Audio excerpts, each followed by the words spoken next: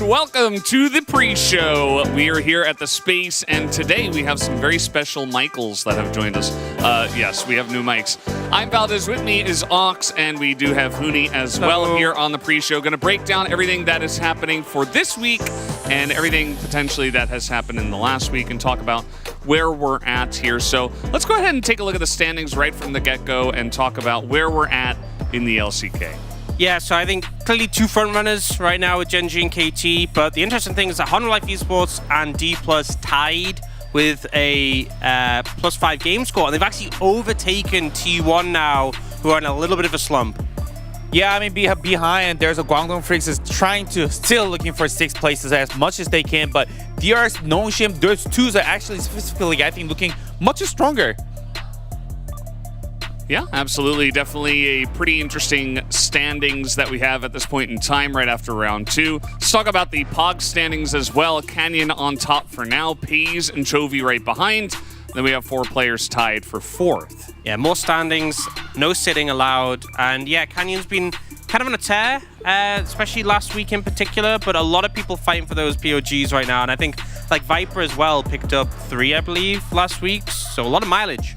Yeah, I mean, it's kind of crazy. Like, it's not easy to get 3 times in a week, but peoples are doing it. Players are doing it. They're that badly, playing well. Will anyone do 4? That's the question. It could happen. It is technically possible. Let's take a look at the Week 5 prediction results and see who was the who wears the dunce cap this time. Atlas, for the first time ever in the history of mankind, has topped the charts 9 out of 10. Somehow he managed to do it. It does amount to his faith in Nongshim over Live Sandbox. None of us predicted that T1 would actually fall to DRX. And Huni, do you have anything to say for yourself? Yeah, I mean, this is my first time actually at the bottom, but, it's not my fault. I gave them the opportunity, but they play bad. Yeah. Team's fault. Yeah. It's not Huni's fault. I mean, Huni I did a great job. Yeah. As someone who was also close to the bottom, I agree wholeheartedly. Well, not lucky always, as they do say. Let's take a look at some of the pick ban percentages we've seen over the course of Week 5 and see which champs are hot and which champs are not, as Poppy is at the top here in terms of presence, as is LeBlanc. Yeah, I think Poppy's a big one, because you even look at a lot of the champions here, like Kai'Sa, Renekton, Rel, Vi. We kind of moved into a lot more dive-focused meta in the recent weeks, and Poppy kind of works really well as like a counter to that, like an anti-meta champ. She's also got really strong presence in the early game. We can go for dives in bot lane or top lane super easily, just smashing them into a wall. So no surprise the teams have put a lot of priority on her. Yeah, and also I think that Tristana, the prior, it went a lot higher. It looked much stronger because people got a lot more used to it. And even Nico is like sometimes up, but I don't know why he's up, because he's winning every game. Just ban it. Just ban it. I think it's one of those bans on red side that you have to ban. Just get rid of it. I think a lot of our lower teams were like, hey, maybe we can sneak this through and maybe we have an answer and they're not going to expect it. Maybe they're not practiced on Nico. Doesn't matter. They're broken. They're still going to win on it. It's really good. Let's take a look at some of our high win rate picks that we do have as well. Rakan, 100%, 4-0. Nautilus as well, 9-2. And then, of course, Jackson, Annie up there as well. Yeah, we kind of talked about this at the start of last week, how I felt like teams were struggling with these more defensive peel comps, and the comps with agency, the comps with engage, with go buttons, were the ones really leading the charge. And we're seeing this reflected in these picks, like Nautilus, Annie, and Rakan all provide very reliable engage in these games, and I feel like teams are really benefiting a lot more when they have those tools at their disposal. Yeah, so the other side, I think there's a big pick that is like, it's more so like about the disengaging champions and like peel champions, like extra, like even Maokai with the 2 AV carry double belly. We in the Week 5, it wasn't really enjoyable because like the game actually ended really fast because as Ox mentioned, there's so many Goldman and there's so many CC who can actually dive consistently 24/7, and the game just ends so fast and everyone's really fat, even pre-25 minute. So it really is to get Baron. Yeah. Any defense for Braum here on the... we love the Braum generally. That's the Q-Max Braum win rate right there. If you we don't seem to have any stats for the E-Max Braum. Yeah, there's none available. NA, I think, on that one. So, I mean, I think that would help. Wouldn't necessarily make all the difference. I do think one of the issues with Braum is that as much as he's good into things like Nautilus, not so good in Rakan, but also like you need engage from somewhere else. if you're playing these sort of Braum compositions, and we haven't always seen that available. And we saw moments like Carrier trying to force engages on Braum. Doesn't work. Yeah, it doesn't work. Also, Cassante, even with all of his health, all of his armor, and magic resist, doesn't matter. Even that the cooldown is 1 second and that it's only 15 mana. Let's take a look at some of the meta as well, because we've seen some interesting stuff happening here on 13-12, which we are going to stay on for this week. Mid lane getting the majority of the POG votes here. Anything else that stands out to you guys? Yeah, I think a big thing is that support is lacking behind, because it was like Milio Yumi meta at the start of the split, and they are not getting any POG votes at all. And I think as well, the fact that like we have 1,900 points for jungle, and Canyon has 800 of those. Ooh, I mean, that's kind of crazy. I mean, because the Canyon is like, he's the first in LCK at the moment right now. It's like, and he's like almost like he got half of it in the jungle. So that's like crazy amount of, and I think the mid, like it really makes sense because right now in the meta, like you can play any champion that has a playmaking potential, and it's like there's so many champions that right now it's like has a CC, ROM, lane phase focus, like there's so many optional, and it's like good to see that AD carry on top, those 3 carry role that it's kind of evens out. Yeah, I think it's pretty important. We can also take a look at some of the lanes that are winning so far and who's getting a lot of the solo kills and duo kills in this case. Rascal back on top. He does have 11 solo kills so far. And also Viper Life Esports as well, having a lot of success there with 12 duo kills. #1 in the LCK. You know, Rascal is pretty fantastic getting solo kills, but I would also love to see how many like isolated deaths he has. Because I believe we were checking this last week, and he had the 2nd most deaths in the league, only beaten by Beryl. I'm not sure if that stat still maintains, but definitely someone who'll look to try and find the solo kills. Doesn't always go well though. But at least they're, you know, it's a powerful friendship. It's that Beryl and the Rascal on the same team, so, you know, it doesn't really matter. And also HLE looking pretty strong. That's why, you know, it nearly has a stats that they actually just, when they're especially playing against a weaker team, they're actually having like dual kill really, really consistently in the East lane. I think it's really, really smooth, and it's like it makes their team like much stronger and consistently. Yeah, it's definitely pretty interesting to see those teams having a lot of success. We're going to take a look at the schedule from last week and see what happened, the results rather. And you'll note that every single match was a 2-0. We did not have 1-2-1. I don't know if this has ever happened in the history of the LCK. It probably has, probably like once or twice here or there, but it seems pretty noticeable, right? That something's going on. What was it? Just the matchups that we had, or is this a thing that's happening on 13-12? The thing is, I feel like there's some matchups where you wouldn't have expected a 2-0 necessarily, like Nongshim Live Sandbox being a 2-0, you know, maybe could have seen a game there. Honor Life Esports Kwangdong Freaks, Deepos Kwangdong Freaks could have been there. Even the fact that DRX took down T1, which was a big upset, and it was in a 2-0 fashion, I think it was more than just the matchups, in my opinion.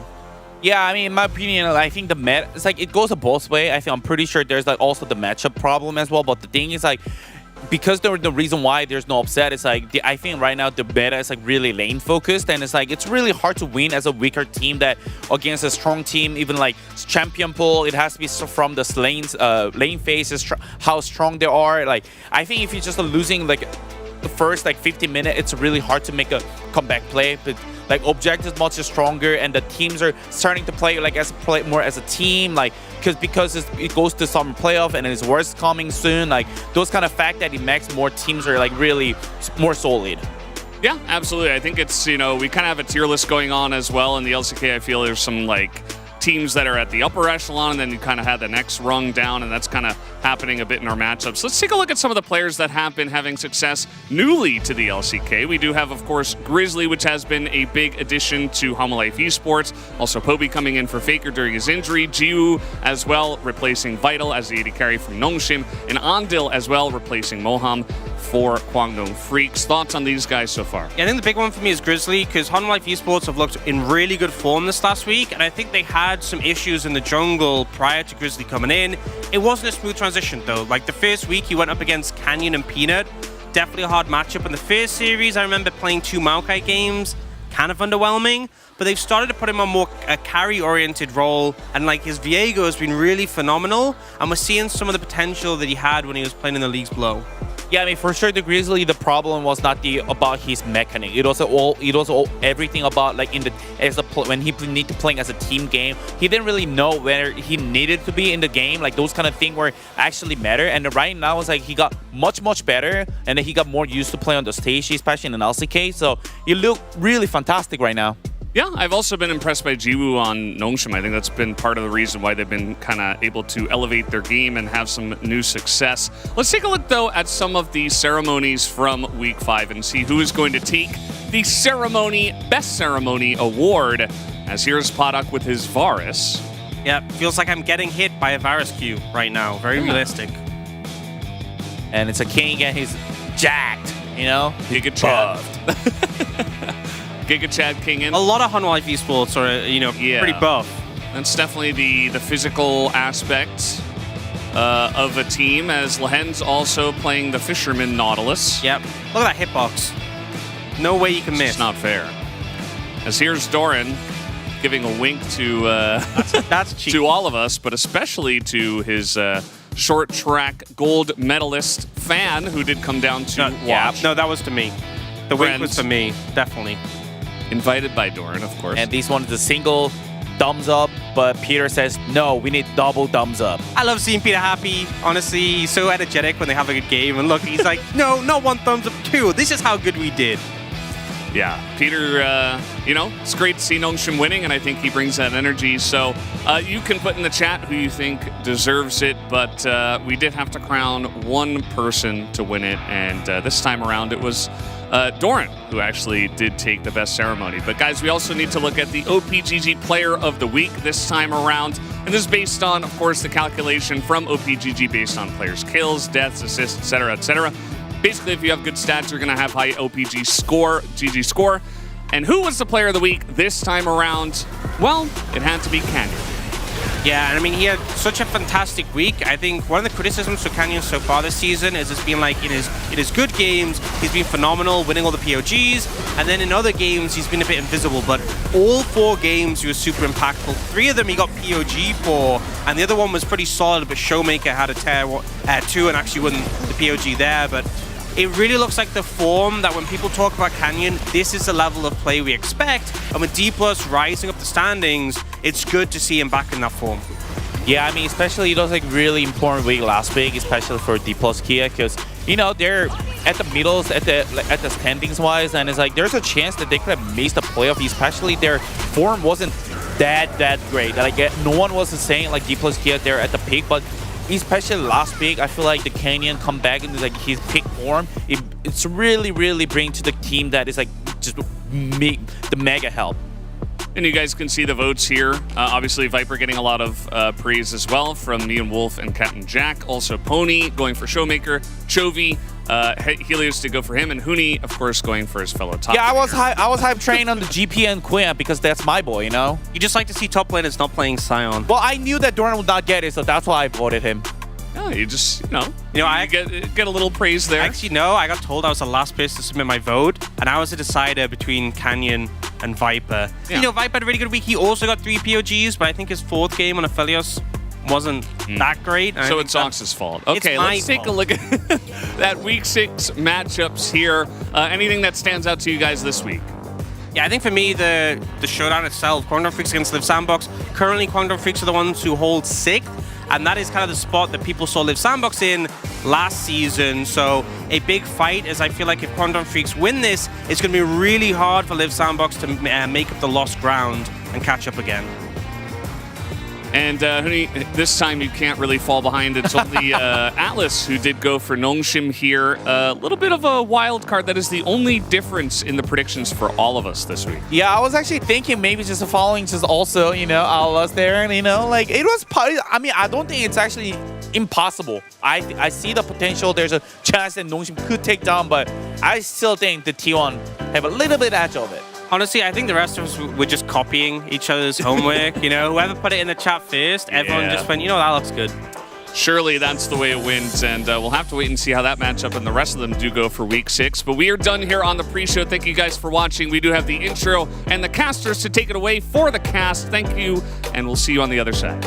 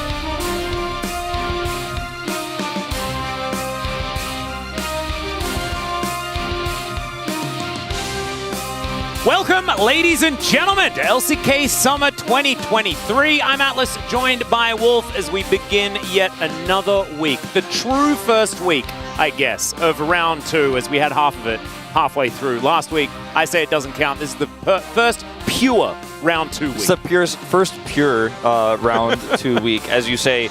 And what we had last week was 5 days of 2-0s, 10 2-0 series.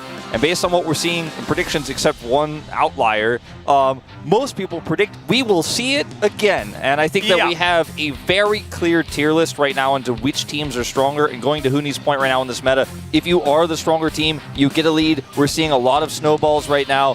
Comebacks aren't really happening outside of some of our weaker teams getting early leads and then falling apart. Yeah, exactly right. And I'm not actually predicting against 2-0s. I think it's going to be a 2-0 for Nongshim. So don't you worry. It's going to continue. We're absolutely fine. A 5-loss streak for Liv Sandbox, though, up against a 2-win streak for DK. Caveat is that DK's strength of schedule last week was relatively on the easy side. They generally struggle against top teams and Bro. That is sort of how it works.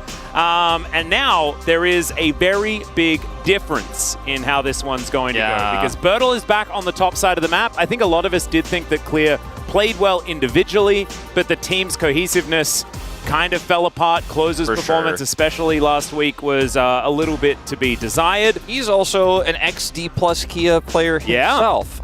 So, you know, he will play against his former team here, as Ryu said that he just really felt like the atmosphere wasn't right with Clear in the team just yet, so it still needs a little bit more time. As Bible is coming in here. Now, notice his win rates. He's only taken one loss, which actually happened yesterday on the Nautilus. He has won every other game, and his champion pool is pretty diverse. He's played a lot of Enchanter supports here during that meta. But the thing about Bible is his shot calling is phenomenal, but also he's showcased that he is much better on engaged supports than Kellen has been as of late, and we are living in an engaged support meta. So despite the Lulu being his top pick, because, you know, for a large portion of this season, we were seeing a lot of Aphelios Lulu, Zeri Lulu, etc. I think the engaged support angle here for him and his shot calling together can make this team more well-rounded. I agree, and I think that it's going to be really interesting to see what's going to happen. I have a theory as to why he's playing here for the D+ main roster, but first, let's welcome Liv Sandbox to LoL Park, as this is a squad desperately looking for a victory. They added Teddy back. They added Teddy to the roster, for the very first time, and it just didn't quite give them the results that they were really looking for. Envy goes over and joins LGD, and they don't necessarily see any extra success. It's going to have to start pretty soon if they want any hope of making it towards playoffs. You need to make it to that top 6. It is still within reach. They're going to have a big turnaround in play. There's only 2 wins between them and Kwangdong Freaks, so it's definitely possible, especially if you take an upset win like the one that they are looking to do tonight here against D+ Kia. So all hope is not yet lost, but it's time to turn this season around. Very disappointing performance so far compared to what we saw from them around this time in spring. And on the other side of the rift, we do have that new support player coming in Bible, but it's not his first time. He's played in the LCK several times. His Amumu support was his debut, and it was a very flashy and exciting debut. And we'll see how his laning phase goes in terms of the early game. He has had some stumbles, right, in terms of what he's done in Challengers thus far. Not a perfect player by any means, but I'd say Def is a pretty significant upgrade to Rahel. I would say so too. We've seen examples of that. Of course, this is the second time a bot laner from Challenger has made their way up. Of course, last time it was because Deft had COVID. This time, it's just because they want to experiment with some different playstyles. Does make a whole bunch of sense. I personally think that it's a punishment. They blamed Bible for the loss in Challenger, and they said, oh, well, you're going to have to go down to the B team in the LCK. I am sorry, and that's why he's going to be playing here today, Wolf. That's my theory, because, of course, he broke the perfect season. Well, he amongst 5 players, and they're not all. No, but I'm saying that they've decided that it was his fault, right? It was a team decision, and they decided that it was his. That's, of course, all jokes, and it is what Wolf said about getting a bit of engage instead of the more Enchanter-based play that we're Showmaker has the highest KDA in the LCK of all mid laners at 7.4. He has been so difficult to crack this season. And Closer is doing similar amounts of damage percentage-wise here, but the impact he's made compared to Showmaker, it's night and day. I mean, it's our key player matchup here, but I think that it is arguably one of the most one-sided parts of the map that you're going to be looking at tonight, is Showmaker has been nothing but consistent towards, you know, maybe outside of weeks 1 to 3 where there were a few rocky games. Closer, on the other hand, very up and down and has not been the reliable mid laner that Live Sandbox needs. No, I would agree. And I think that it's the key player matchup, not because it's close or because it's competitive. It's because it's the most important thing, especially for Live Sandbox. If Closer isn't having a good day, this team just falls apart. We saw it all last week. It was a bit of a problem. This gentleman here going for a little bit of a fake it download. Willa has been great, but if his lanes are on fire, he's not actually able to really play the game. He's such a momentum-based player. You know, everyone knows the Willer nice when they make something happen. You get that player cam shot with the comms coming through. We have that all the time. When they are winning, he looks hyped, he looks excited, but it feels like there's a lot of pressure on him. Otherwise, against the OPGG Player of the Week, Canyon, he'll be facing today. And if you're blaming Teddy, I think you really haven't been paying attention online, because Teddy has been really consistent when he is set up. The problem is he's not often set up, and his champion pool has been quite diverse this season. He's showcased a lot of different picks. He'll play the Aphelios to the late game. He'll play the Varus extremely well, and he has been, I think, the strongest part of this roster, but in an 80 carry position where it's an engaged meta, where it's very snowbally games. It becomes very difficult to play if your team is behind. And it's the solo laners you mentioned. Closer, if he's not looking good, this team falls apart. It's been Birdall as well, who either looks great or is having a really off day, and his performance has been so back and forth that Teddy, he's trying his best, but sometimes weighed down by the performances of solo laners. I would agree, and maybe this is going to be the moment for Teddy and Kyle, right? Like, that is a strong point for Live Sandbox in theory towards that bottom side. Teddy and Deft, of course, no strangers to one another, have been playing against each other for a very long time, as this is just amazing. The Bible and Showmaker is Jesus in this case, I guess. I was going to say, it's like this Bible writing the sermons to praise the Church of Showmaker. I'm not entirely sure, but I love whatever it is. I'm into it. I'm happy to come by and, you know, put something in the donation thingy. What is it? I'm trying to... Coffer? I don't know. Yeah, I don't know what... Coffer? It's not really a coffer, is it? It's been a while since I've been to a church. I'm not going to lie.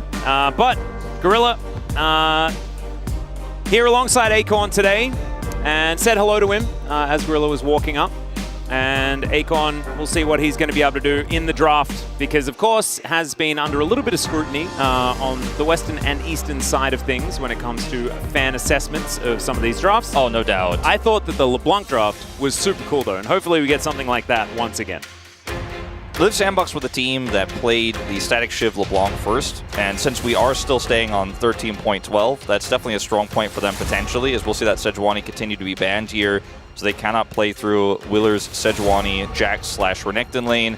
I imagine that we will see the LeBlanc banned by D+ Kia, although Showmaker would love to get his hands on it, but Closer will pick that away if it's up. The Nico is banned here by Live Sandbox on blue side, so D+ will say thank you very much. That allows the easy LeBlanc ban to come through, and they'll actually even now have a third strong ban here now that you don't necessarily normally get on red side, as the Jace will be removed as well.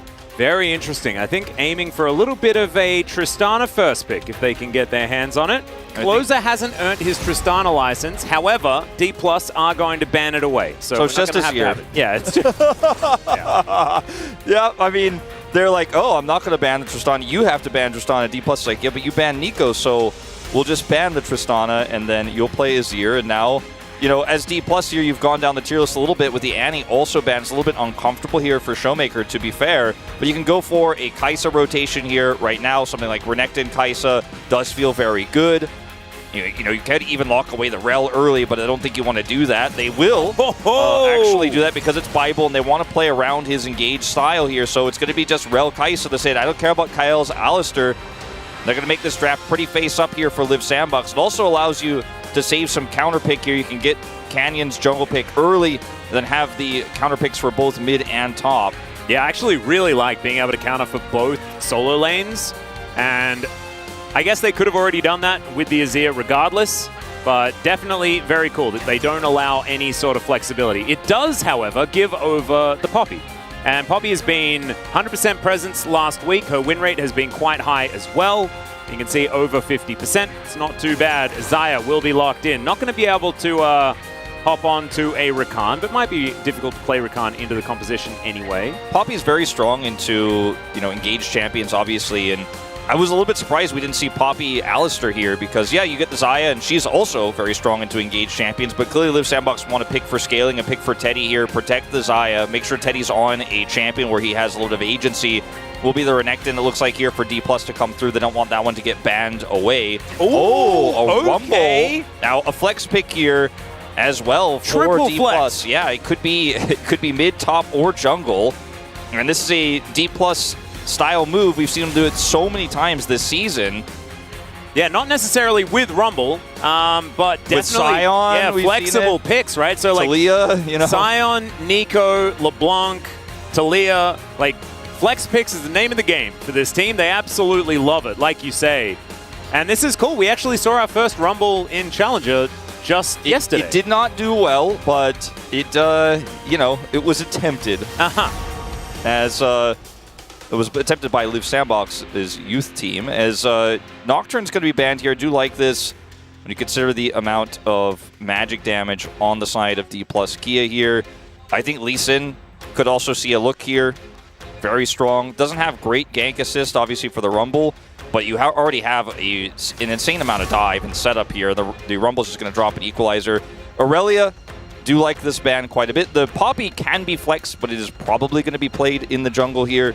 Yeah, you would assume so, and especially with Jax not being locked in necessarily yet, and things like that, does make it a little bit easier. So, will it be a top lane ban here for Liv Sandbox, or will they keep it in the jungle? Because this is the thing that's hard, right? Because Rumble could go so many different places. I think it is probably going to be Rumble mid, and there's that Lee Sin I was talking about. You left that one open, and while buffed on 13.13, still one of Canyon's best champions. And I think in this draft, the follow-up is just so easy for the Rel engage, or you can kick somebody. Kai'Sa comes through, your single target burst is insane. You also have that equalizer, like I was mentioning, to just blanket the team and mess up the Poppy engage, the Poppy disengage, just prevent her from actually being able to come and close that gap. And you still now have the ability to flex this Rumble top or mid based on what that top champion is going to be. Now, they didn't ban the Alistar. Yeah. The Alistar becomes very strong not only into the Rel, but also the Lee Sin.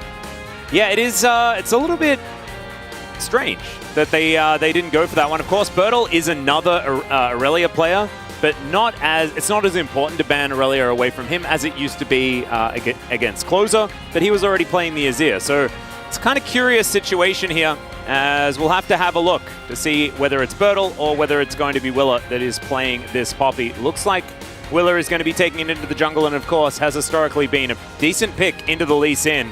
Yeah. Now, this is really going to be pretty interesting to see what they want to do here. Rumble can go top into K'Sante pretty comfortably as long as he has some assistance, and he will have a lot of topside control potentially. It's Lee Sin into Poppy, though, so if Willer hovers topside, this could be greedy. It looks like they may go for it. Now, it also could be Sylas top, it could be Sylas top.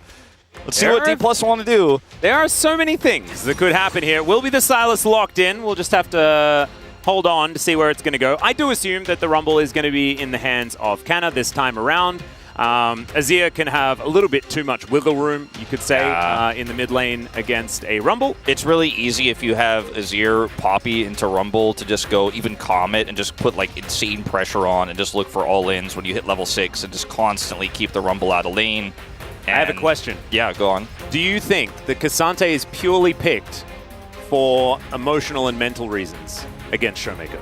I don't think so. I think it's trying to front to back in this composition where they want to scale and go to late game team fights where the Poppy is so good into Lee Sin, decent into obviously the Kai'Sa Rel, and also is going to be able to just warp team fights by turning it into potentially a 5v4 or 5v3 or even worse depending on how good the Keeper's Verdict is. And they want to just scale. They put Teddy on the Xayah for a reason, so he can avoid all of that engage, and they want to just go to a late game where they can straight up 5v5 team fight, and the comp is good for that. And the Rumble also adds this extra equation here now for the side of D+, where you know, if things go poorly for the Rumble early and he falls behind, this composition is going to struggle to work. Lee Sin also into Poppy. Lee Sin going to fall off in the late game. So I think that we need to see some early game prowess here on the side of D+ Kia. They have a draft that absolutely can do it. But Liv Sandbox, this is about as evergreen of a comp as it gets. Pretty basic, easy to execute. Sit back and scale. Certainly, and if someone engages onto you, then you hit half of them away and send in the Sand Soldiers. I think that it certainly is ease of execution in their advantage. D+, though, this is a draft that they love playing. Zero range, always go in. Let's see whether it works out as we jump onto the Rift for Game 1.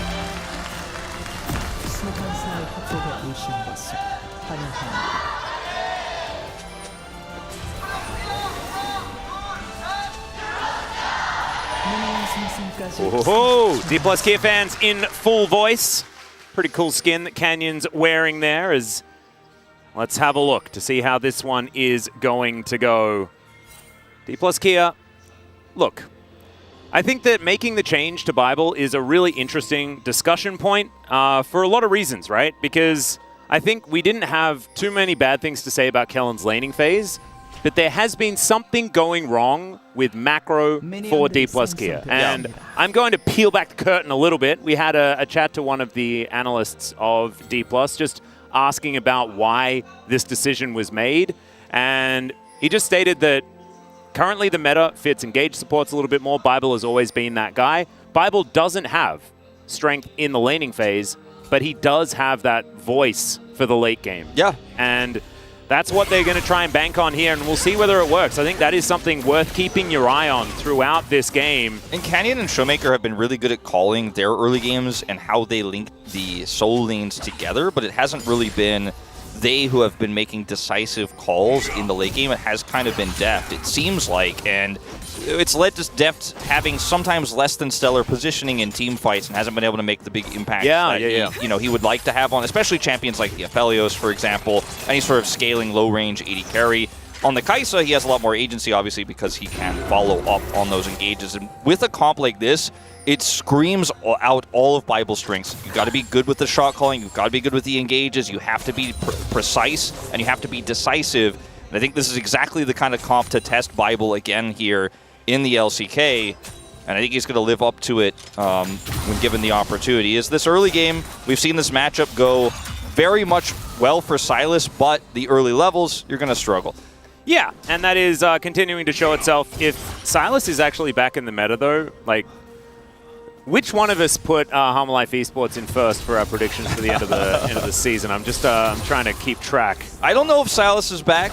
I do think that Showmaker has decided it's back for at least this game 1. Yeah, for today. We don't know whether Rumble's back either, necessarily, although that might mean that Marin's coming back. If you guys are watching the Korean content, Marin said that if ever Rumble is meta again, he's going to be playing as... Man, it was a long time ago. It was also Birdall who played against it. And Doran beat him. Yeah. So I guess Rumble is broken and we just didn't know for 500 days, even though we did. Crazy. The other thing that's really interesting about the Sylas pick, Atlas, is we've never really had... I mean, it's happened before, but it's been quite rare where we've had an Alistar and Sylas meta together. And when you actually steal Alistar's ult and go in it's pretty Sylas, good. It's kind of insane. Because you could also steal Poppy's ult, you feel good about that. You know, you could steal the Azir ult and look for engages, but when you get all those resistances, it feels pretty insane. As Showmaker here is maybe potentially setting up a bait. They're not going to commit.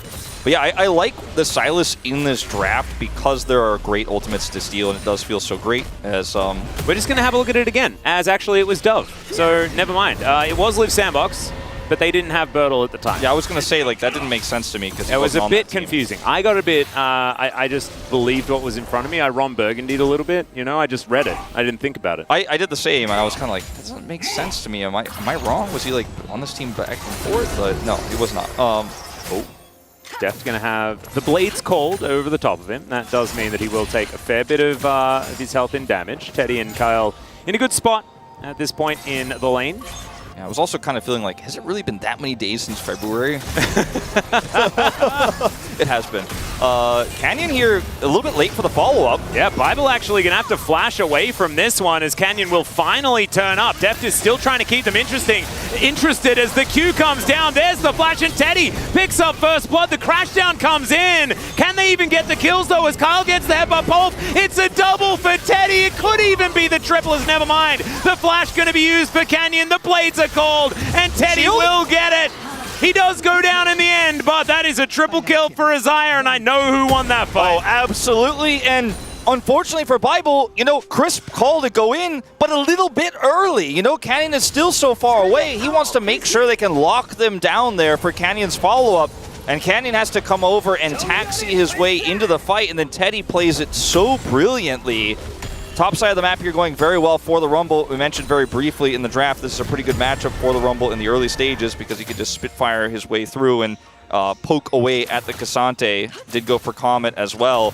But man, now Teddy is extremely far ahead and they're even going to try to make another play for this. Hex Flash. Yeah, the lane state is just a disaster. Good little stun and then crash down to escape as Headbutt Pulp comes in. But once again, a little bit late on the engage. Voidseeker comes forward. Willa still in that brush. As they crash down once again. If you are, I guess they're just not done fighting. As Kyle's going to have to get out of there. Oh, the passive almost enough there. Steadfast Presence good. And this time, the Blade Caller is not going to be the death of D+. So still fighting this one, despite the fact that they do have that slight disadvantage. And I say slight disadvantage, it's a triple kill. Triple kill and a significant CS lead. But with no summoners, they thought Canyon, if he comes down here with a little bit of a delayed push, they won't see him if he takes the lane rather than the jungle because there is a control ward there. So they are able to turn this into clearing vision, taking that dragon. That control ward is now cleared. So successful follow-up here, even though the kill does not come through. So walk back to Teddy's first-person view. And I mean, look at the positioning here and how he's setting up these feathers constantly at the exact right angle. And then Alistair flashes away, he flashes for the kill. And he's actually like, I think we could win this. And we'll take out the Rel first. He says, kill Rel first. And then red buff will actually be what does him in the end. But if he didn't have red buff, he's 100% going to get that kill and walk away. There's the clap as well from Teddy. There's the Willer moment. There it is. He's like, whoa, that's a Teddy moment. We haven't had a true one of those in quite some time. Looks like a flash was used here by Closer as well with the hijack coming through. Okay, not too bad there from Showmaker, giving the Azir a taste of his own medicine. Not too bad. And as everything sort of settles, we can see the gold back to completely even. Might be a plate coming down as well. A headbutt does come through, pulverized there. As Canyon's down here once again. Crash down towards Teddy, doesn't have level 6. That's why they're here. They're going to punish him. And they pick up the kill. Canyon gets some revenge. As Showmaker is like, you guys having a party? So Showmaker invite me? Showmaker was probably the one who started to say, like, I think we make another play as this isn't over yet. Yeah, Kyle is just going to channel a Hex Flash for fun, and Deft is going to grab his first of the game. And D+ took it personally. They took it personally, that triple kill. They're like, no, Teddy, no, that is not allowed. Those summoners being down has been quite significant. So we go back to that mid play where Showmaker was able to take Closer's flash away. They trade ultimates, and Closer's forced out of the lane. Look at where Showmaker is, and look at where Azir is in this moment. So he's calling, even if Poppy's down here, we can make this dive happen with Showmaker. We know Poppy's not there quickly enough, so let's commit. And if things get hairy, we do have this Sylas coming down. They don't even need him at all, as the mid lane is completely under D+ control. So with no summoners on Teddy still, Kyle obviously having no flash, he's not going to be able to get his way out of here. So a ton of money picked up in the plates as well as those kills. Nothing that Willer can do about it. Yeah, really nicely played and nicely salvaged, you have to say, from D+ towards that bottom side, because we have seen other games where D+ make a bit of a whoopsie on the bottom side of the map and then the team shuts down. And they're just like, well, we can win maybe game 2, right? And then we won't make that mistake and then it'll be easier. This was, let's patch up the hole so that this boat can sail again. And that is precisely what they've attempted to do. However, they haven't managed to get the Rift Herald. That is some money in the pockets of Liv Sandbox, and we'll see where Willer is going to put it. Birdall's been struggling in this lane. You know, at this point in time, he's built a Sheen and has picked up a No Magic Mantle, and you could see that Kana is just heading down the path to that first item. Does have his Sork Shoes already, and he's just burning through this Cassante, and there's been no impact for Willer on the map at all outside of that defensive steadfast presence we saw on the follow-up from Canyon there on the bottom side of the map. Showmakers, even in CS here, but made that impactful play mid already, and D+ are really just winning everywhere despite that triple for Teddy. Yeah, they're also playing it like we're on 13-13. We're not, just to remind everyone, we are still on 13-12 here for the LCK. We had a little bit of a thing where minions went missing. If you find the minions, if you could just dial 1-800-RIOT PLS, you could let us know exactly where they have been, just so that we can get towards 13th. Their families are very worried about them. No, exactly, and this is a big thing. Minions' lives matter. He says as we watch Closer eradicate a bunch of them here in the mid lane and in every other lane. Look at this vision set up here for D+ that the observers are highlighting. They have a line of vision. They know where Willer is at any point in time he tries to make a play bottom side. So that's why Deft can freely push this into the turret, get some additional damage done, and maybe set up for more plate gold takes here. They'll see the Alistair coming down, and now they're just like, all right, well, full control bottom side. Top side, Rumble's 20 CS up. And we're looking for early control on these objectives. The second Drake is about to spawn here, and Live Sandbox just simply cannot contest it. And with no Chemtech Soul, it's going to be high value. I guess Ocean would be the worst, but still feels pretty good here. Ooh, bit of a supercharger for Def to get away from Teddy and Kyle. Closing in. It is a little bit frightening as, yeah, Chemtech Soul being off the table is great. Cloud Soul being off the table is really sad. I'm a little bit in two minds here. But it looks like Orcs has been at least concentrating today, and that we like to see. Q going to connect here from Canyon as well as says goodbye, but Canyon's going to use that as a taxi to head over here. Exactly right, 20 seconds, and that is not going to be a keeper's verdict that Willer can rely on to break up this team fight. When you're this far ahead as the Lee Sin, yeah, Steadfast Presence is good against Lee Sin, but you're not going to win those 1v1s. You're going to have to ult away, and this is going to be the Dragon going over. I think for Live Sandbox, you're hoping that it's either the Ocean or the Mountain Soul here, because if it's Mountain, it works incredibly well for your composition. Your Cassante is going to get a ton out of that. Your Poppy is going to get a ton out of that, and you can start stacking them individually if you could turn this game around with the scaling composition you have. And you just cannot fight this. It's just absolutely not possible. We'll see what that Soul is going to be here in just a moment as Showmaker's got the defensive ult here. Yep, keeper's verdict advantage here for Showmaker as he's going to say goodbye to Shelly. He knocks her away, and they could actually deny this.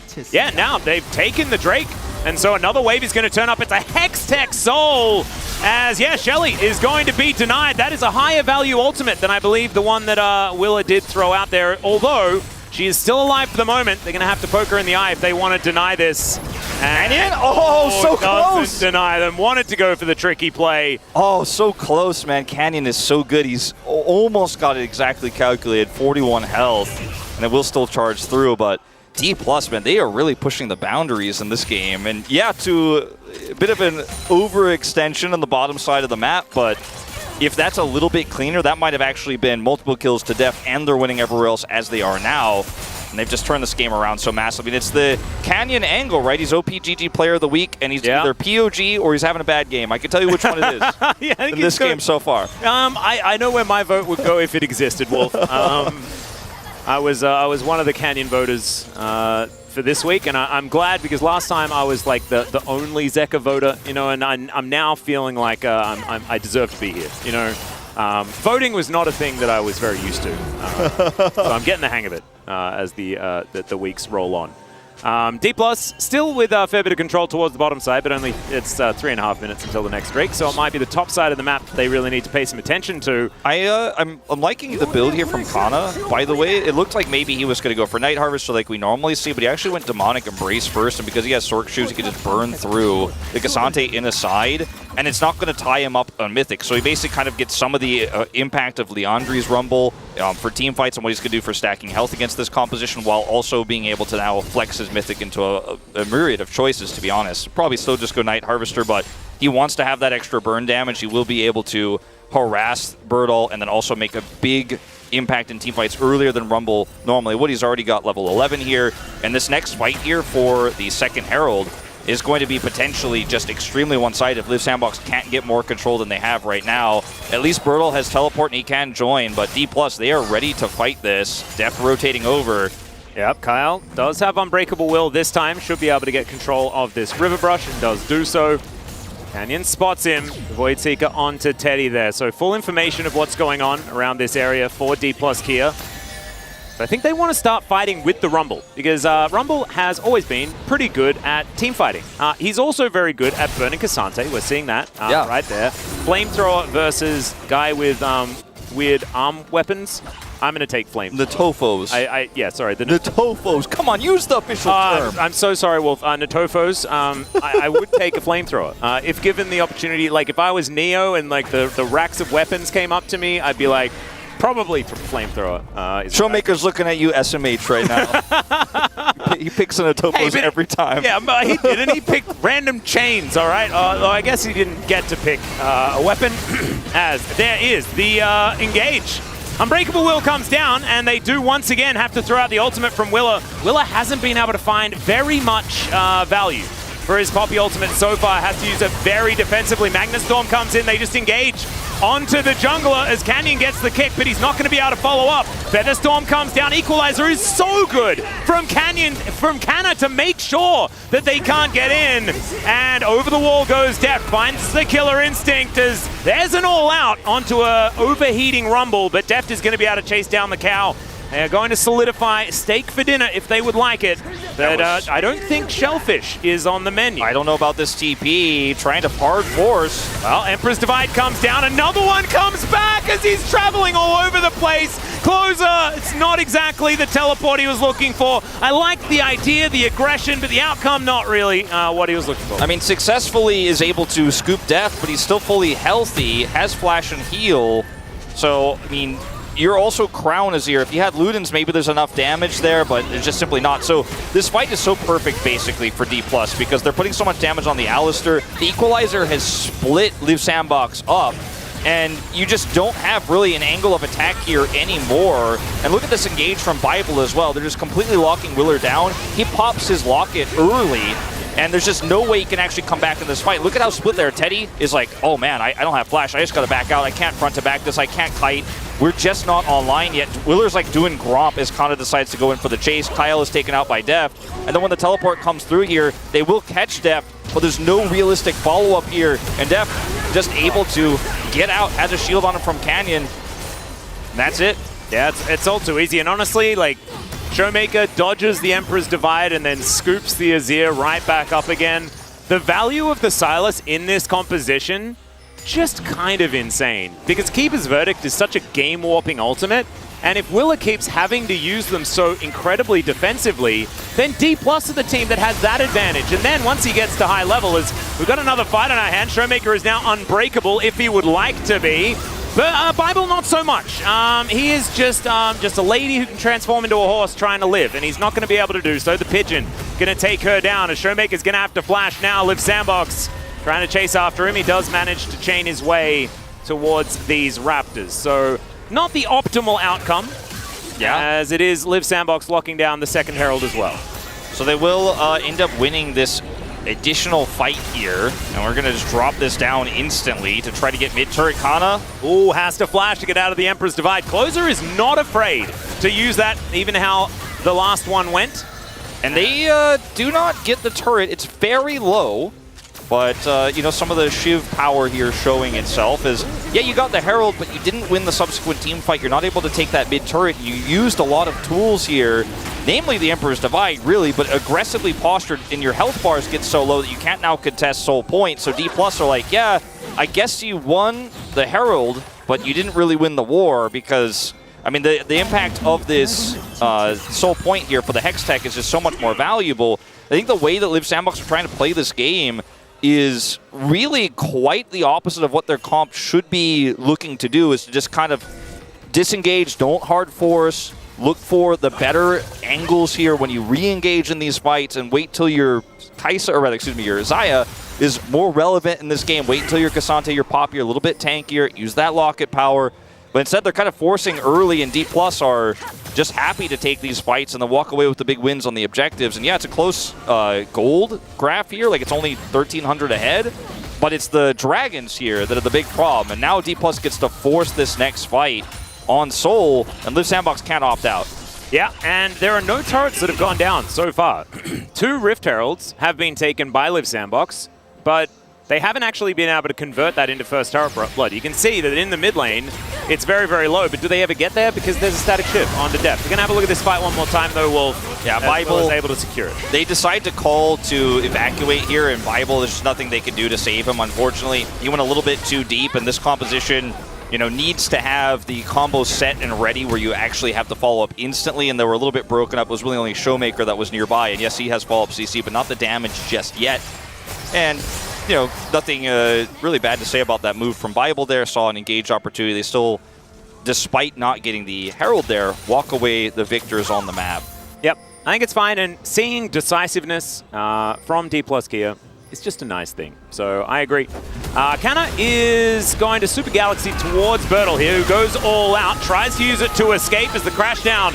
Trying to get Bible out of there, but Steadfast Presence kind of denies him. Magnet Storm comes out, though, and Bible will be okay. Closer now underneath the turret. The equalizer is decent, but Canyon finds the Q. Will is going to have to flash because he doesn't have his W back off cooldown just yet. Still unable to lock down the kills. That's a lot of summoner spells down for Liv Sandbox. Yeah, a lot of summoners down, and this turret, which is going to be the first turret of the game here, will go the side of D+ Kia. So big money picked up from them.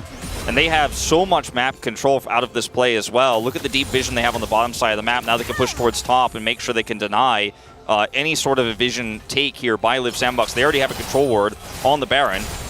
But beyond that, they can actually clear deeper vision. As you can see, Cannon's coming over here. I don't know about this one. He's going to have to flash to get himself out of the way. Emperor's Divide to celebrate. Just to show Baron how many friends Closer has. He's got loads of friends, as we can see. So, all lined up. Not exactly the most ideal scenario there for Canyon, but the idea was good in that he wants to go over there and see if they're clearing vision, see if they are trying to set up for the Baron. He will lose his flash for it, but gets the information he needs, and they will maintain that control vision for a moment longer as Willer. Oh dear. Okay, Bible Bertle is rotating down to see whether he can grab Bertle. Bertle does have flash, no all-out available, but I don't think Canna is going to be able to lock down this Cassante, as you know, Showmaker is probably telling him in voice comms. Deft also finding a Void Seeker, but I don't think he's going to be able to find much more than that. Outside of some decent poke onto an Alistair, and it's kind of relevant. Yeah, I mean, every time he hits these, he gets a reset, and now he can clear this wave. The turret will finally go down. It's taken 2 Heralds and this 4-man push in mid, but they will get it. It will be at the cost of this top turret, though. So they got the turret bottom side, they got the turret top side here. They were also able to regain vision of the Baron pit, which Willer did clear right before they pushed for that mid turret. So they're just getting out-rotated on the map here by D+ Kia. Teddy's on his quick blades now. He's on 2 items. Might be time to consider a fight. Also 2 items for the Azir. Yeah. That Sunfire Cape is ready for Willer. This is where you have to make your last stand on this Hextech Soul, because there is just no getting away from Rumble Kaisa poke in these fights. This is the thing that's a real worry, though, because Night Harvester has just been completed here by Canna. We've got the 2 items done for Showmaker as well. Deft hasn't been back for quite some time and is going to go for a reset now with 50 seconds left to go. D+ are very strong right now, and I think that their composition is about hitting its use-by date, right? Like, in comparison to what Liv Sandbox have, like Poppy and Xayah and Azir, like, they scale so beautifully towards later stages. Rumble, of course, is very, very good as far as getting a lot of damage down, but is more seen as that mid-game focused champion alongside a Lee Sin. Agreed, and I feel like if all it takes for Liv Sandbox to come back in this game is really just to win one team fight, it's just winning it is going to be so hard. Like, I was saying all those things about the items coming online, but as you mentioned, D+ are ahead. They have all the tools as well. Liv Sandbox are trying to set up prio here for this Dragon. And D+, by the way, they don't have to opt into this. I think the worst case scenario for D+ is they lose the Dragon and lose a team fight. But they are trying to slowly whittle away at the positioning here of Liv Sandbox. Now you've got this Rel on a flank angle as well. Showmaker here set and ready. Only Deft zoned out, but because he's the Shiv champion here, he's going to be exactly where he wants to be. And now is your go angle here is Liv Sandbox.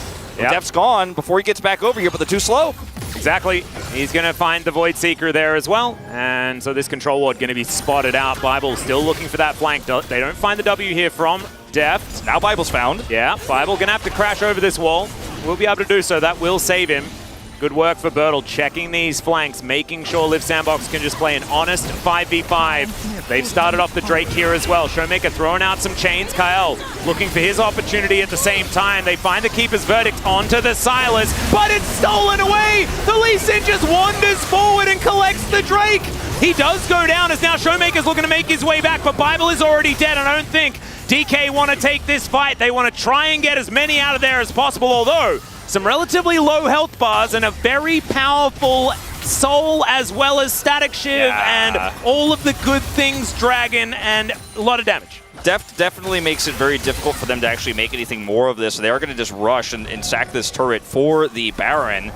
But unfortunately, even with Teddy having Kraken Slayer here, this is going to take a long time. Showmaker ready to contest. You have, I mean, as D+, enough vision, enough wherewithal that this is happening. They're just going to collapse in. There's no way out of this, Liv Sandbox. There's no cancel buttons. You better hope you get this. Yeah, well, they do have a smite available. Bible is making his way over. Showmaker is going to have to break down. The Unbreakable Will does do so. Decent pulverize there from Kyle, who's looking to try and get himself out. The Blade Call is too early. Showmaker keeps himself alive. And the Flame Spin is doing so much work. In goes Canyon. He'll find the backline and Liv Sandbox. They just took a little bit too long. The Azir is going to go down. It's a double kill for this Lee Sin, but I think Liv Sandbox should be able to keep some of these alive as Canyon misses that Q. Willer is going to be his next target, though. Can they get any of these Barons out of here? Another Q is going to miss, and that is one Baron remaining on your jungler, which is the worst one to have it outside of support, and this is not what you were looking for if you're Liv Sandbox. Now,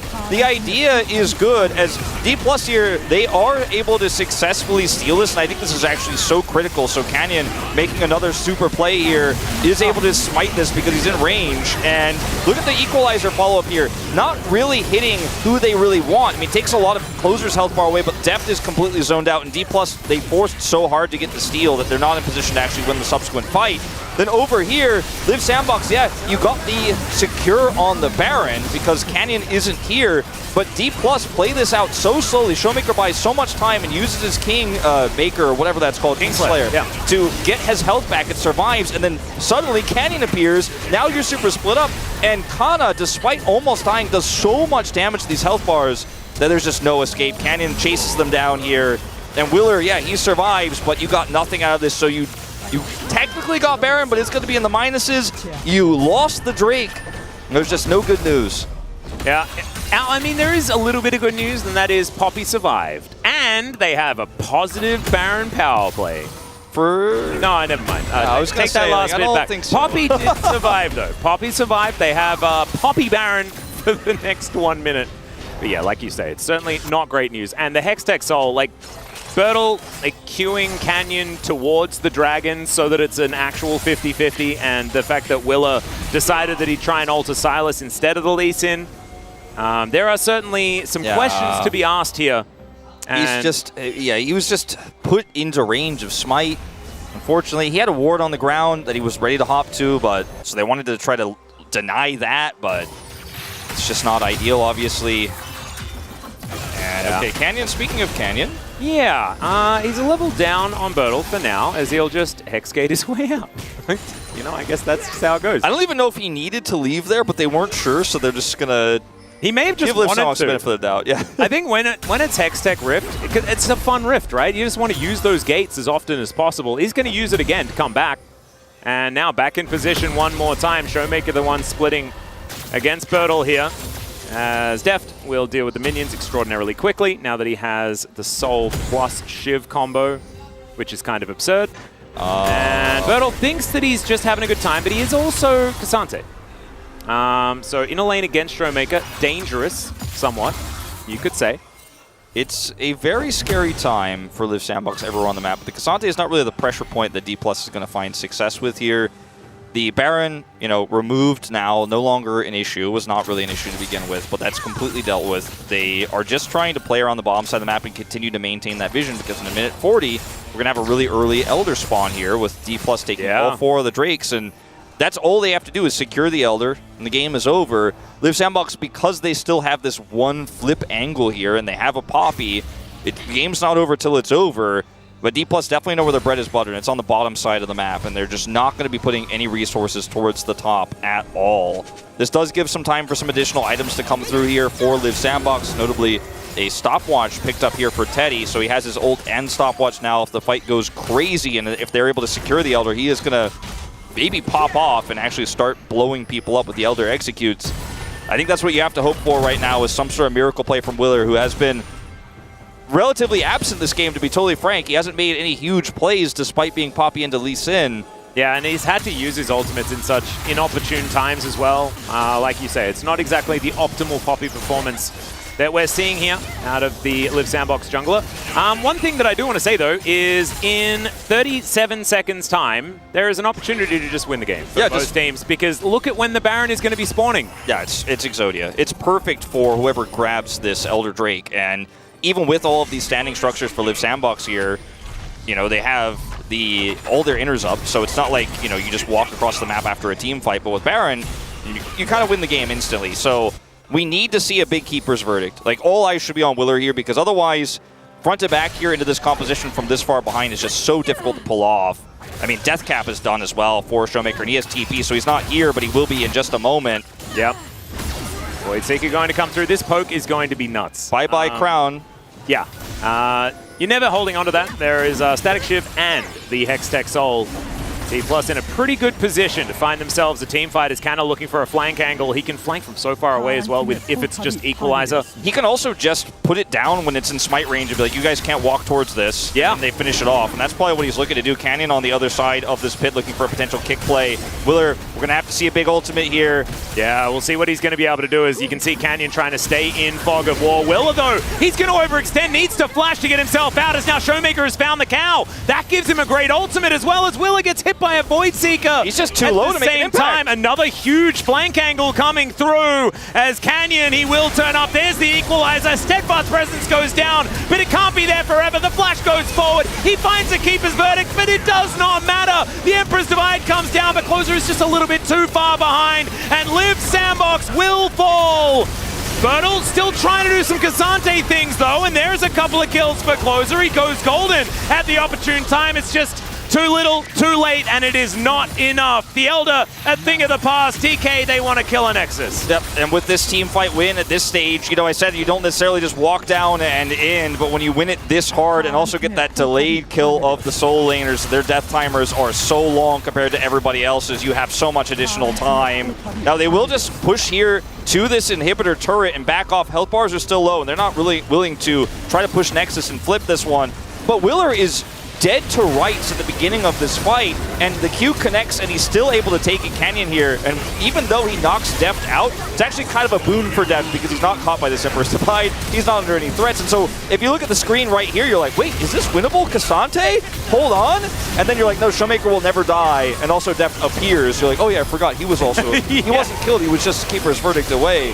And he just comes in and cleans up house. Well, now that they have gone for a reset, they are going to respawn. And so that means that this Elder, it's just a repeat. We're going to have another one of these fight victories. It just keeps taking it out Deft every time. Like you said, with Shiv and that Hextech Soul, it's just not going to live. Yeah.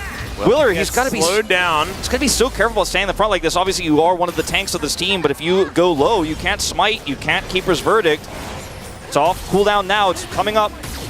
This is your chance, Live Sandbox. One more chance you've been given. Yeah, and okay, the engage impetus is going to be on Live Sandbox here as Bertle looking for that opportunity. We get the zoom from Jonas Strong. He thinks that something's going to happen. Poke going to be there as Keeper's Verdict does come down. They're just going to try and burst it if they can. The Equalizer is in and they secure the Elder. Live Sandbox coming back in a big way in this one. It's Closer, finds another Emperor's Divide. It's a double kill before he goes down. Magnus Storm as Bible's trying to be a hero. And now Deft, the last man standing. He has to try and get this one done. The health bars are so extraordinarily low. There's the Voidseeker. Willer going to be taken out, and now it's Teddy. Deft versus Deft. He finds the ulti. Teddy, he is going to use it, and he's going down. Deft picks up the kill. It's a Quadra. Unbelievable plays from Deft. That was actually one of the most insane things I have ever seen. There is just no way. There is no way he should have been able to do that. It's just not, it's not supposed to go like that. He presses E, he gets up on top of Teddy, has the killer instinct for the shield. Look at Teddy's face. He knows he's been done, outplayed by the defending world champion. He's pretty impressed. He is. Pretty impressed. He knows he's been outplayed, man. He knows it. Oh my God, Deft. And this is the moment for Liv Sandbox with the Keeper's Verdict. They're able to knock Canyon away. He doesn't have a Q he can take here, and so the secure will come through for closer. And this fight is not over by default because Teddy is not in position to hit most of this team. Showmaker's burst down, you break the GA, but Deft still full health as Baron is being taken in live here by D+. But watch Teddy versus Deft in this moment. Teddy backs off, gives Deft the space because he took Hextech Gate there. I think if they actually all collapse, he probably does win this, and then forces out the stopwatch here. Void Seeker perfect, got the last auto, and he's got like 3 health over the threshold. That dragon wanted to come down and eat Deft. It definitely did not have a chance to, and you can see Bible pretty happy about the whole situation. I do want to go back to it though.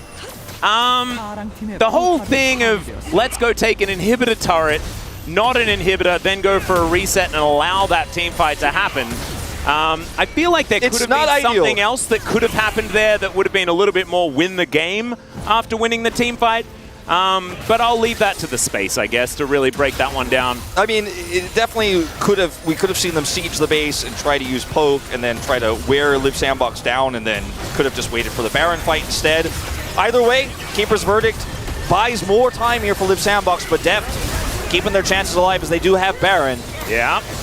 And Showmaker now, like, they did have a front door to walk through, and so taking that mid inhibitor was very, very easy, as they do take that one as, oh man, that is AP Kaiser plus Hextech Soul, everyone, ladies and gentlemen.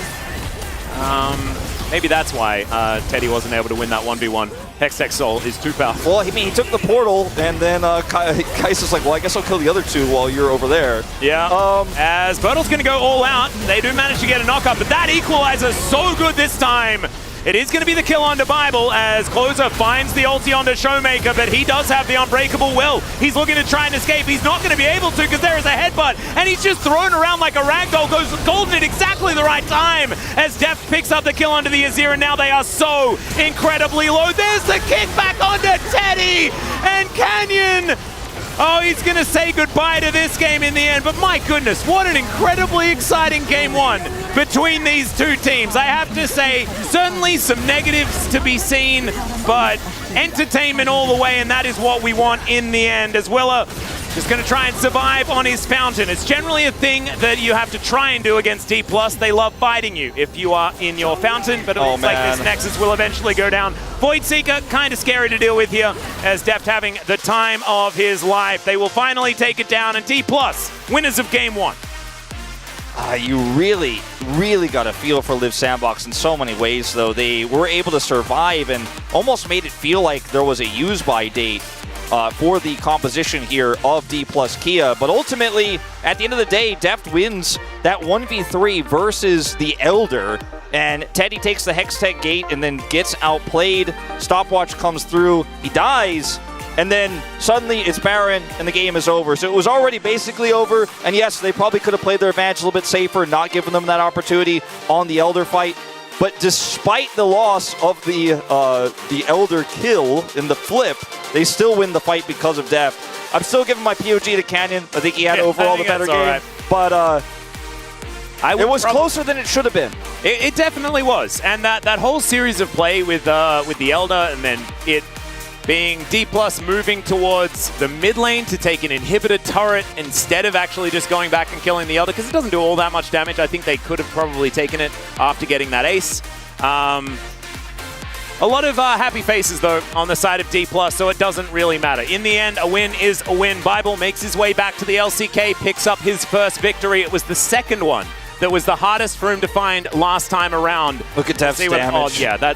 I mean, how much of that is a Hextech Soul just ripping through 5 plus people over and over again? Plus Void Seeker's just constantly being annoying. But I mean, he did so much in those team fights as well. I think there will definitely be more than a few votes for him this time around, even though I went for Canyon. But the one thing I'll say is, even though it was crazy chaos from D+, they didn't make perfect choices. They were deliberate and decisive, and Bible on the team, maybe that's what this team needs to actually push themselves further up the standings. Even though it's rocky now, there's still improvements that can be made. No, I would definitely agree. We're going to go to a short break, ladies and gentlemen. When we get back, it's the space and what they thought about that game, and then game number 2.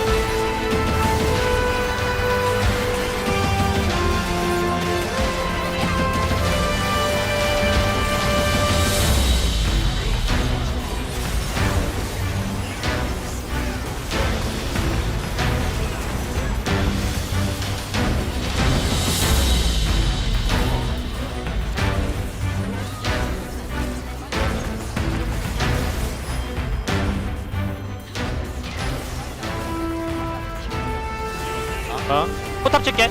타워 잡아, 타워 잡아. 나 괜찮아, 나 괜찮아. 어그로 끄는 중. 타워 잡아, 타워 잡아, 타워 잡아, 타워 잡아. 타워. 이걸 괜찮겠네? 괜찮아, 나쁘지 않아. 아직 날라가. 이게 봐봐, 빼야 돼. 미드 쪽으로 빼봐, 미드 쪽으로. 아지르부터 봐봐, 아지르부터. 날리공이긴 한데. 야, 나쁘지 않아, 아지르부터 봐봐. 아지를 높으려고? 아지르 높을. 중냐 있다. 자야 딜강 나와, 아지를 높으려고? 아지르부터. 야, 자야 도구. 너고 빼면서 해봐. 자야 도구. 탑부터. 포킹 해봐. 해볼게. 자. 나이스. 타워. 야, 이거 즐겨도 돼. 아, 오케이. 즐겨. 앞에 높을. 가는 거야. 나이스. 나이스.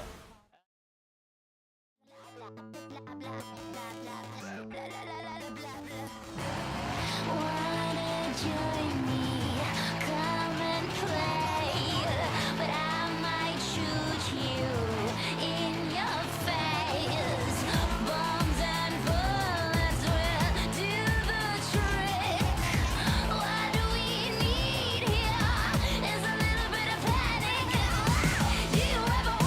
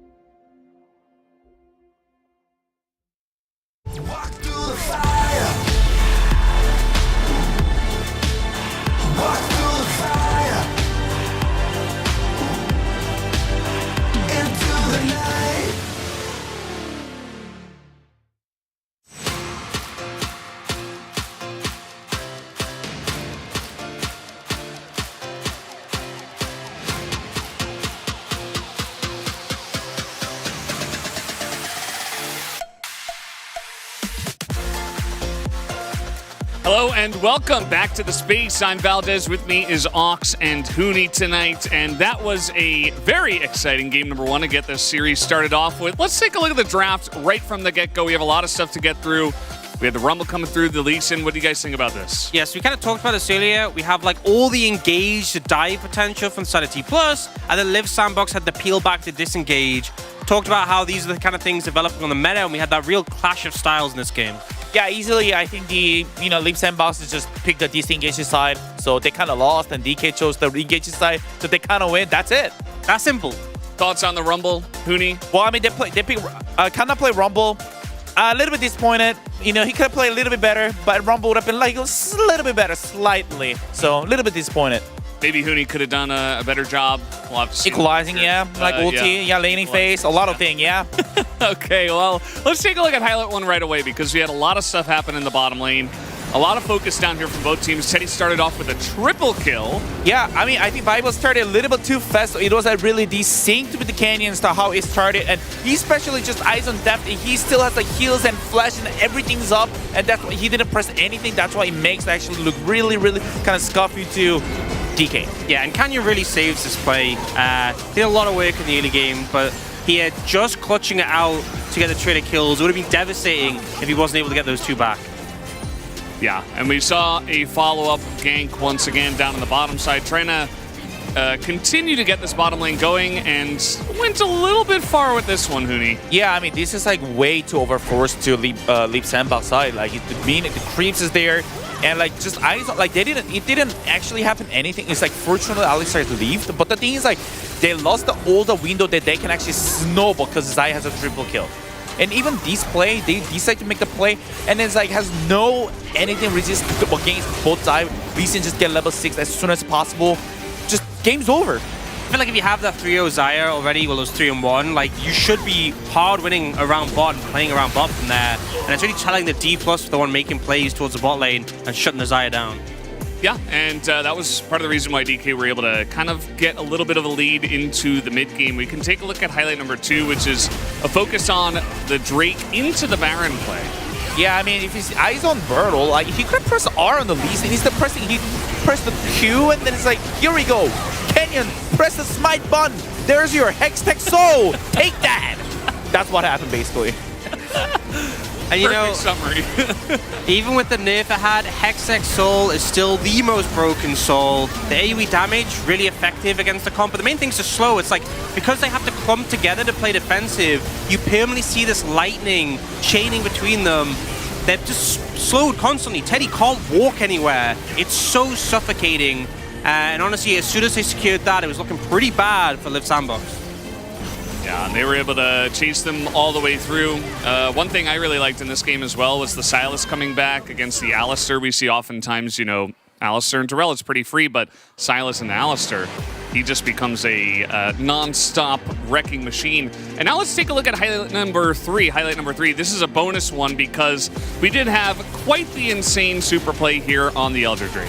Yeah, and I mean, the big thing is, once again, you're seeing them stacked up quite heavily. It's a great ult that comes out to disengage the Lee Sin to get the Elder, but they're corralled in the pit, and you're permanently getting, it's like a shooting fish in a barrel, with Deft just firing these Ws off. The Hextech Soul slow kind of keeps everyone trapped in the pit, and they re-opt into the fight. They blast Cone over, because like, we have Elder, we should win this. But I want you to watch Deft, he's about half HP. Bear in mind with the execute from the Elder, he's closer to like only like 5% HP at times, and manages to clutch it so well here, specifically dodging the feathers that would have certainly put him within execute range. And perfect time with W, and it's like has no counterplay with, and he'll leave, and he actually got the inhibitor after, and it's like it was really helpful for the team, and it was a really great clutch moment. Just insane stuff. I mean, that's why Deft is so good at some points. He's so good under that pressure to make the right play, and he did it once again. We do have the POG ready. Let's see who does pick it up. It will be Deft on the Kaisa, to the chagrin of Huni, who wanted to give it over to Canyon, but that's not what the desk voted for here. Any thoughts, guys? I'm not even surprised, you know? I mean, we ended up, Huni wanted to go Canyon, I wanted to go Deft for the clutch play, Brendan was the tiebreaker, but I even said, like, it's going to be 100% Deft, maybe even 11 on 11, and Huni said no. I mean, I'm just saying the first death is just like too depressing. Like, it actually made the games like way too longer than not pressing the kill button and flush. I definitely do agree. This clutch moment, it actually just, it gives the win easily, like automatically. He played perfectly in the scrimmages, and it's like, in a team fight rather, and he got the mid inhibitor after it, and it's like, decide to just go back to the face and to get the Barons in it. It has no counterplay. He played well. I definitely do agree. Yeah, I mean, Def was insane. I do think that Canyon, over the course of the entire game, was also incredibly clean, but the tiebreaker had to go to the super play, and this was just kind of insanity, and so that's why it ended up going the way of Deft here on the desk, as there you go. I told you! 10, I told you, man! You're just being media vote, that's what I said! Even if media only had 1 vote, still would have been But Def. still! You're just... Hey, you know, Jonas Strong also voting. If it had been a shorter game, it would have been Canyon 100%. I told you KR Cast would chose the Canyon 100%. Okay. Exactly. Okay. Still lost though. Still lost.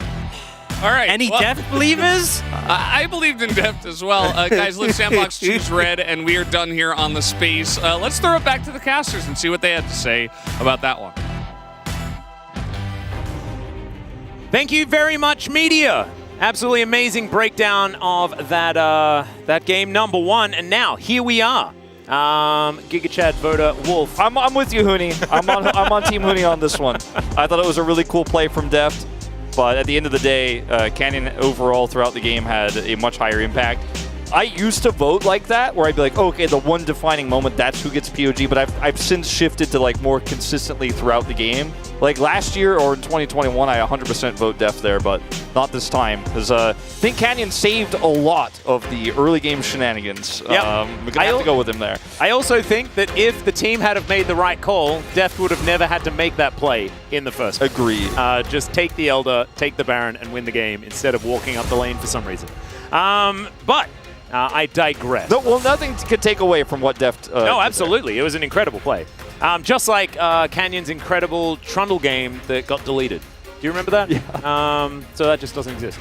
Okay, so D+ are going to ban away a Poppy and a Sejuani. I think the Poppy was a problem, even if Willa did have some awkward moments throughout the early to mid game. It's just, I mean, the fact that the Poppy's the other thing that allowed that, made that major play happen for Def. Like, he had to make that play because Poppy just said no. They took the Elder. And Teddy flashed over the wall, couldn't hit anybody. And Def's like, all right, I'm going to make the outplay. Let's talk about the possibilities here, because this time Live Sandbox will ban all 3 of the blue B1 picks. Like the Nico's gone, the Tristan is gone, and the LeBlanc is gone. But this does leave the Annie that D+ did not ban on blue side here, so they'll just pick that one up. Now, this was the pick that we saw banned by Live Sandbox. They think this Jace pick is stronger than other teams are saying right now. This might just be a Maokai to lock with it. Oh, the Rumble, once again. Jace Rumble would be a very interesting first 2 picks. And they're going to lock it in. It's going to be a thing. Okay, for a second I thought maybe it's a little bit of a troll hover, you know, a bit of a statement being made, but it might still be, because this could also, yeah, I'm just not sure. It's probably going to be a Maokai pick for Willer, you have to imagine, with the way this is looking right now. But D+, I don't know if you can really deny this away with the Annie that you've already got locked in. They might just go Kai'Sa Rel again and play around Bible. This time you've got the Annie to set it up. Yeah. It's going to be even better engaged than the Sylas they had in the last game. And Liz Sandbox, I don't think you want to lock in the Alistar right here. So, going to prioritize the Lee Sin potentially. Annie Viego has been a combination that we've seen work very well. The Lee Sin would fit into a similar vein. There's that Maokai.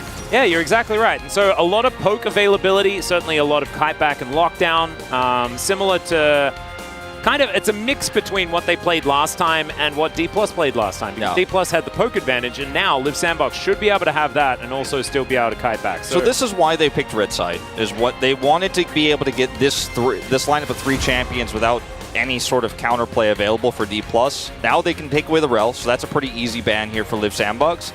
And for D+ here, you don't know what the champions are going to be on the bottom side of the map at all right now. You want to have maybe Varus removed because that's some crazy additional poke. Teddy's been so good on the Varus this season as well. That one's gone. That's one of the other best options.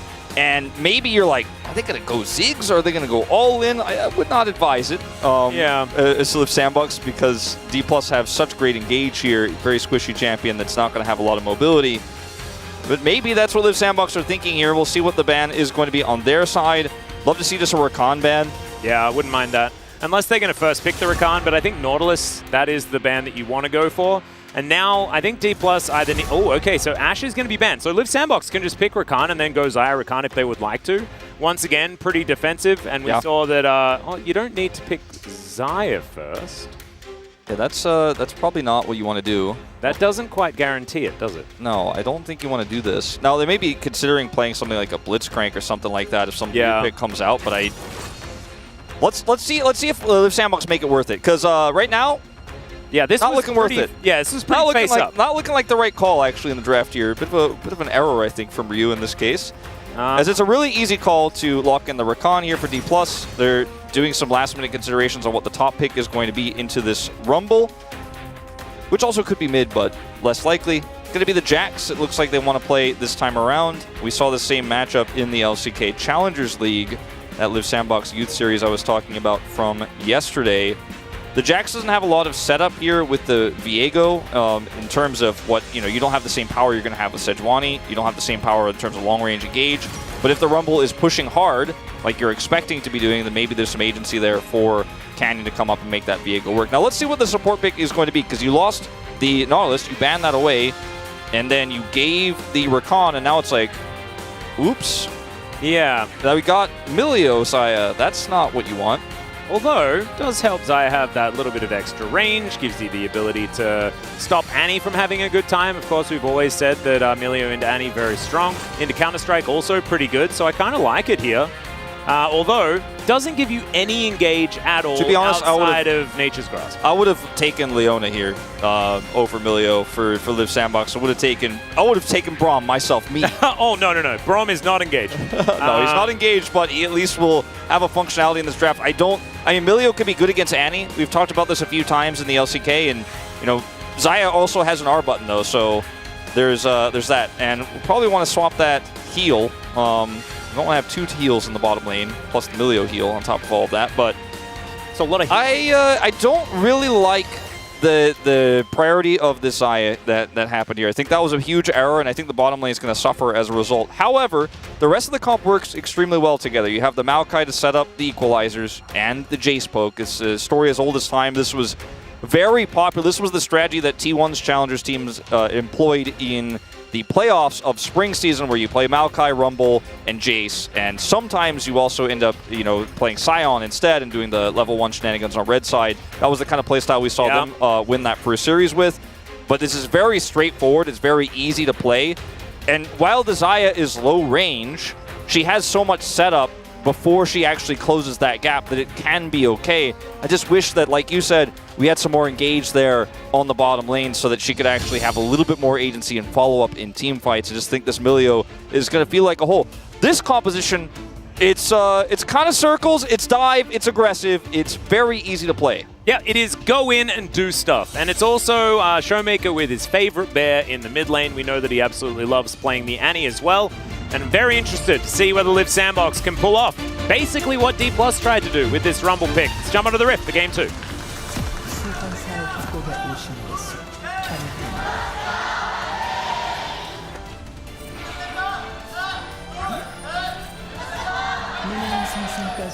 Alrighty, here we are. Onto the Rift for the second game of the series. Frostfire Annie for Showmaker, an oldie but a goodie. Yeah, and I'm very happy to see that it's Phase Rush for Willer.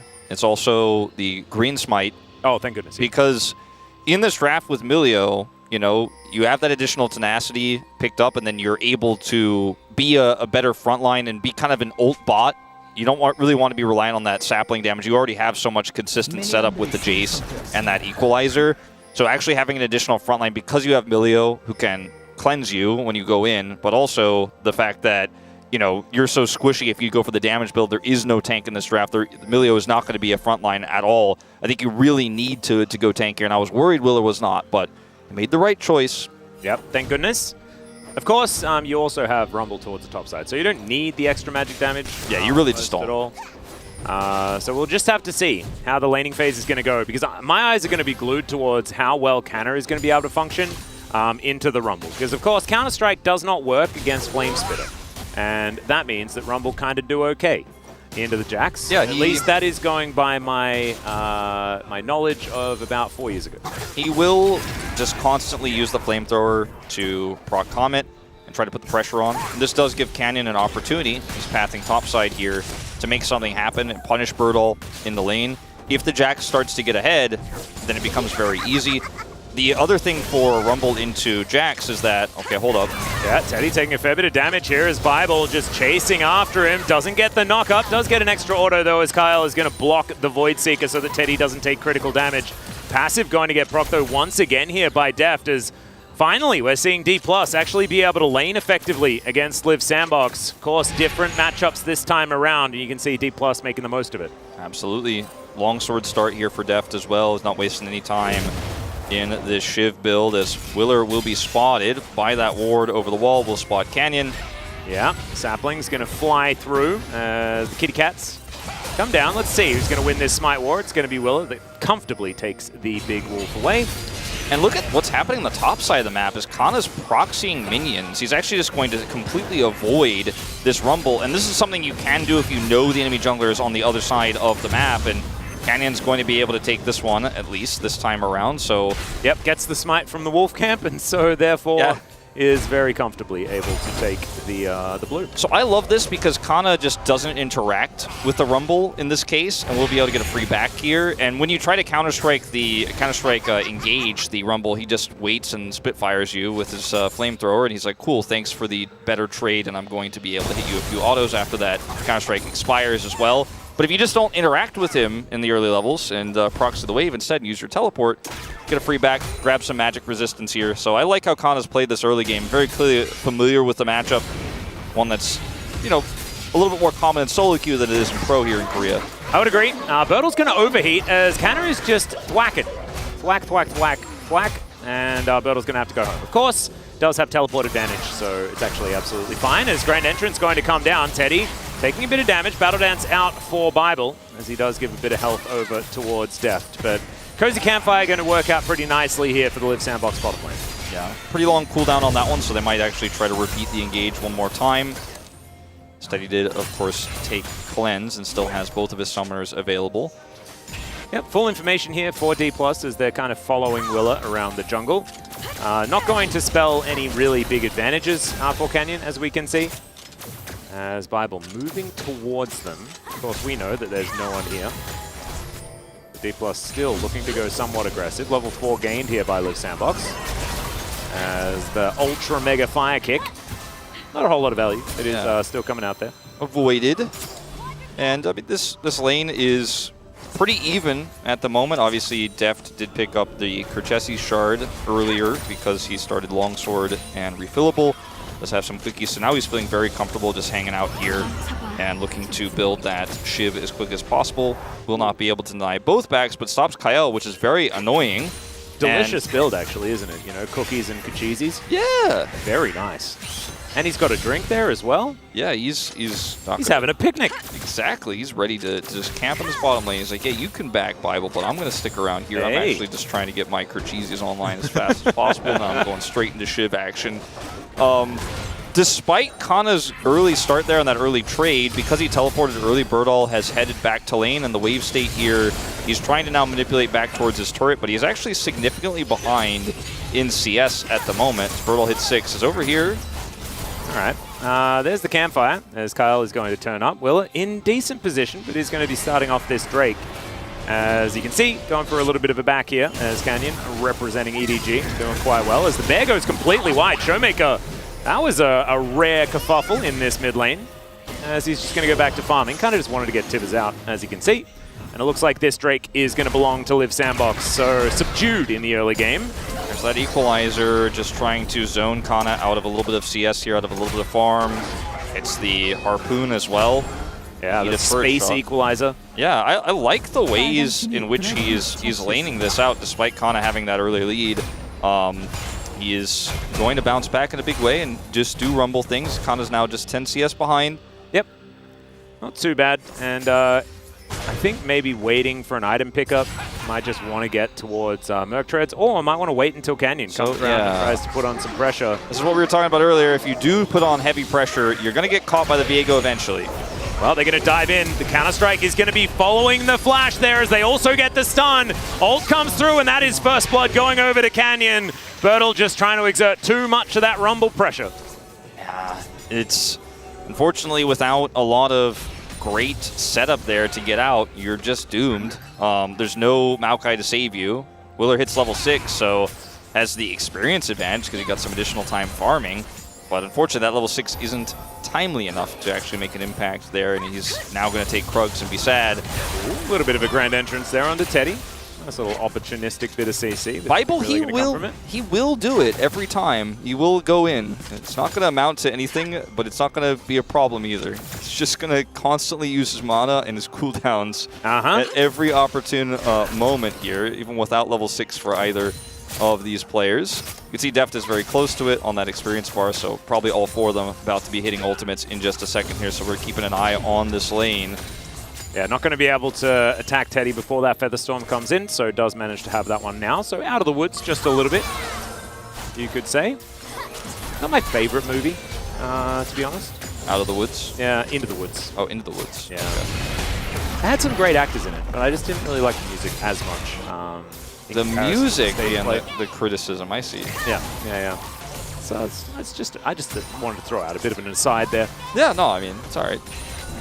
I've never seen it, so I don't have an opinion. Yeah, I mean, you could. But now I know the music's terrible, so. I mean, it's not terrible. It's just like, it's a musical, right? So that probably should be the best part. Okay, so it actually was a musical. I thought it was just like, the tension of the scenes just wasn't right with the music, you know? That was one of those situations. I'm like, all right, that's a weird criticism, but okay. Yeah, it's like criticizing Hans Zimmer or something like that. No. Once Maokai hits level 6, he can come down here and do stuff like this where you could siege up plates, and he doesn't even have to commit his ultimate here. It's very easy for Liv Sandbox to exert that pressure. And ideally, you'd want to do it around the timing of a Drake as well. They got the first Drake without having to do this, so it does feel okay that there's nothing that they really gain outside of one plate from the play. He's not going to lose any of his jungle. Now, they're going to set up for a trap here. Okay, that's grand entrance on cooldown. We're going to see a Tibbers come down, actually landing in the mid lane as Teddy getting a little bit aggressive. Doesn't find the Blade Caller for the snare, as Battle Dance is going to be pretty good, but slight disconnect between the Liv Sandbox players as we had a Nature's Grasp grasping at nothing. Well, I think not even straws. He also was a little bit concerned that Canyon was pushing in onto him as well there, so he drops it out, but he also protects himself from that potential Annie and Viego engage, because even though Tibbers was dropped, he had Prio, and I think he had the stun prep. You can see it there. So could have actually gotten stunned by Showmaker if he flashed on him, and then Canyon follows up. So he drops it out, I think, twofold. Like, maybe I could set up something for my bot lane, but I also just want to feel safe over here. But yeah, as you say, there's a disconnect because it doesn't link with anything, and he's just pushed away, and Showmaker's picking up some gold in mid here. We'll pick up the plate, and look at all this damage. Yeah. And they're just going to drop the Herald. He hasn't really done all that much so far this game. Of course, does want to get to about, an item and a half or something like that before the JC is really all that useful, as Showmaker may not be able to get plate money, and he isn't able to, but Canyon getting all that money doesn't feel that bad when he's Viego, I guess. Yeah. Feels okay. Especially when you're going for that Triforce build. That's been the more common go-to these days. Not seeing as many of the Divine Sunder Viegos. He's got a pretty significant gold lead. See that the Rumble, it's a small lead, so does Teddy on the Xayah. So it's really, D+'s gold is all on the Viego right now. It's a very even game state here as the Drake spawns in 45. And we'll see if Willer, he's going to have his ult back up, they can actually regain control of mid, because Showmaker is really, I mean, even though he hasn't gotten any kills and he's 5 CS down, he's been kind of the main character, I feel like, of this game. He's just been putting so much pressure on Closer that Canyon has had agency all over the map, and namely on the bottom side of the jungle where they have so much vision. And this is where D+ can even up Drakes if they can get that control via Showmaker. He's not in lane now. As the Drake spawns at 20, he's going to TP back.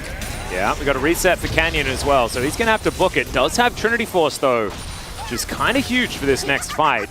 We'll see whether they can actually get there, because there's 10 seconds on this dragon. Kyle trying to kick over the wall, not going to be able to.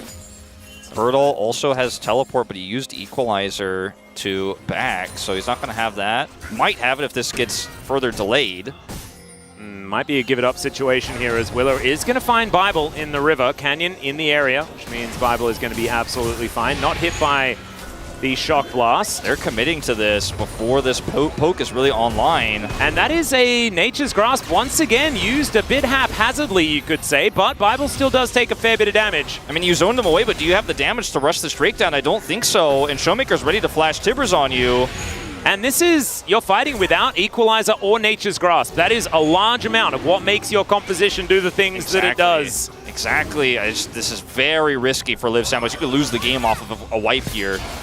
It's true. Canna looking for that flank angle. Does have the counter-strike, can now wait.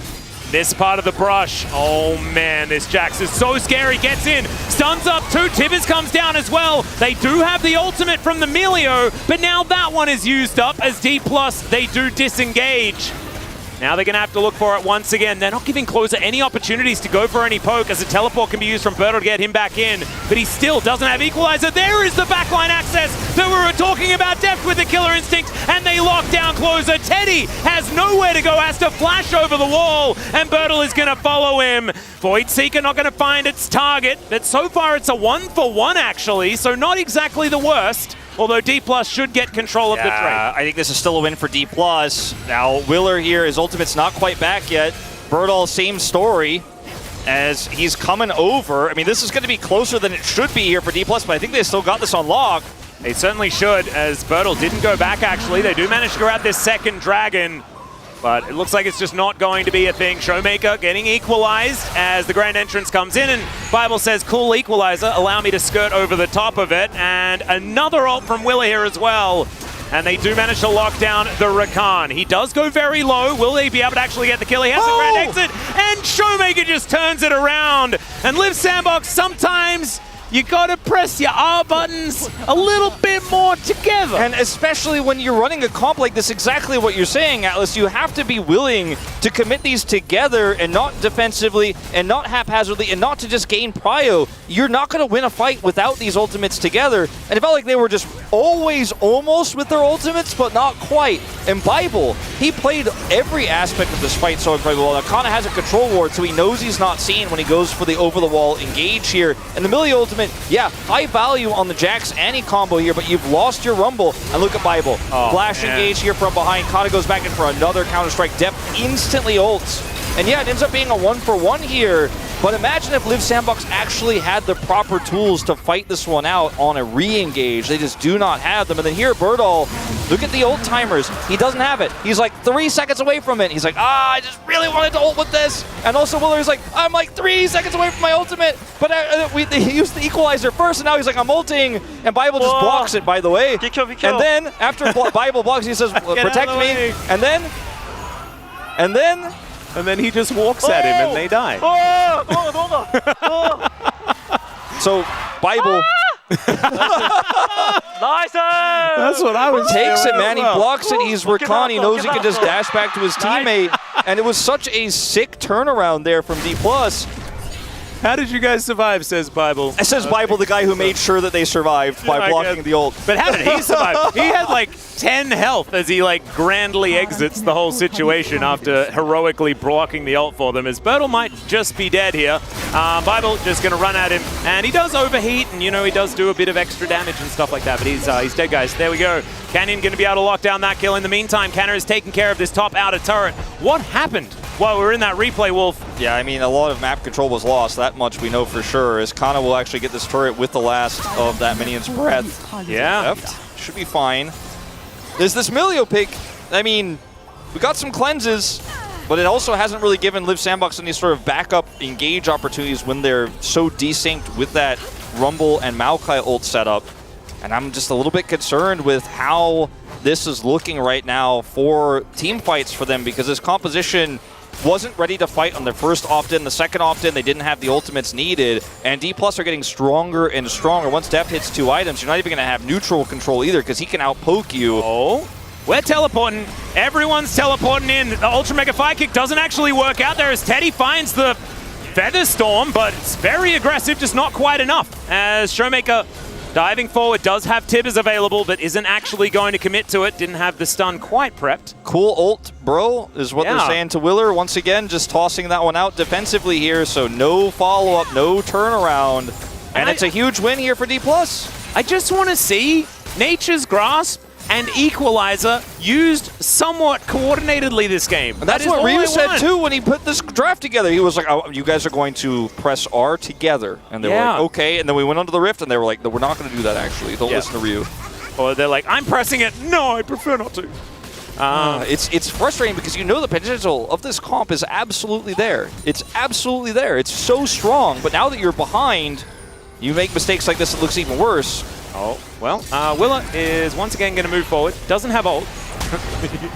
As Canyon, he'll turn up as well. He's got a Rift Herald in his back pocket. Willa taking a fair bit of damage. Finally, the bear comes down and Heartbreaker comes out as well. Willa is going to be kept alive by the Melio as Canyon in a lot of trouble. Doesn't have his flash, but can slink away into the mist. And actually, he'll escape. Showmaker underneath this turret as well, just vibing.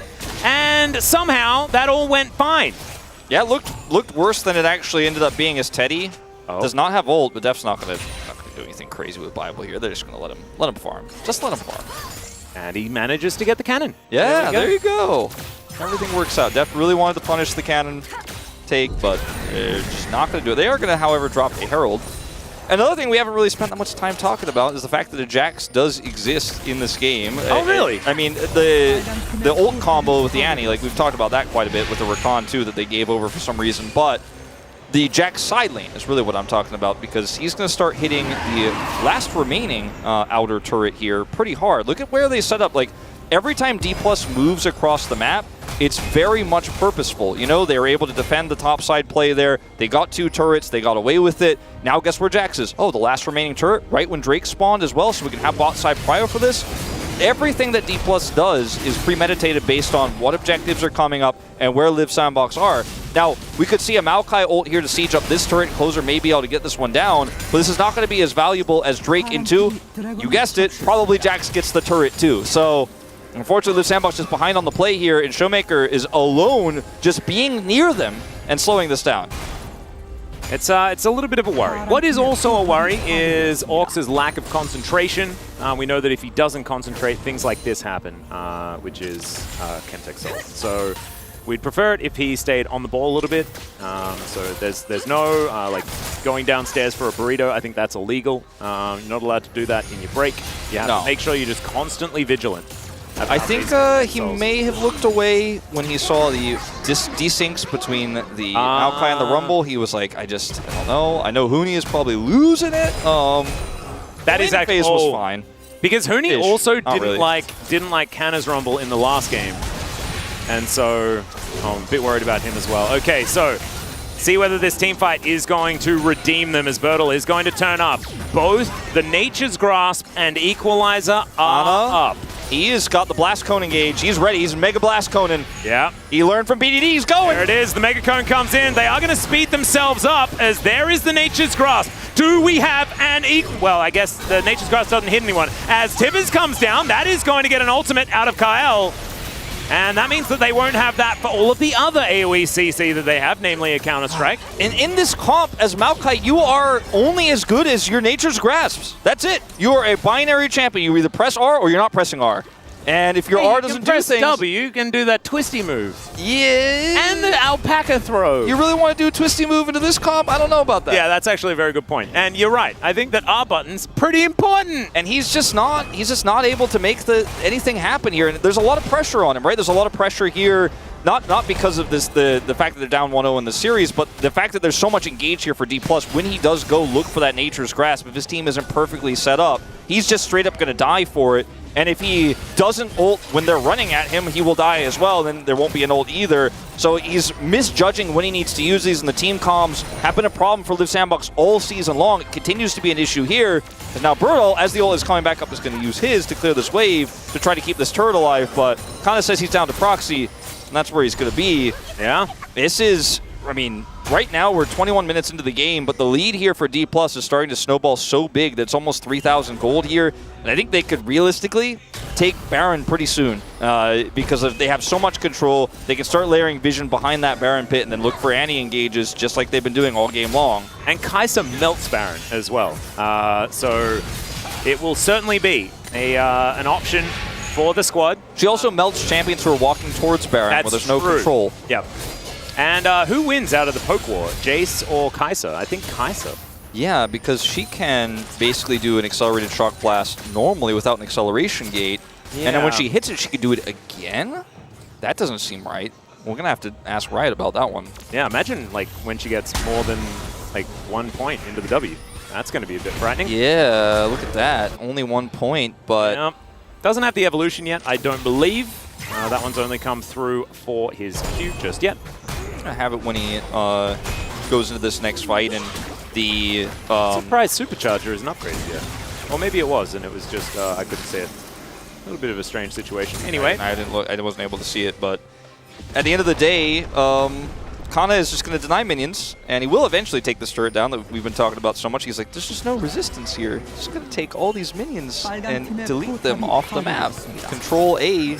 Yeah. Delete minions. He's like, this is patch 13 on patch 13.12. I'm making him disappear. And, you know, they probably wanted it to be 13-13 as another Nature's Grasp just to get themselves this outer turret. But Deft also in trouble as Teddy in point-blank range. But now he's so incredibly low, they will be able to take him down. But everybody else is dying as well, as now Canyon has turned into Teddy's looking for the opportunity. But he will be taken out. Now Canna diving into the back line as Bible, his only support right now. Great flash out from Closer there as Willa dives forward, and it's Canna that has to try and get the work done. He leap strikes to get himself to safety, but it's still a big win for Liv Sandbox, all thanks to Teddy. It's an extremely broken up fight here for D+, as Kana's going to avoid the shock blast. He's got a double buff. I don't think they're going to chase him, and he should be able to get away. If they did chase further into that bush, he would definitely be able to take out the Jace. But this is like textbook Maokai. Finally, we got to see an ultimate. And D+ decide that they can actually defend this, which they absolutely cannot, and instantly Deft is deleted. Teddy's flash is fantastic here, and yes, Canyon does become Xayah, but the fight is already over. By the time Kana shows up here for the counter-strike, the rest of his team is dead. They focus fire the Viego, so he can't get out of control here with resets, and it's just extremely broken up, and you just have to be willing to let that turret go. You're ahead, but you're not so ahead that you can just say, well, we say no to Maokai ults. No, they will follow up on you. They will just burst you down and kill you. The other Maokai ults were all to lead D+ into a false sense of security, thinking that actually it wasn't sure death that was flying towards them. It was a really nicely executed play this time around. It won't stop D+ from getting Soul Point, as they are over here taking down this Chemtech Drake, but how much does that even really matter? Just have to find out. They are now grouped up though. Voidseeker finds Willa. He's just going to reset these over and over and over again. Yeah, they want to wait for the equalizer, but Willa is just going to die. Twisted Advance or no, there is no tree. I'm not, you know, there are moments where you know what the plan was, and there are moments when you don't, and this is the second moment for me. Yeah, Liv Sandbox are really got to work on the coordination. There's not much else to say about this. Is now they don't have the ult combo for contesting Baron, which is being taken. Yeah, Showmaker on a flank here is now Deft going to dive out. They avoid the equalizer almost completely, but Deft has to flash to get out away from Teddy, who is trying to be a fountain laser. They don't find the Void Seekers now, but Bible is trying to run away, and the rest of his team will turn up to save him. Featherstorm comes down, and Deft says, all right, that's my opportunity, and they're able to take him down. Now, Bertle and Willa are left alive, but D+ have a full health Canyon at 5-1 and 5, 100%. Kill contribution this game on the Viego. And grasping at straws doesn't even begin to touch what Liv Sandbox tried to do there. It doesn't begin to grasp the straw. No, I mean, I'm a little bit sad with how this is going for Liv Sandbox, because I feel like the coordination, to be totally frank with you, Atlas, it's gotten worse over the course of the season. And Willer is trying to set who knows what up here in the middle of the lane as they're not set up. And then here Teddy just decides, he's like, I'm done. I'm actually just going in. I'm actually just going to be decisive. And then the rest of his team is like, where are you going? We can't peel! So the fight is lost on the back front here as Teddy is chasing a Rakan and a Kai'Sa who has ult and who can then escape with Flash. And Teddy's just like, I'm done, man. I'm just going in. The rest of the team was like, well, I guess he went in. What he said, it's just it's very fun watching Showmaker having a good time. Because when he's having a good time, he shows it on his player cam, and we appreciate it a lot. So now there is a Baron for D+, and this game went from being like, you know, a conversation about will we be able to find the setups for Liv Sandbox and will their composition work to, I mean, can they find anything together? Because I think it's worthwhile criticism for Teddy, but you can also understand his frustration. No, exactly. Right? I mean, I don't even really want to criticize him that much here because he's like, well, we're going to lose Baron, but maybe I could take some of them down with me. And the rest of the team is just not ready to follow up. And, I mean, clearly the coordination and the communication is very split on a lot of these calls. Like, it's just very apparent. Yep. Because they're not doing the same thing. They're using a composition that is very easy to execute as long as everyone's like, all right, now you ult, now I ult, we go in. And they're not doing that. But you have the Xayah Featherstorm even on top of everything else for safety, and then the extra Feather pull on top of the Maokai ultimate. Like, this comp plays itself. And if they can't run this one, what can they run is the sad question that we have to ask ourselves. It's true. They're just getting outclassed here again by D+. I think Canyon should build a Hullbreaker. He has more CS than the enemy top laner. He is and his own top laner and his own mid laner. Yeah. Canyon is the carry this game. He was personally offended by media and the analysts for voting for Deft. And he's like, I think we know that I am the guy who gets POGs on this team. Thank you very much. Yeah. And Teddy is the main character. Teddy's sitting over here like, I am the Kai'Sa counter as he ults the ult from Deft and loses all of his health. Yeah. Fortunately, he's got a Hex Drinker. That's the sad Hex Drinker in the inventory where you know you're like, well, oh yeah, made it into a maw, but that's not really ideally what you want. But when you're getting blown up by an Annie and the Kai'Sa, when you have to build it down. When you have to build it against your opponent in lane who's also an auto-attacking champion, that just feels annoying, doesn't it?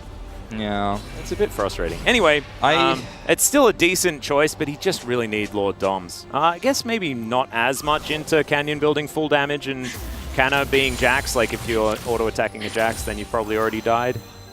I think that there's a lot more he needs than the proper third item in this one.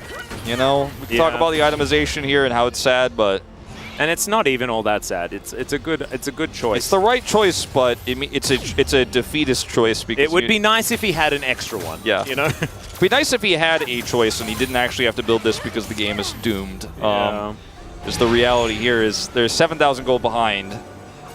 And, I mean, the siege is real. No Baron here for D+ to siege up with, but they can go ahead and take Chemtech Soul, the Elder Spawner.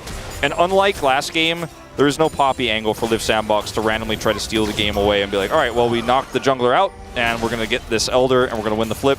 I don't think you get the flip this time. And I don't think the Equalizer hurts enough this game, unfortunately, for Liv Sandbox, even if they get the combo with the Maokai, which they haven't been able to do really outside of that one siege up on the turret where D+ didn't respect them. That's the only time this comp has had any synergy, any semblance of it, is Kana's just going to take an inhibitor. He's like, well, you guys are playing like mid K-Rams over here. I'm down to just win the game. I also, okay, Killer Instinct going to be used. It's named pretty well, as Bertel's dead. He doesn't have a stopwatch or a Zhonya's or anything, and he's dead. He was in the river, and the rest of his team were going back to defend against the Jax. The uncoordination is certainly a thing, like you were talking about, Wolf. Yeah, it's... Is Canyon going to build a Kraken Slayer as his fourth item? I think so. That's a Viego that's vibing real hard in this game, just having the bestest of times. He's the most money I've seen on a jungler for a long time. He's trying to explore what happens when junglers get fed. He's like, yeah, exactly. He's like, this only happens to me on Nidalee. Like, what's going on? Yeah, that's, I mean, look at where the rest of the team is. I mean, Willa what are we just, doing? like, kept backing. He's like, oh, you're done, dude. I mean, it was like two minutes plus maybe 2:20 away from Baron spawning. Just a bit of a puzzling place to be on the map. Unfortunately, Liv Sandbox just dropping the ball here, and D+ are certainly not going to the, like, well, that's a Rumble. And Deft says, well, I know what to do with my ultimate here. Yep. Now they have 3 stopwatches just in case. We have 2 simultaneous Flame Horizons that are happening. Canyon has Flame Horizon Willa, but also Closer is going to Flame Horizon Showmaker. Yeah. What a time to be alive. As of course, this is called distribution of resources, no indication of skill, but still, it's kind of cool that they happen on both teams. There it is. D+ are aware that the Annie is a stun button in this game, whereas Liv Sandbox don't seem to be aware that the Maokai is an ult button. As Bertle is 3 levels down. Oh, Harpoons. Second one going to land. Okay, there we go. As Bertle doesn't want to be anywhere near the Jax, but kind of has to be if he wants to stop his base from being destroyed. I like how Canna is playing this, though. Their 4-1 is devastating for D+. It's just, I mean, it's impossible to crack from this far behind. And the Hullbreaker is going to be so valuable in these moments. And he's not even trying to get money. He's just trying to put lethal pressure on the Nexus. He's like, oh, I could just be pushing top and get a second inhibitor, but what if I actually made 2 people, both your soul laners can't be there? As, yeah, Def, like I said, he could just shoot at the people trying to approach the Baron. Well, they're not going to approach the Baron. The Baron is just dead. He gets a little bit of a knock-up. And then Kana, where does he go? He's like, now I'll go top side on the opposite side of the map. And we're going to push this through. It's actually a really cool teleport as well because it kind of closes in on Liv Sandbox. If they were to walk forward, they were going to get flanked by a Jax. Still deals with the minion wave. Actually very cool. Another Void Seeker going to land somehow. And then another one. Yeah. And then another one. I think that might, and then maybe there will be a follow-up one? No, it doesn't land. Yeah, you're right. Okay. He's got a few seconds on that now. 8 seconds left to go. Oh, dear. Canna is here. Hullbreaker and Baron.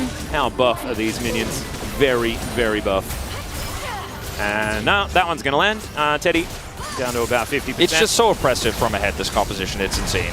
Imagine if they had Hextech Solve instead of this one. You ever just 1-3-1 with a Viego? I mean, I think he actually is. He's level 18. He is the other option for a side lane, 100%. It's not Showmaker. Yep, you put the Annie with the Kai'Sa to peel. That's all you need to do. So this is the 1-3-1. You can see Canyon. He's made it. He won the race to the Nexus. Canyon's like, I think solo lane Viego's viable. All right, we're going to go for the engage here. Is Bible going to need to get out of there? Does break his stopwatch. And Teddy pulls back the feathers. Almost Bible goes down as the sapling. Not going to be enough. They do get the heal out of Deft, though.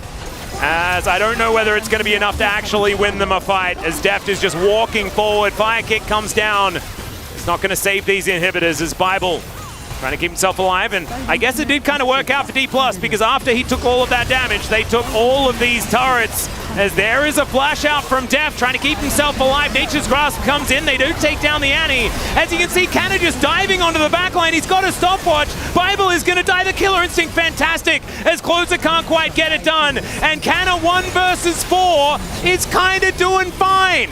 And now Canyon's going to try and take over. Doesn't find the stun there as Willow looks for the base. He'll find it, but his Nexus is now left exposed. These minions are gigantic, and D+ do finish off the 2-0. And the week of 2-0s that we had last week could be repeated if expectations are to be believed. It was so close there in Game 1 with the Elder flip.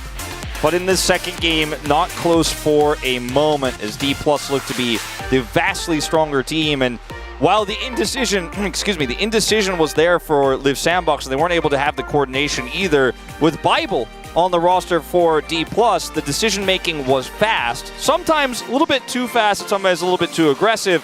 But it ultimately didn't end up really backfiring in a big way outside of that level 3 fight that we had early on in Game 1. Yep. As Kana, he's very happy to sit in the side and help win the game, but I think the story of this one was all about Canyon. As Teddy, man, he's trying. He's trying, but he doesn't have a team. The triple kill in Game 1, the moment in the mid lane in Game 2, like, this guy is trying to be that 80 carry shot caller, trying to start all of these fights, but it was definitely a rough one for Liv Sandbox, and it really does feel like something has started to disintegrate when it comes to mid to late game decision making, or even early game decision making, as Bible gives us the salute. Bible is 23 years old, I believe. He's still super young, but he has gone to the military.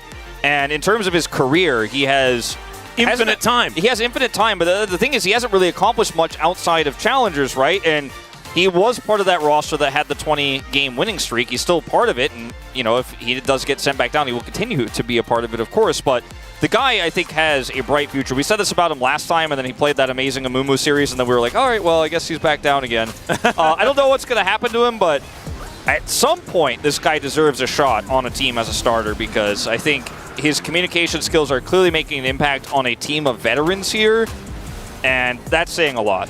No, I agree. And I think that what this Deep, it's so strange, because the more you watch D+ and how they perform this season, the more you understand why Beryl was good for that team. Yeah, because even if Beryl doesn't necessarily find the greatest of angles and tends to look silly if he just keeps going in, if you have people with hands like this and you just tell them when to go and they listen, that creates world champions. Yeah, it's wild when you think about the impact that Beryl and Khan made on this team and their history. Because obviously Nuggery had his time to shine and Canyon was World's MVP. But when you see who was pulling the strings, really, it's the shot calling, I think, that pushes this team from a top tier team to potentially an S tier team, right? And you can just see it here. And unfortunately, it's a really bad mismatch for Liv Sandbox, whose shot calling has been lacking at best. Yeah. And D+ did have sort of the engage onus on them as well. And so it was a good test, in both games. It was a good test for Bible to say, hey, man, you have to go in and you have to do this. Prior to this last fight, of course, it was Bible going in and wasting most of his health bar, but that was the catalyst to break open these turrets instead of just waiting for your opponent to find that opportune moment themselves. And so it may not look clean, but the result is a dead Nexus, and that's generally what you want. Yeah. Teddy playing these last moments in this game as well pretty well, all things considered. Really nice flash there. Did use his shield from the Malmortius, excuse me, very well there. That item always so difficult for me to say for some reason. But at the end of the day, Mao of Malmortius. I like to use that. And then you just shout out to Chronicle, 17,000 damage this game. Killed a lot of minions and camps, and he just gapped Willer out of the game. Yeah, that was a very strong Viego performance. Not exactly the greatest Rumble performance. Hopefully, Huni goes easy on Bertle. But it is now time for the space, so take it away, boys, breaking down that series. Thank you, casters, for the wonderful cast on the series. That was the 2-0 from, of course, D+ Kia over good old Liv Sandbox, who are still struggling, unfortunately. But let's go ahead and take a look at the draft and see what happened here in this one as, somewhat of a similar angle, but a different flavor this time for Game 2. Yeah, I mean, Rumble, Maokai, Jace, exactly what you want, but I think it was a little bit distinct with the bottom pick with the Zaya, and it's I feel like they should have assumed that they should have they can just easily take a Rakan away, and then their answer is about the Milio. That was a little bit off. That means the Rumble will not be useful, and the Jace Maokai, and it's they're gonna use the long range. But the thing is they're gonna be just waiting until Rakan just get engaged, and the Kai'Sa, especially these days, range is the max. You can never outrange against Kai'Sa. This is part of the issue, because typically if you play a composition where you're able to create space and keep distance away from engage comp, that's enough, right? If they can't engage, their comp can't function. But if you end up in these setups, the Kai'Sa will actually outpoke the Jace, just firing off from a long distance. It's really frustrating to deal with. But we're kind of seeing a similar theme. We talked about at the start of the day, where it feels like the comps who have the engage tools, who have the agency, are really just completely obliterating the comps that are playing this long-range disengage. Maokai's really been struggling. We've seen, Annie and Rakan were two examples of some of the highest win rate picks last week. So feels like D+ have really lent into that, and obviously it's working so far in this series. Yeah, I really like this comp from ahead as well. The Kai'Sa, the Viego, the Jax, all going to be able to get, not resets, but essentially, well, for the Viego it is, but you're just getting so much skirmish value from ahead, and they did that exactly. Let's take a look at highlight number 1, though. We want to talk about this top gank and what goes on early on in the game. Yeah, I mean, I'm going to be speaking about the Rumble because I'm the all-time, the best player Rumble in entire League of Legends history. Yeah. The first thing I said, the Rumble into Jax, you kind of need to ignite these days as well, and I think he already kind of misplayed that if you make this lane this volatile when you can actually get ganked, it's no good. When you die one time against Jax especially, you're not coming back. There's nothing you can do as a Rumble. It's just, game's gone. And I feel like that's the difference between like a good and a great Rumble is like it's so easy to fall into the bait of just queuing permanently, pushing the wave constantly, trying to get the harass, but then if you die in that situation, it's just over. And against a Jax in particular, you're going to get outscaled in side lane already. You need the constant momentum. You need to be ahead of the curve. You fall behind, and it's over. It's Jova. Yeah, it just takes a lot of the power out of the Rumble. You're losing lane, but also you're not getting fed, so your equalizers aren't doing critical damage in the team fights. It was just a bit of an issue, and we saw what Kana was able to do eventually later on in this game. We can take a look at the second highlight as well, which was this fight around the Baron after the pick that they got onto Willer. Yeah, I mean, the Willer definitely over, positioning in the team fight. It's like he easily got picked up. Like, this is what we actually mentioned from the draft. Like, this is how easy to kill, just pick one person, because there's so many CC, and it's like everything's already set it up. Like, Kai'Sa can jump in all the time. Like, Annie has targeted CC, and after, there's no jungle, so we just go Baron. How easy is this? I love the approach of the solo laners, both of them looking for these flank angles. And when the whole composition of Live Sandbox is, play backline, peel for your carries so they can use their range, they just got obliterated. Like, the front line's like, wait, what happened to the rest of our team? And Teddy's super isolated in this situation. But yeah, beautiful flank approach. It's very much like they baited Live Sandbox in, and the intent was there from the start of the play. Yeah, it was definitely a little bit of an issue. I think that the composition from the side of Live Sandbox, you would love a lead, and I think it's a little bit more difficult to play out, whereas on the side of DK, you just kind of press your buttons, you press your R buttons, you go in. See champion, kill champion. It's that easy. And the simplicity has been working for a lot of our teams here in the LCK. So maybe just draft more engaged. And guys, we do have the POG ready. Let's see who does pick it up here for game number 2. This time it will be Canyon. Thank you. Thank you, Daniel. Thank you. This is well deserved. As I said, honestly, this one kill, it games end as what Dan explained it, like Ox explained. It's just, the silent is over. It's the middle game. It's so easy to play. Kenya was basically everywhere. I think he was the 100% KP until like 10 kill. That's what I remember. And it's like he was everywhere. Yeah, super high impact in this game, and this has been a consistent theme. Even though we didn't get the POG last game, it feels like every game is that level of play where he's in the conversation for it. And it's a big difference from the start of the season where, he had to have these really off games where it felt like he had no impact. It just feels like every game he is dictating the pace of the early game. Yeah, I mean, I can't believe you that you didn't give the POG last game. Maybe it could have been a 4 POG week. Can't. If I'd given it. He could have had 1,000. He will get, yeah, I mean, he's gonna get 1,000 next series. He could have gotten 1,000 this series. He could have had 4 POGs this week, but I denied, Yep. Yeah, it's all due to Ogs and the other 6 people that voted for death. It's because I'm a jungle hater, right? That must be it, yeah. Jungle's OP, I can't vote for it, sorry. Biased against jungle. Makes sense. Jungle's just too strong. As, just a little bonus clip there as well. Bonus clip off the jungle. Yeah. Wow, that's 1 vote from... Yeah, Jax. Okay, that's fine, he presses Counter-Strike button and some damage. Yeah. You know what, when Canyon did the gank, he was there as well. True. I mean, maybe he's the one that he set up the top gank, Yeah. So Canyon could actually got fed and snowball the game. Yeah. Is that like next level of setting up the wave and like setting up the gang? We're saying all these things. We just don't get it. We're not on the same level of understanding. I don't know. Maybe he said, "Oh, Canyon, come at the 5:30 top gang right away. You are gonna get 1 kill." Yeah. Honestly, I think that analyst guy from the Korean side probably in the comms with them as well, so you could hear that as right. I think so. All right, well, we're waiting on the interview. We'll have to hear from Canyon and who's that other guy that you voted for? Deft?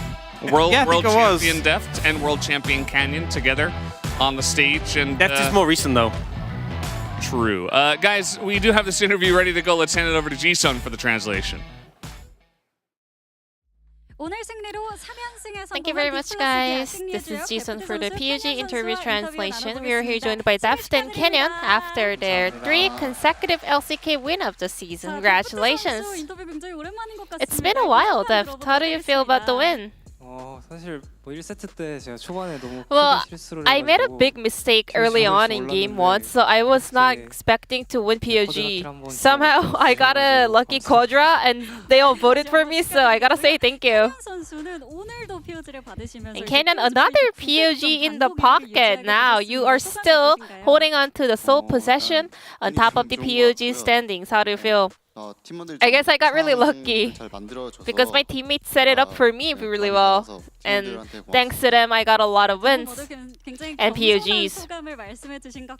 A very humble POG duos on the side of D plus Kia. I have a question about today's lineup. Bible was your lane partner. How was it playing together with him? He's really talkative for sure. He's really similar to Barrel, actually. Like, he's on the Barrel level of speaking a lot, but I think he does kind of fills in to the role that we actually needed, you know. And also he finished his military service, which I'm really jealous of. Indeed, Bible is the only LCK player that actually served the military service and still active as an LCK player. Anything you want to promote about him additionally? He finished his military service, which is really huge. I want to mention that one more time. And I thought he was pretty old, like, because he finished his military service, but turned out he was pretty young. So he finished his military service and still young. A very, very big kind of advantage as a professional player in Korea, for sure. Now we had Rumble after his rework for the first time in the LCK. So after the rework, a lot of people practice Rumble in solo queues, and we wanted to try that out in scrims as well. It worked pretty well, so we also wanted to just play it in the LCK too. Kenyon, you played Lee Sin into Bobby. You picked that into Bobby, so which is not an easy matchup in terms of how the skill works. Why did you decide to go for the Lee Sin still?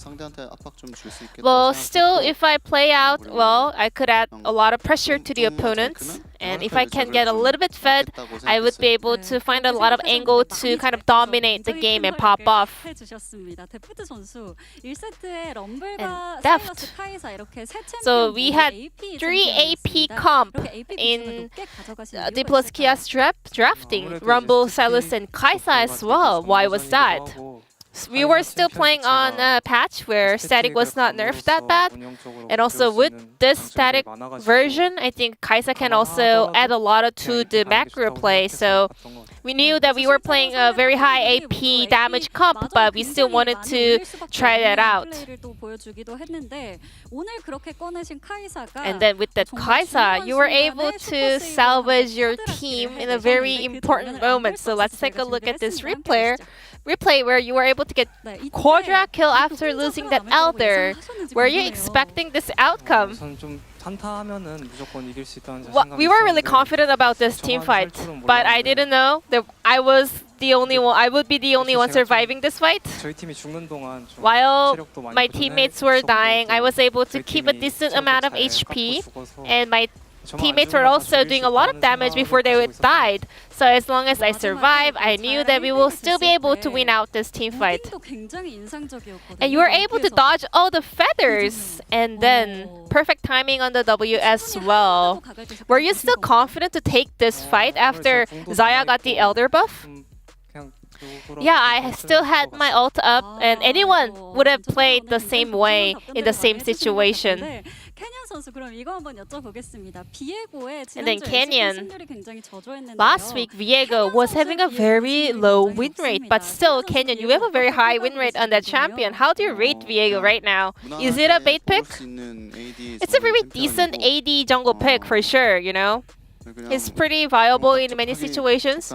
So he's like, okay level, you know, he's not like OP level good, but still, whenever there's not a good pick to play into the jungle role for AD damage, Viego is a go.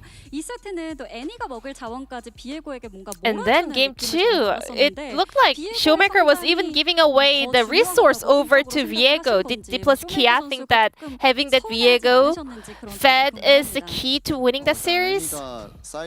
So as the game turns into a side lane phase, Annie, doesn't really have the best time, managing the side lane wave. So me and Showmaker, we talked about it, and we decided to put Viego on the side lane instead of Annie because that was a better way to play out the map play. And also, you and Bible, Viego and Rakan were finding a lot of picks together. Tell us about the synergy. So Rakan has a really good hard engage. So as long as Viego can make a follow-up kill after the Rakan engage, Viego can turn into a different champion. So it's a really good combo for sure. Now D plus Kia is on a 3-match winning streak, and this Sunday you guys will be playing up against T1. So what are you looking forward to the most in the T1 series? So we have been losing a lot, really hard to the stronger teams of the LCK. So I wish this time we can get a better outcome. We will do our best. Thank you. And Canyon? Yeah. We will work hard for the upcoming T1 series and do our best in order to get the win. And this will be the end of the interview from Canyon Deft on D plus Kia, and back to the space. Thank you. Thank you, Ji-sun, as always, for that wonderful translation as Canyon and Deft together. Very modest, the two of them. Wasn't it great to hear from both of them? To hear from both Canyon and Deft, Huni? Wasn't that great? I mean, exactly like I said, Deft, he said anyone could have done that to play. Deft is just humble. Just humble, I would say, yeah. DK moving up to 7-4. Liv Sandbox, unfortunately, one extra game compared to Nongshim and Bro, but unfortunately that is a loss. So they moved down to 10th. We'll have to wait and see if maybe they can turn this season around, turn this bus around. As, that's the standings. We can take a look at the next match as well, which is going to be, of course, Genji up against Nongshim. We'll have to see how that one does go. Also, make sure during the break to check out the Pog State. Was a very fun one this time around. Make sure you guys are watching that. So we'll take about a half-hour break, and we'll come back for the second match of the day. Don't go anywhere.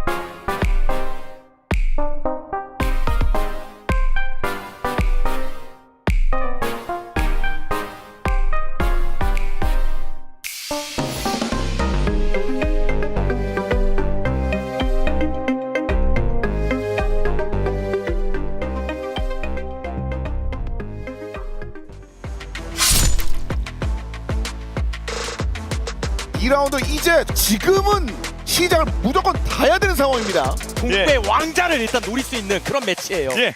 광동 제일거 부왕이 가는 길이 곧 길이 돼요. 리브 샌드박스입니다. 당첨합니다.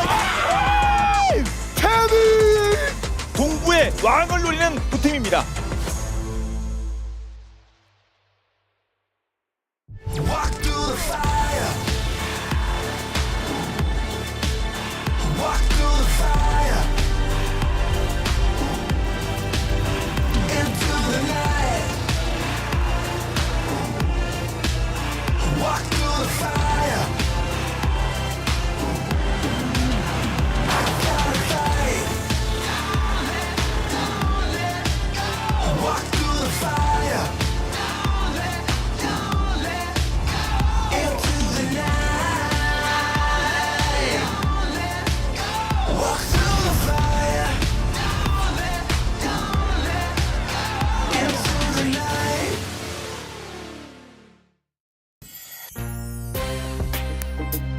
All right, now we're up to the difficult part. It's the part that's very sad for me because I won. It's pretty easy for me. I won the predictions for the teams that were going to be and what position they were going to be at the end of the season. And this season, I'm going to be wrong. I'm going to be like really wrong, like horrendously yeah, you wrong. messed up a bit here. But I mean, who would have thought? Well, Wolf. Actually, Wolf would have thought. He knows. He knew. He had his crystal ball. We have a graphic about that. I should have known. Yeah, Wolf is looking very good. Yeah, but with a little swap, I'm also not feeling too bad. Although Sandbox in 7th probably isn't going to happen after their losses against DRX and Nongshim. Oh, but like honestly, like 6th through 10th. Oh, everything can happen. Could go anywhere. Yeah. We all kind of just gotta leave that in the dust. No, I'm like as we move into playoff, it's like, okay, well maybe we all got that one wrong, but if you it's have okay. Live Sandbox, DRX, Nongshim, and Bro in your bottom 4, you'll probably be right. That they'll be the bottom 4. Where they are, no idea. It's also interesting because you Even guys they don't know. Yeah, because you guys did your predictions a week later, and you can see that Brion actually looks pretty decent, and Nongshim looked completely boomed. Yeah. In but like Liv the first Sandbox few is weeks. still in 6th for both Ox and Yeah, Lore. they didn't know. Unlucky. I mean, I have them I in don't 6th know, man, too. like- So. Hey, I think Live Sandbox, they are going to get better as the season goes on, though, because I think Clear is He's very yeah decent upgrade. I love Okay. Birdle, but like Clear is a really big He's upgrade. way But better. I think that it's too late. I think they needed him from the beginning of the split, and I think the team has gone full boom. If I look at Willer and KL, it hurts me, but it's Yesterday was rough. Oh yeah, yesterday was really rough. Honestly. I mean, getting to 6th though, like I mean, you're not mathematically out, right? Like No, you can but still they get did there. lose to DRX and Nongshim.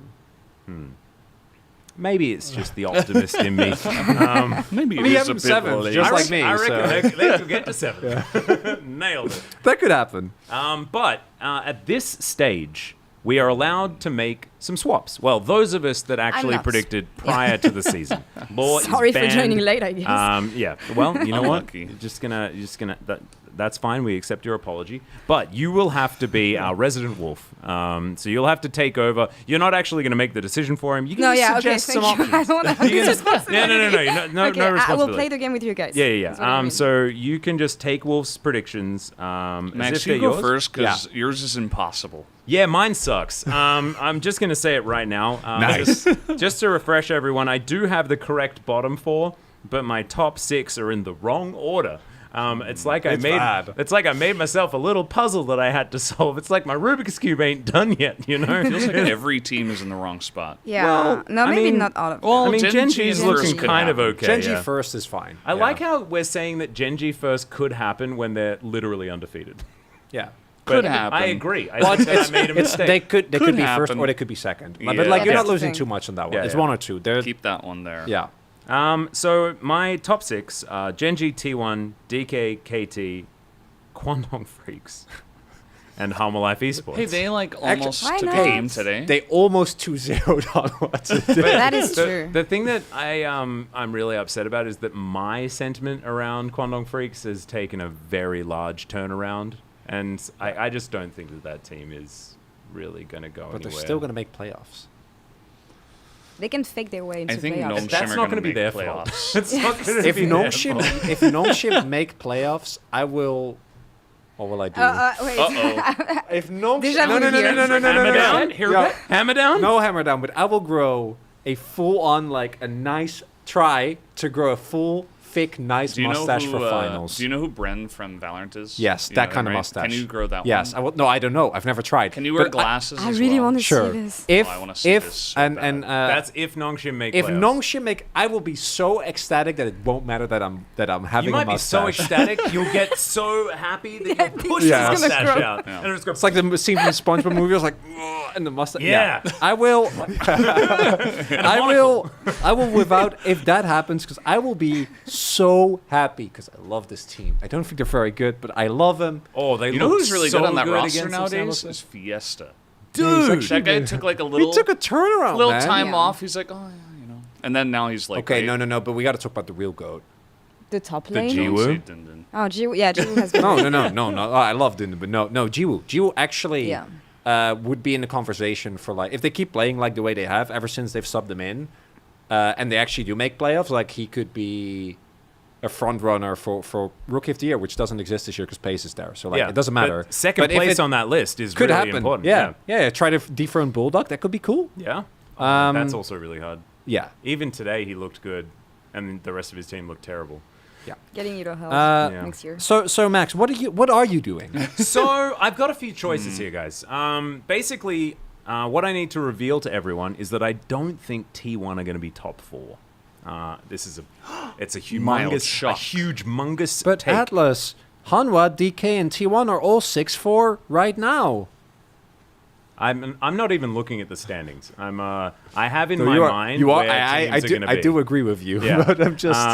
I have in my mind where teams are going to be, and what I need to work out is because I think that Humble Life Esports are actually a lot better than what I was expecting them to be at the start of the season, which was 6th. So I didn't have very high hopes. Because they were kind of I cascading. mean, they are the 6th place team. Even if they're not 6th, like they're always 6th in my heart. That is true. Normally it's a safe they're always bet. the gatekeepers. It's normally a safe bet. You're right. And You even know. when Viper and Lahens were there, it was worse. They were Yeah, 10th. true. Like so, They were 8th. It's Viper coming back doesn't necessarily need to Two- mean that it's going to be a good thing. 2 times in a row the team or a player on a team that was 10th or the actual team that was 10th won Worlds the next year. Yeah. So who was 10th last year? Real? Was it Nongshim? I think it was Gnome. That's Nongshim. Summer last year? Oh, better start growing it. Better start. No more shaving for you now. You better You keep gotta that mustache prepare, through dude. Worlds. You gotta prepare. There's no way Nongshim won Worlds. So I guess we need to move this along just a little bit. So moving Oh, we KT got up time. is definitely a priority. The KTT1 swap. The KT-T1 swap, I think that would be the most reserved. The most unhinged but potentially largest payoff would be T1 6th, Hanwha Life 2nd. Ooh, the Viper. I Wait, kind what? The Viper angle. Yeah. The Grizzly- Grizzly the Grizzly- angle. Hanwha Life Gaming. second above KT? Well, I mean, I'm not intentionally doing it above KT. I'm like screwed. But you're trying to go for no. I I'm get trying it. to go for like It's like all or nothing. Yeah, no, I get yeah, it. it's the all or nothing play. Wait, so you can just swap one? But Yeah, we can two only make teams. one Oh, swap okay, of 2 okay, teams. okay. There's like okay, no now, way. yeah. There's no way for that Max Oh, to you're take screwed it. then. 4th. No, there's I not. actually But just- you know that. Like, also- so yeah. you're gambling on which actually, to be fair, you're gambling on KT to be second. To fall off a rock. No, to be nice. No, like KT. so KT are getting first or second, right? So KT gets second, and then you expect the T1, KT switch is actually like. and then you then I expect T. need- we No, need to- yeah, it's the only no. I'm way. saying you go Hanwha because if KT is second and T1 drop to 6th, and Hanwha can get third, which is realistic right now with how much that spot is still up in the air. That's your angle. You know, there's still a chance that T1 doesn't make playoffs. Yeah. That's like insane Yeah. to think about. Yeah. Because Yeah. generally you need at least 8 wins with 6 teams that make playoffs. So they have 6. So if And- they only lose, if they only win 2 matches more, there's a chance that like the other 2 teams above them tie at like 9-9, and they get pushed out. I think it's very unlikely, but it depends on Faker's injury, right? Yeah, no. If Faker's hand falls mean- off, then yes, I agree. not I mean, That's injuries gonna like this often, as far as I can tell, like take not 2 Yeah. weeks to I don't want get better. to jump too early into our next topic, but Yeah. Yeah. we can talk about that later. Yeah, we definitely can. But I think that I am going to take the more subdued option. I think putting KT second is probably the best thing to do. I'll have to cut my losses a little bit with the Humble Life Esports debacle. That being said, I mean, you never know what's going to happen in the future. Junglers may return, and then Hanwha could just completely tank. So if they keep Grizzly, though, I'm really upset because I reckon they're 4th place, at least. I think that, like, honestly, right now, and I think I'm also jumping ahead just a little bit as far as predictions for playoffs and worlds and things like that, but I think we're heading towards a T1-less world. Grizzly to worlds? I mean, Grizzly it's to worlds, dude. Worlds in Korea, so that would make sense. It would. The curse. The curse. Yeah, the curse. That's how it goes. You want to do ours together, Veldas? Yeah. Don't you mean the blessing law?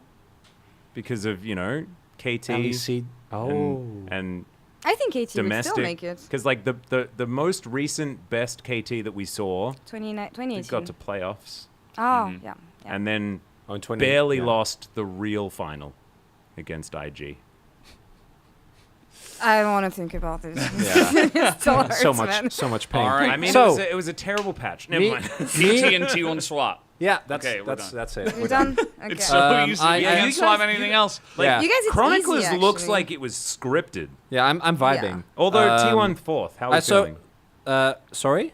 T1 4th. T1 4th was probably a little bit too high, but like I think that T1 will look better than they have. I think there will be like I don't think there'll be market improvements, but I think they won't get like 2-0 by teams like DRX's caliber. I think we have to also add the caveat that the reason we're being a bit negative on T1 at the moment is they got 2-0'd by DRX this week. Most notably, of course, they also lost to Gen G, but who hasn't? No one. Spoiler. So that one, understandable, but the way they've been playing has not been up to the performance levels that we've been expecting from not Poby, who's subbing in, but everybody else on the roster. It's a nightmare. Like the team is imploding from Faker being benching himself rather for the injury and Bengi resigning also. Like I don't know what's going on. We'll talk about this a bit later, of course. But I mean, we might as well because like you're gonna. I want to do the. You do Wolves, but you have to do Wolves. Yeah, so we swap T1 KT. There's no other option. So can you just like call out your top I have six? Live Sandbox too high. Oh, my top 6 or swap for Wolf? No, yeah. So let us know your swap and if then I swap for Wolf, I'm gonna swap Hanwha Life Esports for T1. That's what? Wolves is so clean. Yeah. And I hope he would agree on this. For me, that's the best thing you can do here. And if I were to make mine... No, that is probably the... I mean, I think that's it. Yeah, the only other angle is DKT1. Wolf's about to go from... and I have the same predictions as Wolf, so that's what I would do for mine as well. Yeah, Wolf's about to go from last to first. He's I get the Comic Sans. Yeah. Oh, no, not Comic Sans. Oh, the worst. It hurts. I can feel it already. It's interesting because spring we were all surprised by how good Sandbox was, and this split. And I want to be very as I think we're leading into the T1 conversation anyway. Yeah. This is not just Faker's injury. Like the team was already spiraling before that, as evidenced by their play against Nongshim, and obviously Faker was already dealing with his injury back then. And it's not about Faker's play individually, which has been worse this split, but makes complete sense given the situation. But T1 as a team were already spiraling before. Keria went from, to me, being the best player in the world to not even a top 5 support in the LCK. Missing Alistair combos. And crazy. He was on Barrel's level. They genuinely lost. Well, he still is now. He still is on Barrel's level, if I may. I'm just saying, like, watching the Alistair... How dare you speak evil of the GOAT? But isn't this insane? That's not what I'm saying. That I'm talking like, this is the ridiculous thing, because if you came into this conversation in 2019, you just, like, popped into this part of the POG state, and I'm like, Keria really was on Barrel's level on Alistair this week. You could have heard that as the best compliment ever. Because Barrel's 2019 Alistair was the best. Yeah. In my opinion, in the world, he was absolutely incredible. What he was doing. It was so good. And now, like, just horrendous levels of dying all the time. And for both of them, it is so sad. They lost, but they dropped a game against Nongshim, and that was when they locked the Twitch support, and like they were clearly happy gaming, right? But the fact that they lost a genuine, there was no happy gaming, there was no like weird drafts. No, they just got boomed by Nongshim with Jiwoo and Nila. And obviously, like that's his one champion that he does really well on. But I think the team was already really struggling, and it makes sense given the fact that this is a roster that came out so incredibly hard, right? They came in undefeated split. They did get the undefeated split, right? Yep. Yeah, undefeated split. 0, yeah. Then also won their championship. Then got to MSI finals with no issues at all, and obviously lost. And then at Worlds, the same thing. And I think after Worlds, the team has not looked the same. And I think MSI was like the actual shove off the rock.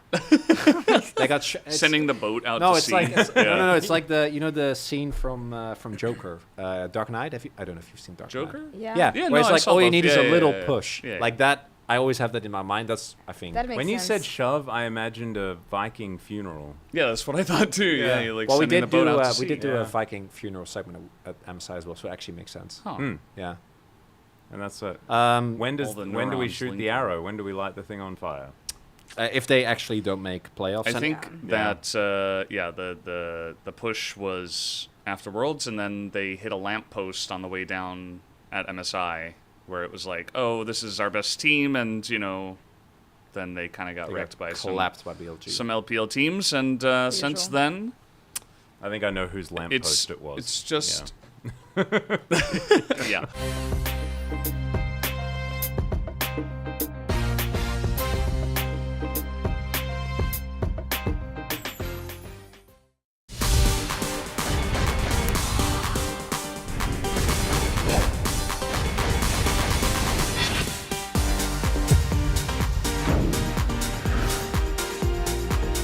Push Bulldog out of lane, unfortunately, so it's early teleport. And Showmaker in a lot of trouble here as he is trying to just get damage on the Bulldog. Maybe he's not in trouble at all. And hopping forward again, Showmaker stays calm under the pressure of the 2v1 and takes the kill. Still, Barrel tanking for a long time. He will now die because the ult has worn off. That is a headbutt on the Canado before he does fall. And Barrel survived for a really long time. The dash goes down first. Barrel walks out. What the heck? How dare he? As Showmaker's going to chase after him, will take him down. And TK will definitely win the fight. And Canyon goes golden and will deny the Crocodile his kill. Fate now underneath the turret. TK, they're running out of health bars.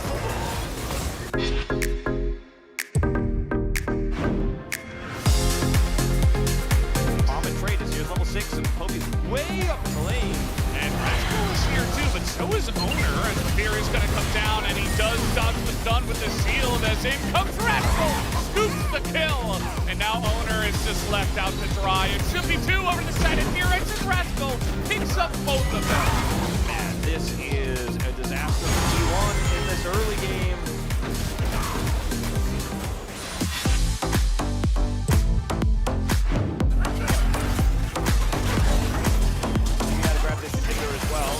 Sandbox has been defending relatively well as Kirby dives in. Arrow going to connect on top of him. He does go roll in time though. And the knock-ups are pretty big, but that Emperor's Divide even bigger. Delight trying to get out. Kirby somehow survives, and now it's Phase on cleanup duty. Teddy can't do anything. The cleanse is somewhat late, but he's going to be out of stopwatch. Look at Kyle. He's like a fucking door, but there's nothing he can do. Double knock-up on Delight as well, as that is the pentakill in the end. For Phase on his Kai'Sa. Oh, and Genji will now just win the game. How did none of them die?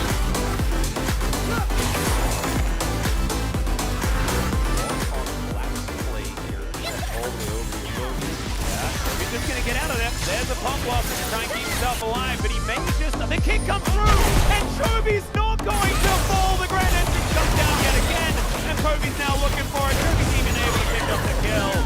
Oh, dear.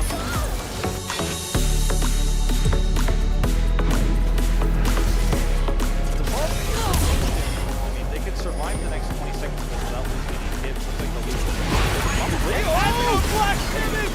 Teddy is going to be able to get out. Does have the supercharger as now T was trying to get these auto attacks over, and he will find them. It's a double kill. Already a non-ship! Oh no! I don't know how it's happening, Wolf, but it's happening!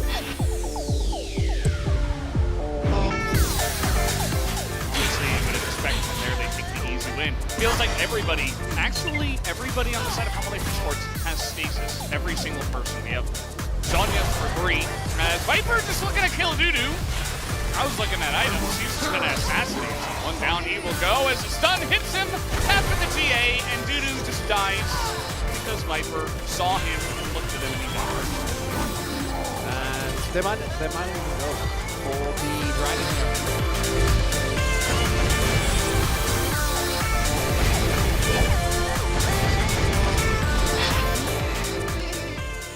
It's a 1v1. Oh! And Divine gets it. Unreal. All coming down to that 1v1 duel. After the game ends, it's really break our heart. But the pressure was too much for Gen G to come back on this redemption arc. 너무 아쉽고 화도 나고. State Division will not be playing in Tokyo. スタート東京にはすごく出たかったんで、かなり落ち込むって言ったらあれですけど、メンタルにダメージが来たなっていうのは覚えてます。We won't give up. We will emerge.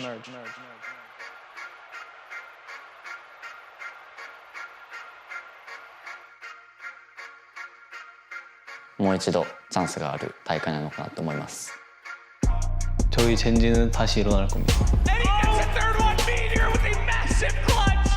諦めないで勝ち上がります。 Team Secret, we're gonna win it all. Laban Pinas. We're gonna win with the power of friendship. Flips good for 2 more and he gets 4 kills. Global Esports gonna win it all. G winning. Nowhere to get out. It's gonna be an ace from Rossi. We're Talon Esports, and we're gonna win LCK. Starting things off with a reckoning of his own, but Cruz. DFM が LCK を優勝します。 But Anthem with the ace. We won't give up. We will emerge.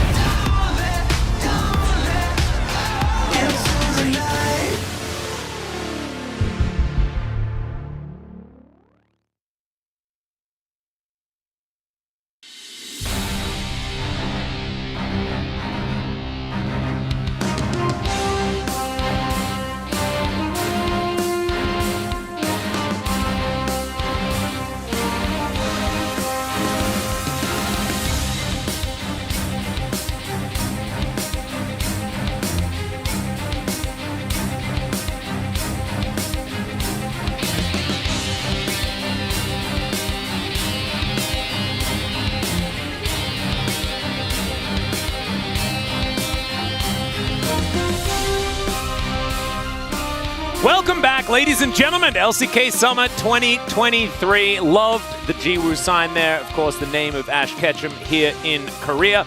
I'm Atlas, this is Wolf, and we're here for our final series of the evening. Nongshim taking on Gen.G. And this might be, on paper, a bit one-sided. And I think that might also be the... It might be like on paper, on the Rift, in reality. But in the standings, maybe we see a 10-0 plus 17 Gen.G falter a little bit. Maybe, the angle. It's going to be a tough one, guys. And we do have, we're looking at the standings here. We have obviously very strong tiers of where these teams are right now. And Nongshim, unfortunately, still, even with some massive improvements, is still in the bottom rung with Bro and Live Sandbox. And against our first place team right now, which, may end up remaining first place in the season, we'll see. It's not looking like the chances are good. But if you take even a game here, like you did against T1, maybe that playoff dream is still alive. Because again, Kwangdong Freaks, only 2 wins ahead here. No, exactly. The East and West are being separated quite a bit here as we jump into points of the match. Yes, 10-0, undefeated. Gen.G losing their only games to D+, T1, and, of course, KT in 3-game series. The last time they lost a single map to Nongshim was Summer Round 1 2021. A map, he says. Yes, I'm here with you. I am here with you. And, of course, it's just a single game, and that was a very, very long time ago. Since then, it has been 2-0s all the way. But coming off a new victory is Nongshim. They were able to take down Live Sandbox last time they met. That was a really fun series as well. I think that Nongshim also played very well. But now they're up against Gen.G, so it is going to be different opposition. Yeah, and look, the top lane matchup here, you might feel pretty good about this if you're talking about weeks 1 through 4 here in the LCK, where Doran was having shaky individual performances. In present time, you're feeling pretty good about Doran's chances of actually beating the rookie top laner here. As it's going to be the first time these two players meet up in the LCK, as these are both former Academy players of their team. So, of course, from Challengers, that is to say, the Tier 2 squad, Pays replacing Ruler and Jiwoo replacing Vital, coming in now as a mainstay. We didn't know how long he'd be a part of this roster, but he's been so good that Nongshim have kept him on. As there's a bit of a David versus Goliath story, we often use that analogy here in the LCK, as our top teams do crush often the bottom teams. But you know how the story of David and Goliath went. Maybe G was pulling the slingshot back. We'll have to see. Just don't hit yourself in the face with it. Slingshots can be very dangerous. It's what my mother used to tell me when I was a child. It was my cousin that always got to play with the slingshots, and I was always less responsible than he was, and I wasn't allowed to. And it made me a little bit sad. What doesn't make me sad is Gen.G looking this incredibly good, and especially, like you say, Doran towards the top side of the map, his Quinn, his Gangplank, beautiful. And we've also got Huni on the desk, and we're just hoping that he can have a good day, at least towards the end. Because he wasn't very happy with our previous series. He wasn't as happy with the Rumble performances we saw. That is definitely true. As on the other side of the... Gen.G won again? Spoilers? 11 wins? You're not allowed to bring out that sign yet. They're like, maybe I won't get another chance. As this is Nongshim, and of course, this is exactly the roster that went 2-2 against Pays last time they were in Challenger together, of course. The entire Nongshim roster is basically their Challenger roster. They tried it with Quad and with Vital, but no, go back to the tried and true, the 2022 Summer Champions in Challenger, and they are here once again. We'll see whether they can, I don't know, find some sort of miracle. And if there's any team that is going to do it, Wolf, it's this one. The power of friendship, it could overcome. One thing I can promise you guys is that Nongshim will not go quietly into that good night. They will absolutely hard force team fights. If they're behind, they will still push the issue. They will lose quickly, but in a flashy way if they end up falling behind. Take a look at this matchup. Our key player is going to be bottom side here. Kill participation being first here for Jiwoo shows how much his team relies on, but also he played Neela and ulted in a lot of team fights, so that kill participation number is going to go really high. It's also a team that doesn't have that many kills, unfortunately. But against Pays, Pays has not had amazing leads in 2v2 lanes, but Delight has definitely helped him fight well in skirmishes in the early game. His late game has been fantastic. I think, for me, no one is really coming close to this guy in terms of AD carry performances this season. I would say he's even a tier above players like Viper, players like Deft, Kuma, who unfortunately his team's having struggles right now. But Gio, he's a creative player. Yeah. And I would love to see Nongshim approach this series with a draft we've never seen before, especially when you consider that we've reverted back to 13.12, maybe something they had in the cards that they didn't show on our previous 2 weeks of league play here. Maybe they've got something they could pull out. You're going, oh, we got another chance to pull that strat out. One more week on this patch. Hey, that's true. And look, he was a bit of a chef. You're absolutely right. Senate Cho'Gath was something started by Gio and the boys before it even made it to the LCK. Vagar bot. Exactly. Playing around with that a lot. Certainly a whole bunch of different options here. And I think, like, doing something crazy, like throwing a Hail Mary is definitely cool. As Chovy, without his braces, very, very cute. I believe that was like last week or something that he had them removed. Yeah. He's had those ones for a while. It reminds me when Valdez had his braces for what seemed like forever, and then he took them off. I hope that Chovy doesn't find his teeth too slimy, which I think is the thing after you have braces. I don't know. I just knocked my teeth out. I don't really remember what it felt like for me. I was very young, but... Yeah, just to clarify, I knocked my teeth out rollerblading by accident. Not I didn't get someone to knock all my teeth out and rebuild them. Just to make sure. He tied a string to all of his teeth and slammed the door. Yeah, that's what I did, 100%. As the cutest player in all of the world, is Peter. And look, is anyone going to challenge that? I thought not. Nope, not me, not on this desk. Nope. Not today. Not with Valdez here, especially not. Now, Irene is a coach who I think has gotten a lot of flack for some of the decisions he's made in the past and some of the choices that happened in terms of which subs were coming in and what the drafts were and how he's playing around his roster. But I think as of late, he has made some much better decisions. He's flexed for his players. He's played towards Xiu's win condition in the bottom side of the map. And these are the kind of changes you don't often see this late into the year for a coaching staff, especially unless it's a change of staff. As the Neela ban will continue to come out here. Yep, into the draft here for game number 1. And I think that is a really good quality, right? Not being afraid of adaptation, no matter what stage of the competition you're in, I think is super, super valuable. And he's always also been quite outspoken with his reasonings behind a lot of things as well. Yeah, I've warmed to Irene a lot. I really have as well. And I think that this series needs to be about, for Nongshim, a tricky draft. If you just try to go straight up, play a standard style against Gen G here, you lose 10 out of 10 times. I think they're just the stronger team right now, potentially the strongest team in the LCK. Number 1 in the standings. This final ban, we'll see what ends up being the Ivern. So Tristana is available. And I think they'll pick it. As it does feel like a little bit of a trap here, just because it's so obvious. Like, they ban Ivern because they're like, well, you're going to pick Tristana. I don't want you to have Tristana and Ivern on 13.12. Let's see what the response is going to be here. Sejuani is available, so we could just see something like Sejuani Jax, Sejuani Renekton. Sejuani Kai'Sa comes in. Yeah, Sejuani Kai'Sa, you pick the top laner, whichever one is available. Nunu is not the kind of draft adaptation I was looking for, but they do like to troll this. Yep, they certainly do. Aphelios will come in instead of the Kai'Sa with the Sejuani. And is this to deny the fact that Tristana Aphelios has got such a win rate together when picked on the same team? I think we did see this listed as one of our duos that have won together quite a lot. I think that it's definitely a factor here, especially when you consider that Tristana becomes this crazy front line for your Aphelios, not in terms of being tanky, but just the burst follow-up is there.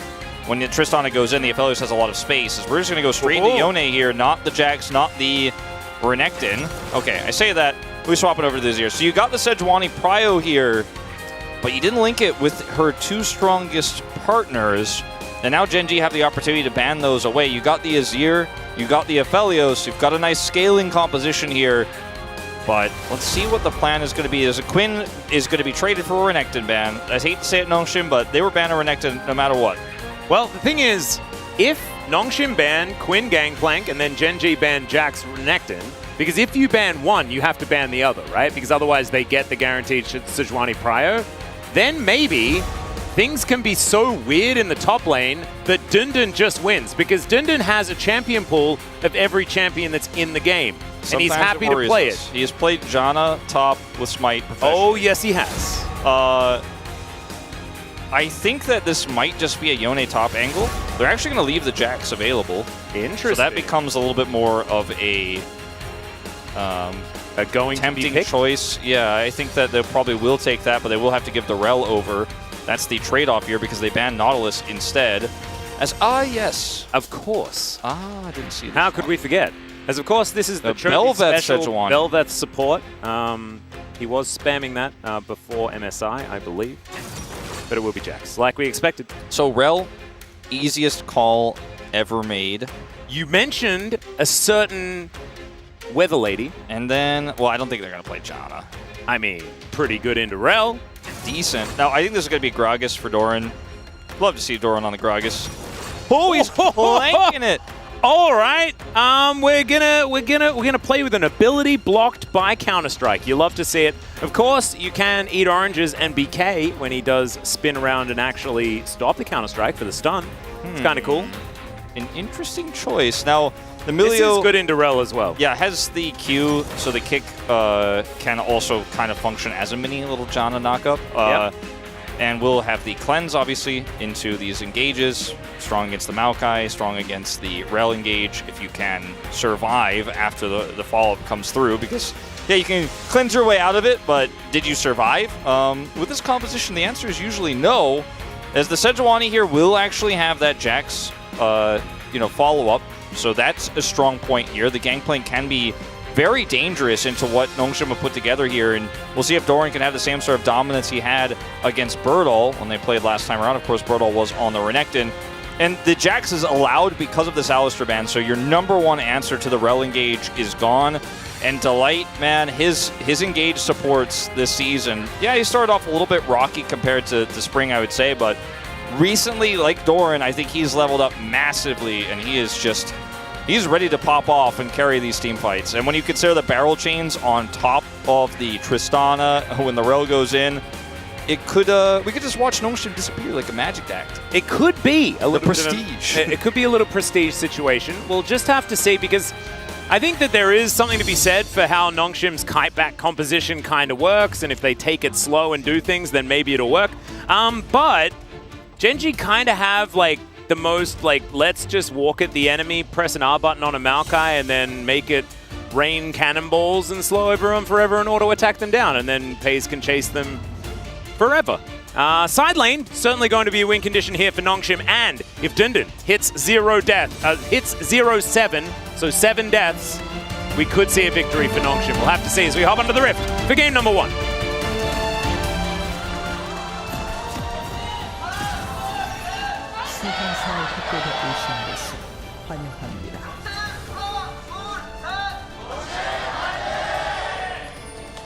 All right, Nongshim fans, pretty loud here at Lowell Park today, although we are on the Nongshim side of the stadium for today. As Jiwoo just having a bit of fun. Pays as well, of course, old friends, or old foes. 2-2 in Challenger last year. Yeah. Now going to be facing off again as, yeah, just doing a bit of a demonstration there. Stare down. Yep. Former Challengers players. Is that Jacula versus Viper that we're seeing? I think so, as far as the skins are concerned as well. It's pretty cool. Pretty decent little battle to have subsequently amongst the Challenger battle. Chovy has chosen the only correct Tristana skin. Firefighter Tristana has always been the best. And it's been around for a very long time, as Doran is going to find the first barrel. There we go. Yeah, he doesn't play the chivalry game when it's a matchup into Jax. Well, I just love that Dindon just gives the angry bee and walks back. And then walks into the trial. Look at that. Didn't even notice. Look at him. Look at him. Wow. Dindon is just such a Jax. All right. I don't know what to say about this. On one hand, I respect it. On the other hand, so much. It's a choice you can make. All right, crash down in the bottom lane. Jiwoo taking a bit of damage here from Pays and Delight. Bring me back to the top lane. It's too funny up there. I love it. It might get a little bit sadder more quickly than not, but for now, very fun. Yeah. And Gio losing half his health, but he'll be all right. He'll be able to heal back up with Severum and a pot. He's got in his inventory. He's got Doran's Blade.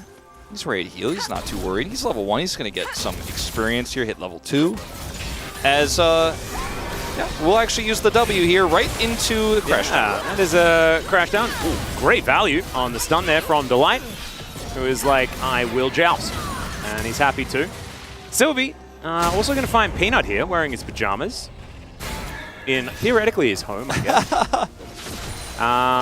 Oh, G-Sun says that, oh, this is, I'm quite sorry. I said that the only Trist you could have is Firefighter Tristana, and she said, no Riot Girl Tristana, and then said that I'm fired. So it's my last broadcast, guys. It's okay, it was a good run. Yeah, I thought I had a pretty good run. It's been a few years. I reckon we can be happy with it. If only they banned Tristana, you would have been fine. I know, I would have. Dunnan is going to die. That is very true. And Peanut going to stole the kill. Fedora. He stole the kill from Doran. What a thief. I know. Get the Gangplank ahead. It's quite rude. Although, Gangplank can make extra money. So I guess there's that. And Peanut did sacrifice a lot of camp clear time for this. So, you know, he'll be able to get that first blood money into his pocket. I think it's justifiable in a court of law. Yeah. If we were going to go there. I wouldn't take it there myself, but if we did, you know, I mean, I guess Peanut could back it up. Well, this is bad, to put it lightly, for Nongshim, because the Jax is already, you know, I don't want to say he's fallen behind, it's just one kill and he teleports back in, but he's lost his teleport. No, he's a seventh of the way to full power. He's lost the ability to put some pressure on in this lane, and he's super low here, and yes, he has Counter-Strike and Doran's out of mana, but he's got enough for a barrel here, and then Peanut just shows up. He's got no ward in the bush. And he had Prio, he had the ability to go over there. He knows his jungler is not there. And yet, and also, like, Greed got the better of him. We have to remember that Peanut had shown himself bottom side of the map as well. And so Sylvie would have reported that information, as Dundun is now in between turrets, the place that he really wants to be. But Genji have just created themselves a decent lead here, as Fiesta is going to give Chovy a reset. And Chovy, one of our players here in the LCK that does definitely have a Tristana license. Him, Showmaker, and Bulldog are the ones who have officially collected it, I believe. Would you give anybody else a Tristana license? You mentioned Showmaker, right? Yes. Then yeah, no, I think we're pretty fine. Yeah. I think that's pretty much the list. No one else comes to mind at the moment. I think Zeker has had like one good game, but also has had some other games. BDD hasn't really had the game, you know? I don't even remember any Tristana games of his, so I don't feel like he has like earned a license. Not that he doesn't have one, but I don't know.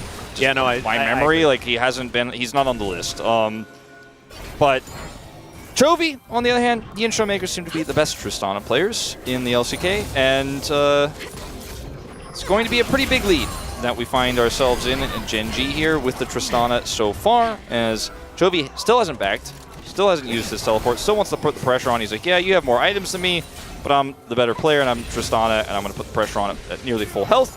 Now he's going to back, and he picked up a plate before doing so. That is okay. This stage of the game, there's an ulti. Cannon Barrage comes down as Doran is going to flash. Dundun going to do the same thing as he was burning. And Cannon Barrage actually going to help finish out the wave as well. So Doran can go home if he would like to.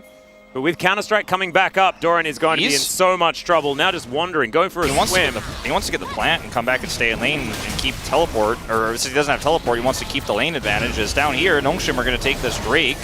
They should be able to get it as well, as Peanut not quite able to get over there. Doesn't have his flash as well from that previous gank, as Doran will turn back up again. Yeah, he just wants to clear this wave and put some pressure on that turret with the fruit he picked up, and I think that's totally fine.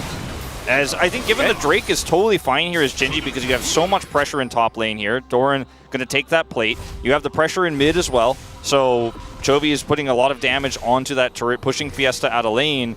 And on the bottom side of the map, yeah, you gave up the Drake, but it's just a single Drake, and I think otherwise the advantages you're getting are much greater, and it's not a fight you can win without your Rel having level 6 at this point in time, with, as you mentioned, Peanut not being there. So yeah, almost solo killed. Yeah, and almost solo killed by Chovy casually walking towards him at level 7.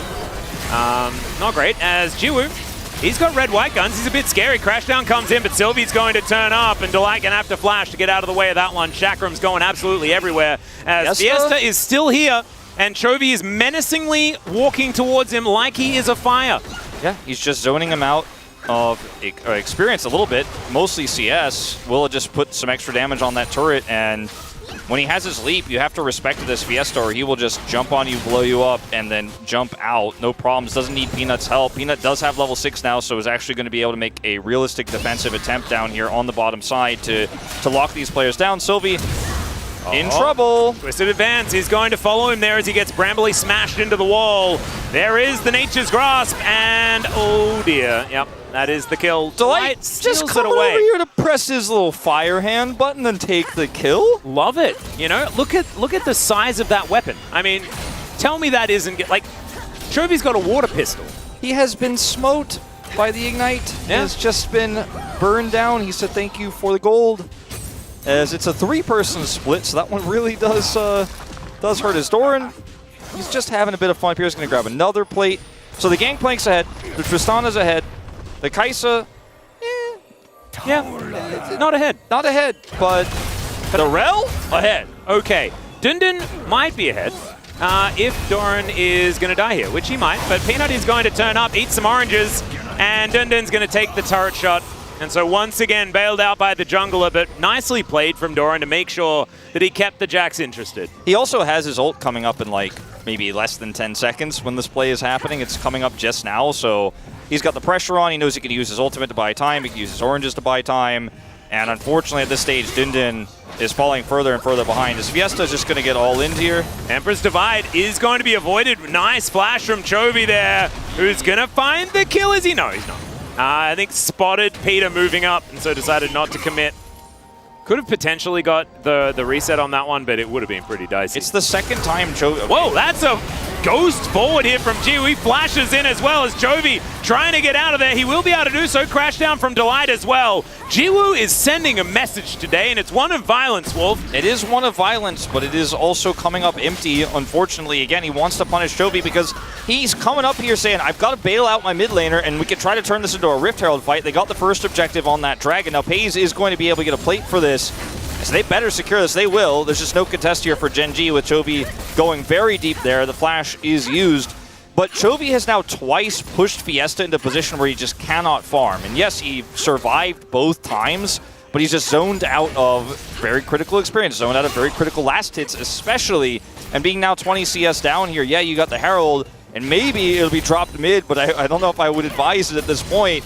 It's just really unfortunate the way that Chovy's been able to destroy him. 700 gold up, 900 gold up here for Doran on this top side of the map with no kills, only just the 2 assists and the CS advantage. As we're going to go all the way back to this one here where Sylvie wanted to hit level 6 and come down for a bottom side play, but he runs into Peanut. He's ulted first. Delight ignited him for the last hit. Yeah, that's what I was talking about, the fire hand. Yeah, true. I thought he at least stabbed him, but he didn't.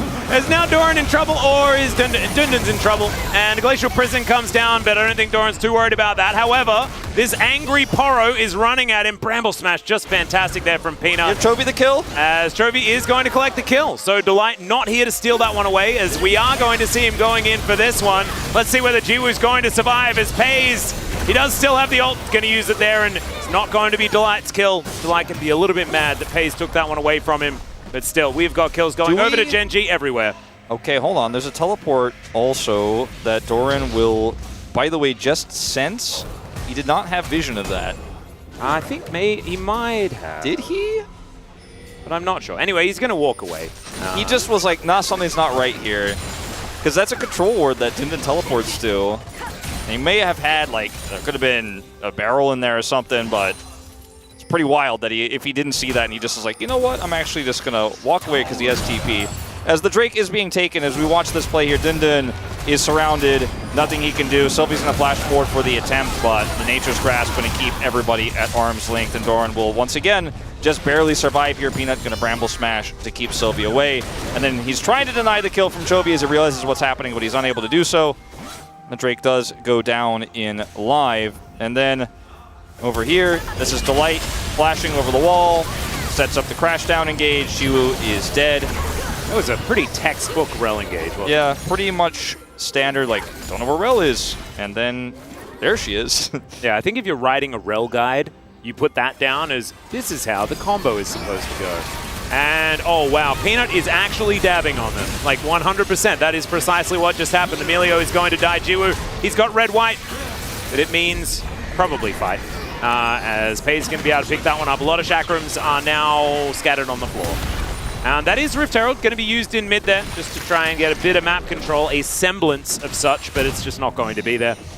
Look at that trial by fire damage, by the way. It is imbalanced. Do you remember the first Envy game of the season? Oh, okay.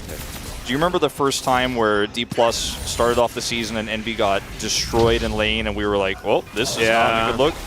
That's the only game I can think of off the top of my head that was as one-sided as this, and I think this game is like even more one-sided than that one, as we're just cruising to a 6,000 gold lead here. That's we really first turret. Do you remember the first game D+ Kia's Challenger roster played in spring? Yeah, the Elise game? The Elise game. Yeah, I think that was the most one-sided one since this that I'd seen. I think this one's even more one-sided than It that might one, actually be, as Doran, permanently frosted, eats oranges, doesn't have a second orange, but does have a flash. And oh my god, he turns it! It's a 1-for-1, and we take those! If you're a Doran fan. Yeah, if you're a Nongshim fan, you're like, okay, we got a Drake, we got a kill. They got a kill, though, that is true. And we're, something if you're behind and you trade even, your head. It's probably like a good thing, but it's Quick Blades. Quick Blades are done. Quick Blades at 14. That's a lot of barrels. He's like, oh yeah, everyone's like, oh, turret plates are falling off. Pace is like, I'm sad at 14 turret plates. I was like, no, Doran's like, 14 minutes, that's when I get Quick Blades. That's what happens. If turret plates don't go off at 14, that's the Gangplank Quick Blades power spike moment. I also got my magical footwear. Yeah. And I'm going to be running real fast at this Jax to kill him because I'm 30 CS up. He's got a lot more money. He has a lot more money than Dindin has this game. And to go from Caulfields to Quick Blades on that back that he took by dying, yeah, that is a worrying sign for Nongshim. But not the only one, and probably not the one that they're going to be focusing on in this game, because there are enough elsewhere. Yeah, there's a control ward in the bush here for Nongshim. It's just too close to their side of the map. So the other control ward that Gen G are standing on means that they know that Nongshim don't know. And what you don't know can hurt you. Yeah. And it did. It was the least cozy campfire that I've seen. Doran is so patient with this as well. Orange is after, forcing the ultimate, then flashes and forces Dindin's flash. So he gets the flash trade 1v2 and gets the kill. And then, yeah, gold difference at 14 is, it just says QB for Quick Blades. It's weird. I don't know how that affects his averages, Atlas, but... No, I don't know either. It might just add like an extra line to the stat. It's going to be annoying for the database manager, I guarantee that. Or database manager, depending on how you want to pronounce it. But us in Australia, we don't say it like that. Chovy. Oh, are they just going to ships in the night?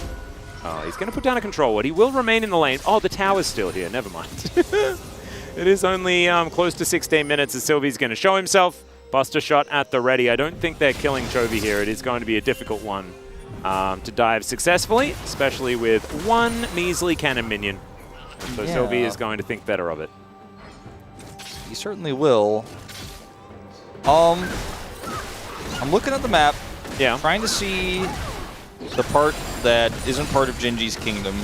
And I'm like, I think it's the Nexus. Is there an elephant graveyard in this game? I don't know whether there even is. I think it's just all Pride lands, man. Well, I think the elephant graveyard is like all three of Nongshim's lanes, littered with the bones. It's the Nongshim graveyard, but well, Azir didn't die, so I guess that part, I mean, his lane was in shambles, he fell behind, but he's only 20 CS behind, he's only 1,000 gold behind, so like, that's the shining light here. Only 1,000 gold behind. Only 1,000 gold behind. That's the shining light. Yeah, that's the good part.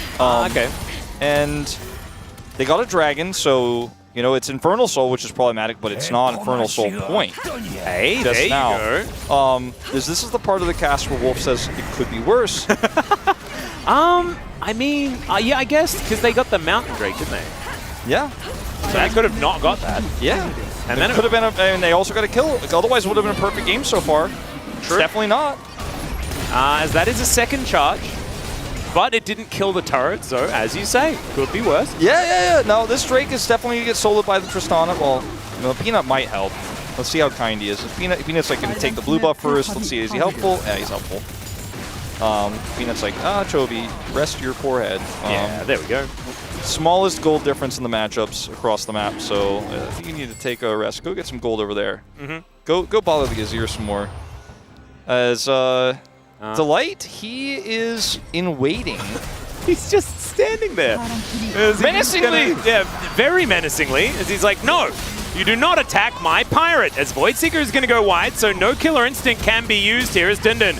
Very, very low. Blastcone going to get Delight out of there. Meanwhile, we've got another fight down here as Fiesta is going to get caught by Nature's Grasp, and Chovy is going to send the little Poro with the bow and arrow as he takes the kill. That's actually some of the best emote usage I've seen, and Peanut has been so good at it just recently. Dindin trying to get aggressive here. Might be able to. No, he can't.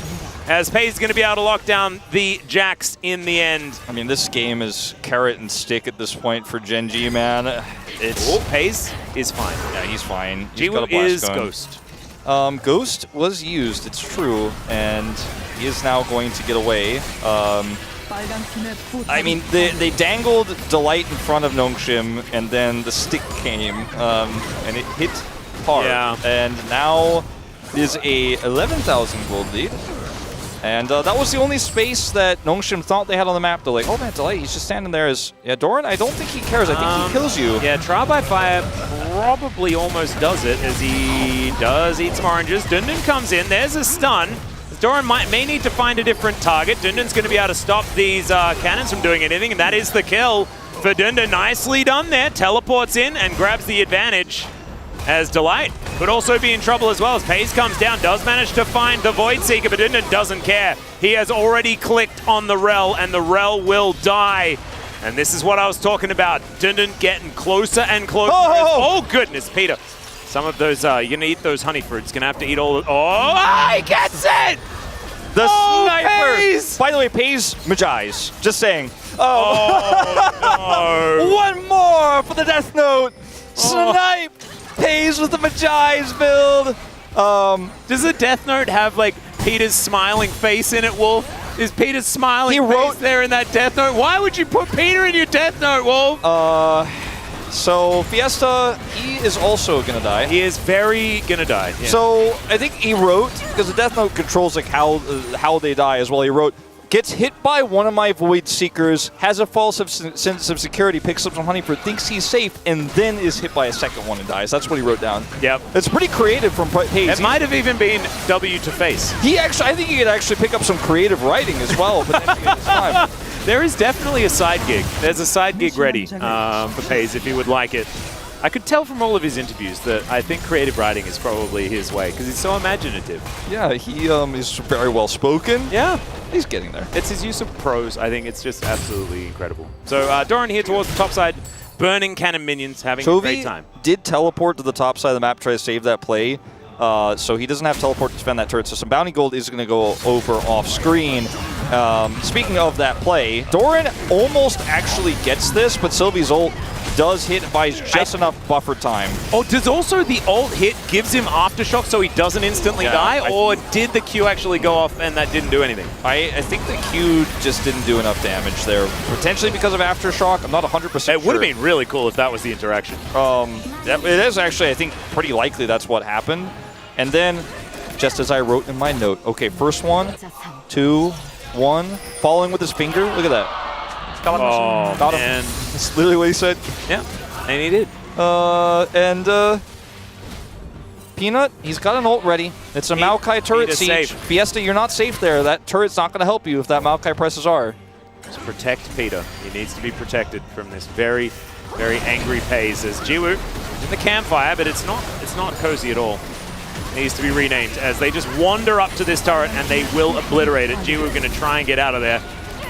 And Severum tries to heal as well. Decent little ult to come through, but the answering one is even better as Peanut going to find the twisted advance. Cannon Barrage comes down, but Nongshim are just going to back away. It will guarantee this one goes down as Emperor's Divide was used. And there is a Void Seeker as well. Pei is going to catch up, supercharges the Azir. And yes, he pays a lot, so supercharged indeed. Killer Instinct from Pace flashes to secure the kill as well. And now Gen G are just bouncing along after the members of Nongshim. Only 2 of them will remain now as Dundun and Sylvie try to salvage the situation. But I think the best way to salvage it is by moving towards a game number 2 and having a better start, because this one is pretty done and dusted. Nexus Turret 1 is going to go down. Sylvie wearing that explosive charge, going to have to get back to the fountain. Crash down Magnet Storm because Delight feels like having a bit of fun, and Doran will secure the kill onto Dundun here. His 6th of the game. Didn't even make it to 7, unfortunately, as the Nexus will be focused, and Gen G looking to remain undefeated today. We'll have to see how it goes as we move to the 2nd game of the series.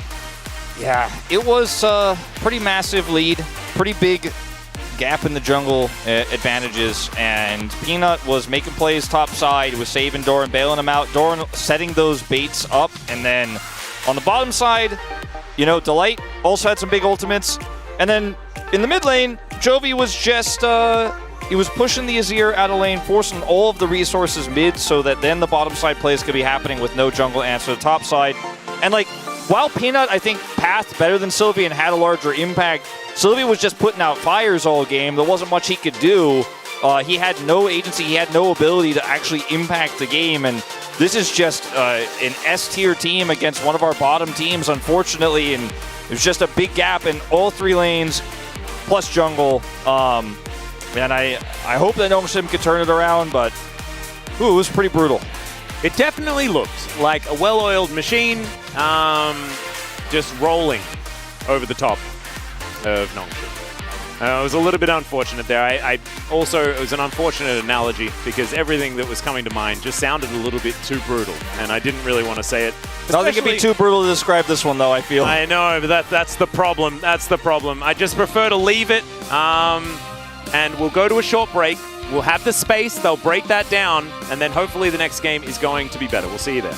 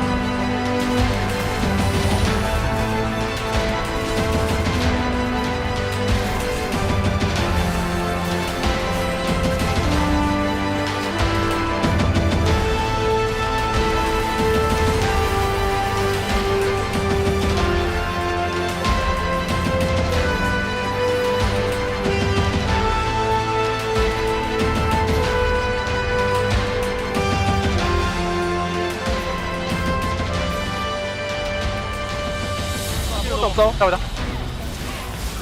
천천히. 한턴 빼고 살아. 내 생각도 해보자. 하원이 가. 라인 먼저. 밀려 볼 사람. 나요. 나 뭐 아무것도 안 하는데 이제. 나 왜 오늘? 뒤에 탑 쓰자. 내 생각하자. 꿀떡만 박을게. 나오면. 세즈 너플이야. 나 진짜 죽고 싶지 않아. 잭스 반격 없는데. 그냥 해주세요. 나 오늘도 이 킬이야. 잠깐만. 킬 줘야 돼. 지윤이 형 킬 줘. 지윤이 형. 아, 나 넥서스 막타 칠게 그냥. 킬 줄게. 내가 쳐볼게 한번. 넥서스 막타. 그거 한번 내가 가져가. 나이스. 아무도 못 가져갔네.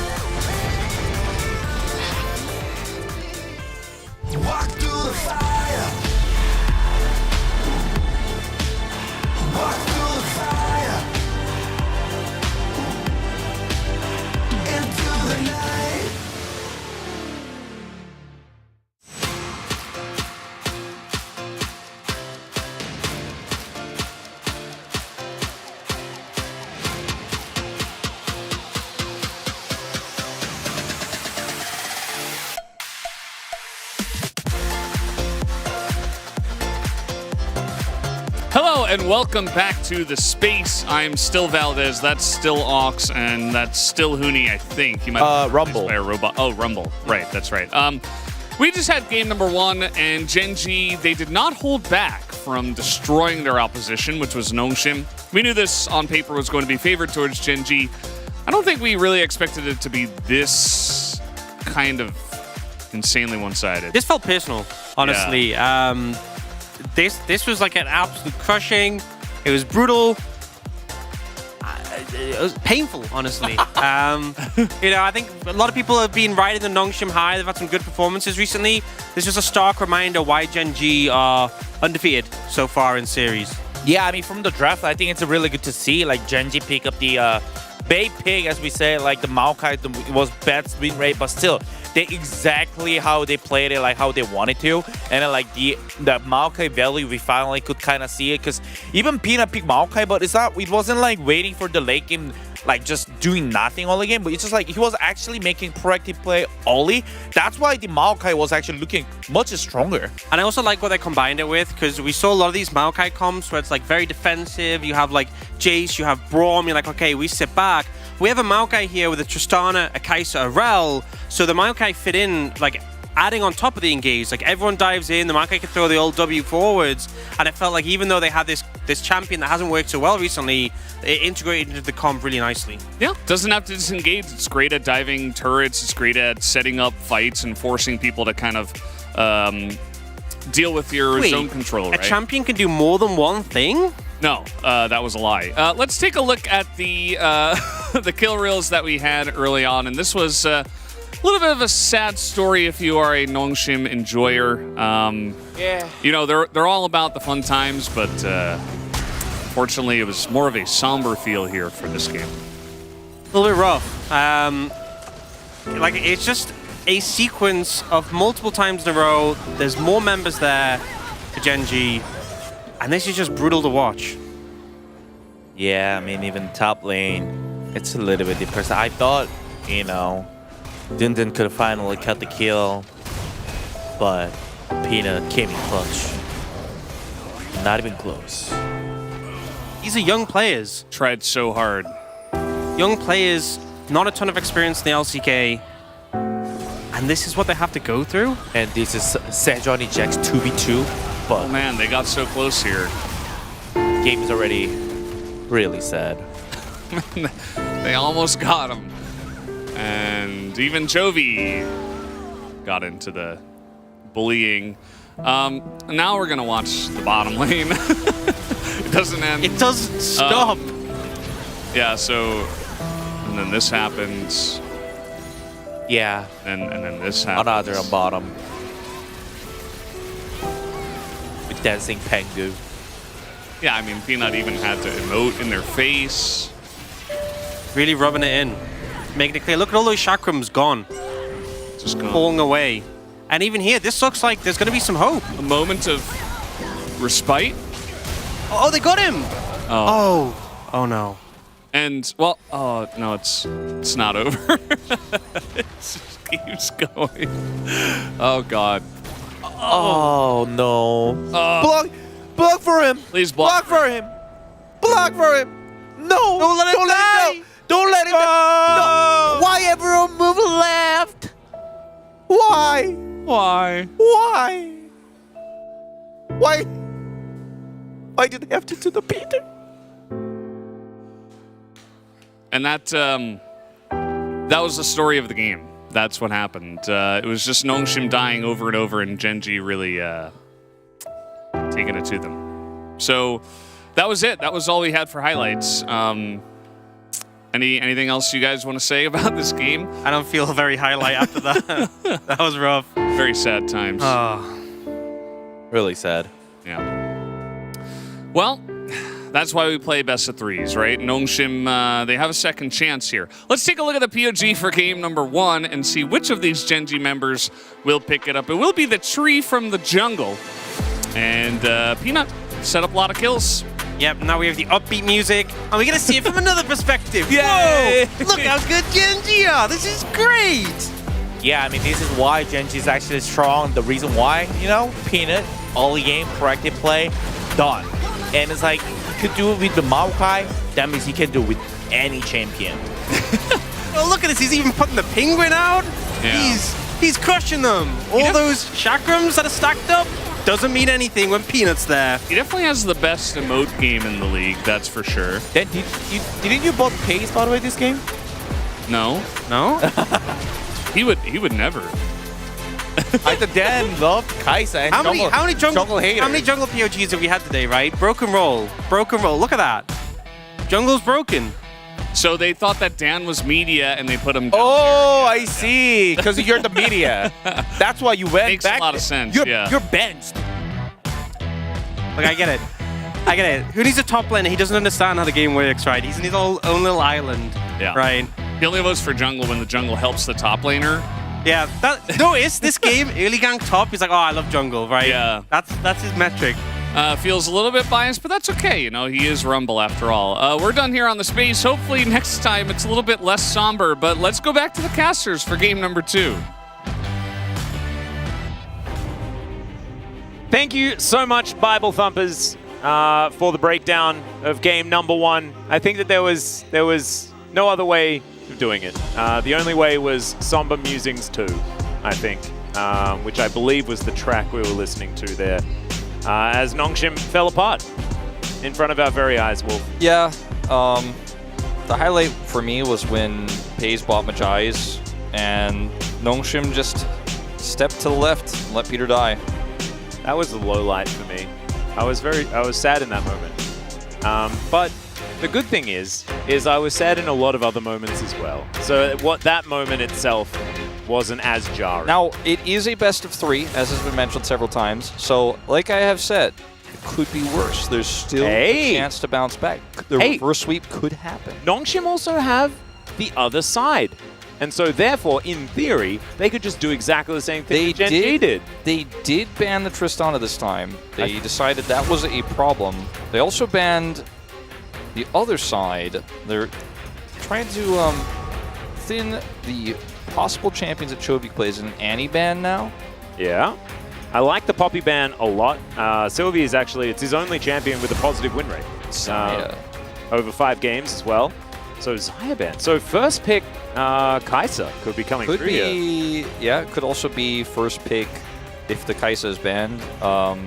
on the Annie. Let's see what they want to do. I think Genji could ban either Kai'Sa or Annie here, but they're going to continue to ban the Neela. So I'd take Annie over Kai'Sa here as Nongshim. I don't mind it, especially with Sejuani also a good shout. Yep. Or Nunu. It's just the Nunu hovering the Nunu. And so do I. As LeBlanc left up, so that is going to be locked in. Or hovered at least for a while. Will be locked in.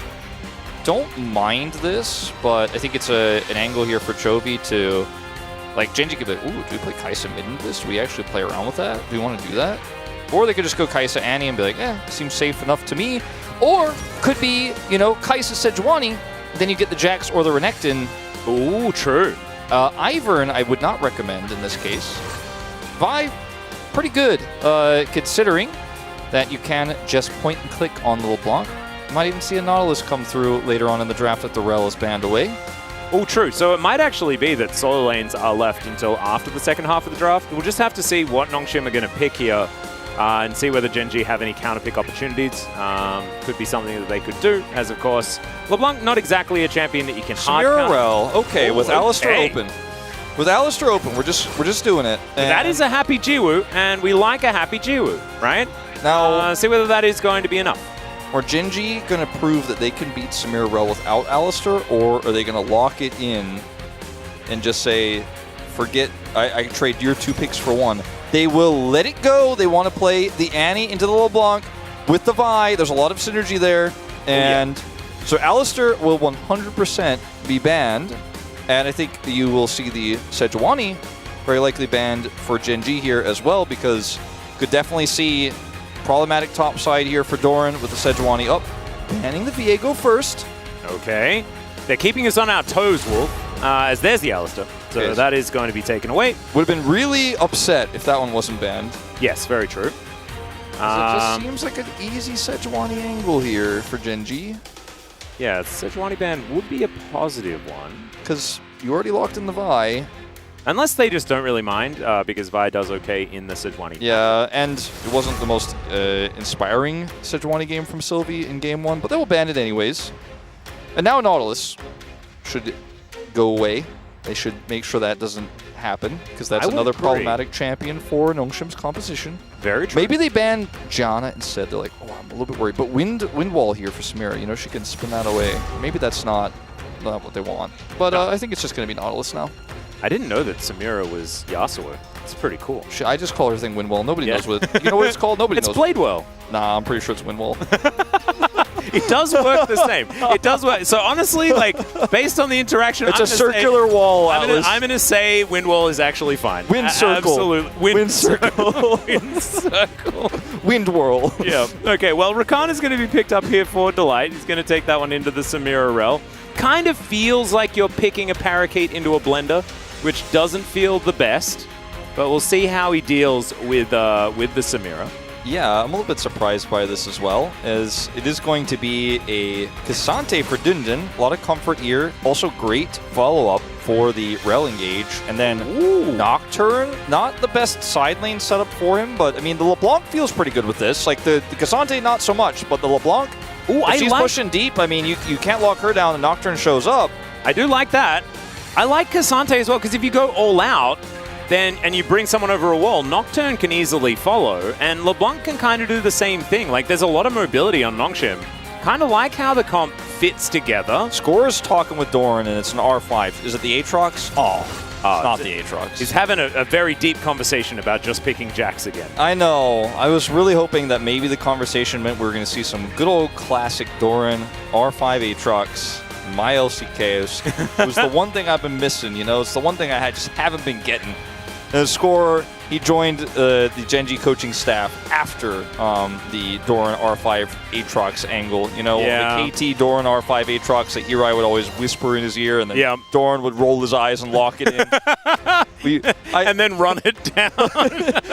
I was hoping maybe we were bringing it back, but no, it's just going to be Jax Vi, Jungle Synergy up there in the top duo, and then he's also got the Annie Synergy in the mid lane, and Peanuts just looking for back-to-back POGs. They left Vi open for some reason, even though it's It's nerfed on 13.13. We're not there yet. I think it's still very strong. 13.13. We need to find those minions, Wolf.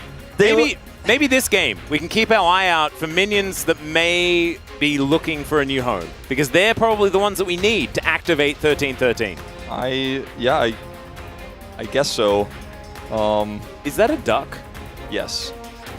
Is that an emote pack that I can get? Because it looks. I don't know what it's for. Like, I don't know what character that is, but you know what? If Paze identifies with it, that's cool with me. Finds it. Whatever the little duck wanted, I hope that it finds it. As Nongshim, they have found a different composition. Gen.G, they have Chovy on Annie, which is a scary thing. Delight's Rakan, fantastic as well. But Samira Rel, if they get off the ground early, can be a really big problem. We'll just have to see whether Nongshim can have a better performance this time around than they did in Game 1. Let's get into it.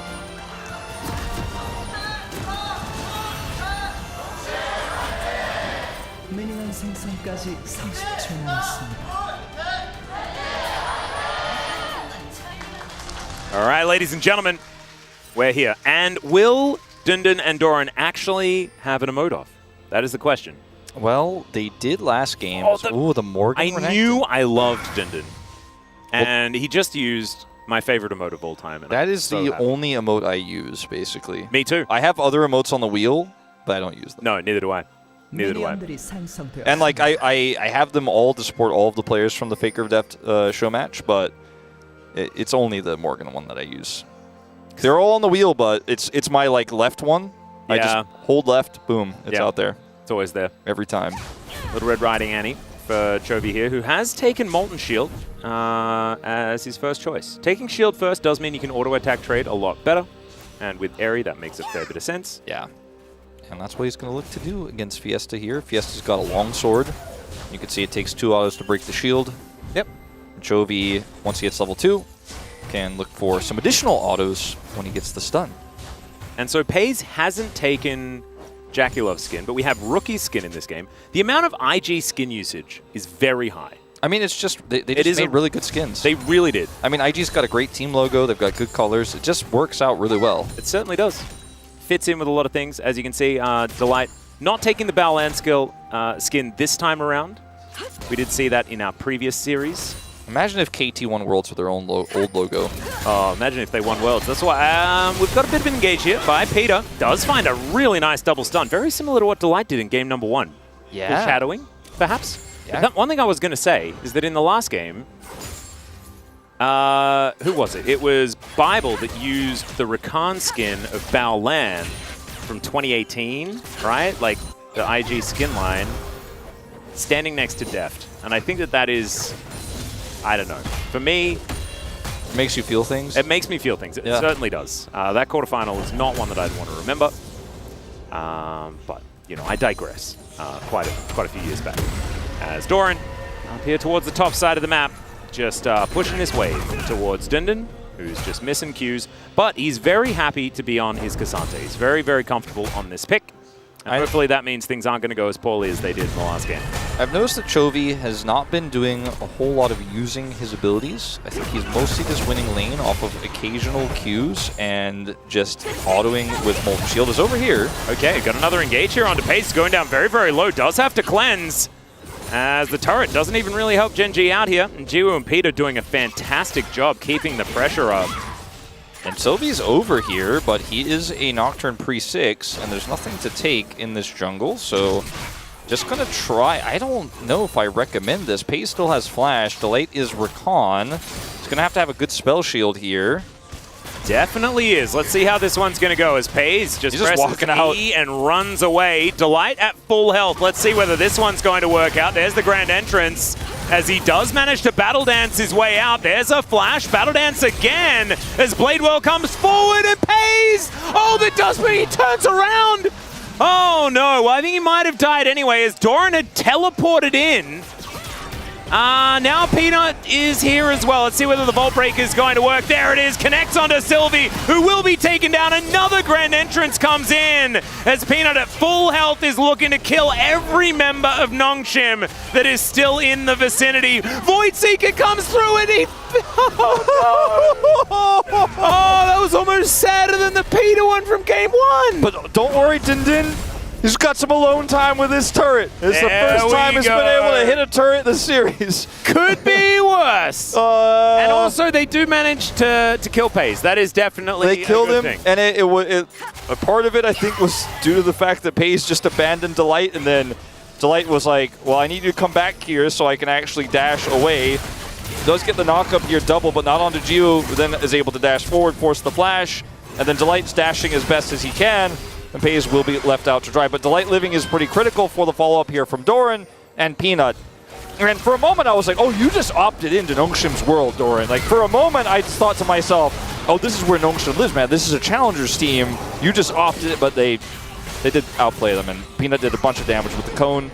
And that is also going to be the Dragon after this exchange. So can't believe they were able to give him the kill. Peanut's not stealing that one this time around. And Doran somehow returns to lane and only finds himself a wave down.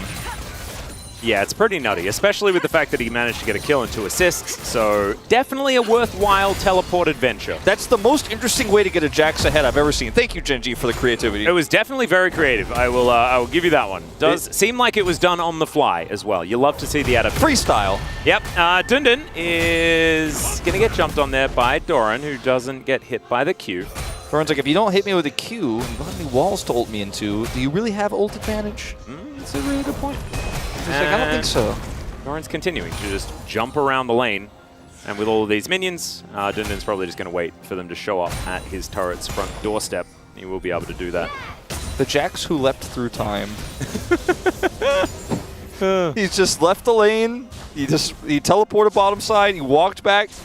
What do you know? CS lead. How does he do it? He just makes magic happen. He pulled those minions out of that. We found them. I think he left lane to rob a bank and then came back with all this extra money. And Dundun's like, "How did you do that? Please explain to me how." I'm pretty sure Doran just had those minions in his pocket the whole time. Oh, right? I can't believe he didn't check Doran's back pocket. We can change the patch. We can. It's that's 13-13 right there. Oh, I'm really glad that you've solved it, Wolf. Thank you so much for that one.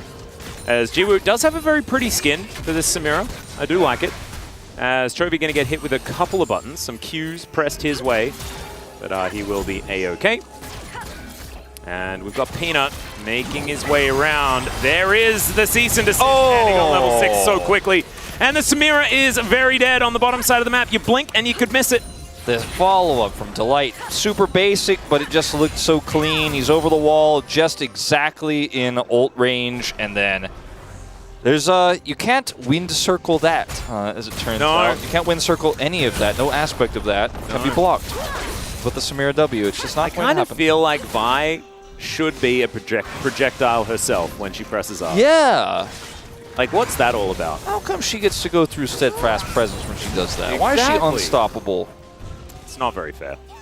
Speaking of not fair, that's a big bet. And that rhyme was unintentional. He's on a tear. I've got something in my head. Oh, he's headed back to his lair. He was. There it is. Yeah, please stare in chat if you recognize a good rhyme. I had a good time. It was sublime. Yeah, this one just Vault Breaker into ult. Max it range. Was a crime. Yeah. Dang it! We had a great opportunity there, Wolf. Oh, we missed it. Oh, no more rhyming. No more rhyming. Not for now. No.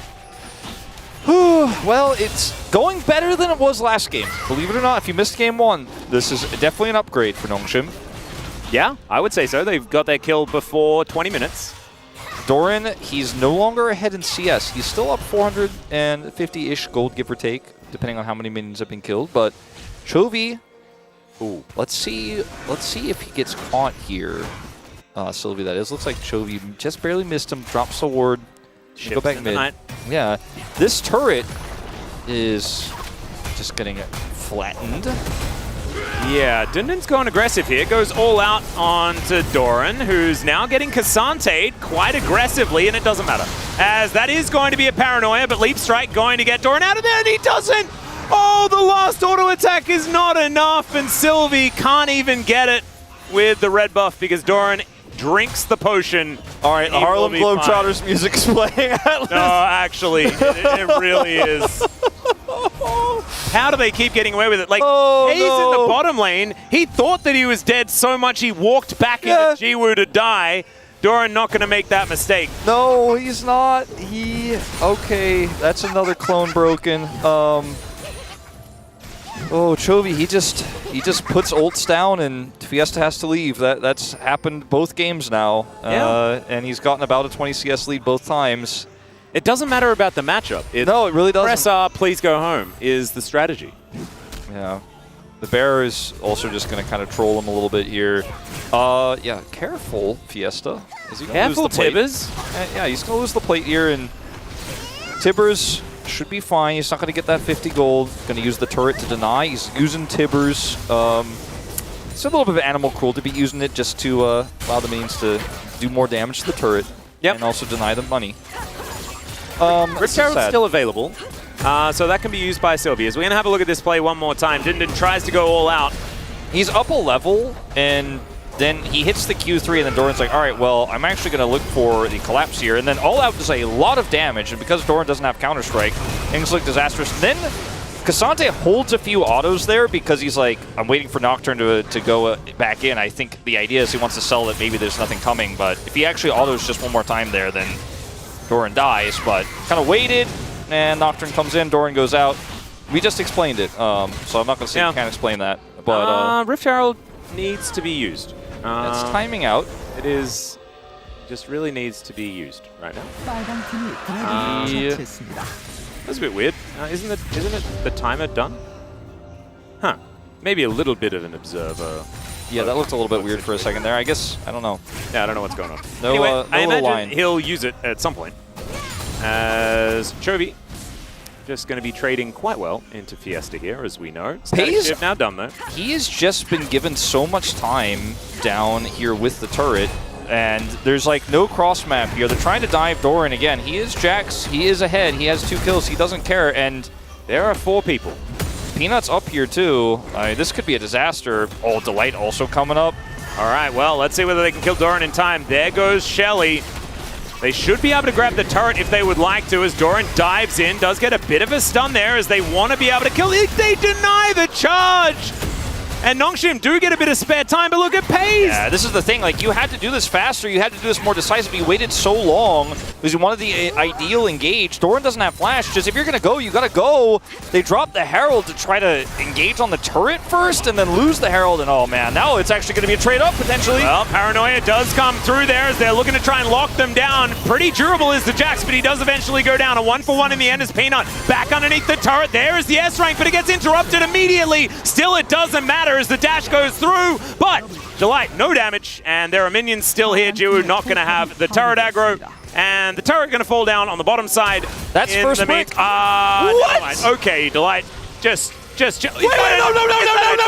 What is going on? Stop it! That's it! Oh dear! That's it! That's it! Cut the tape! Turn it off!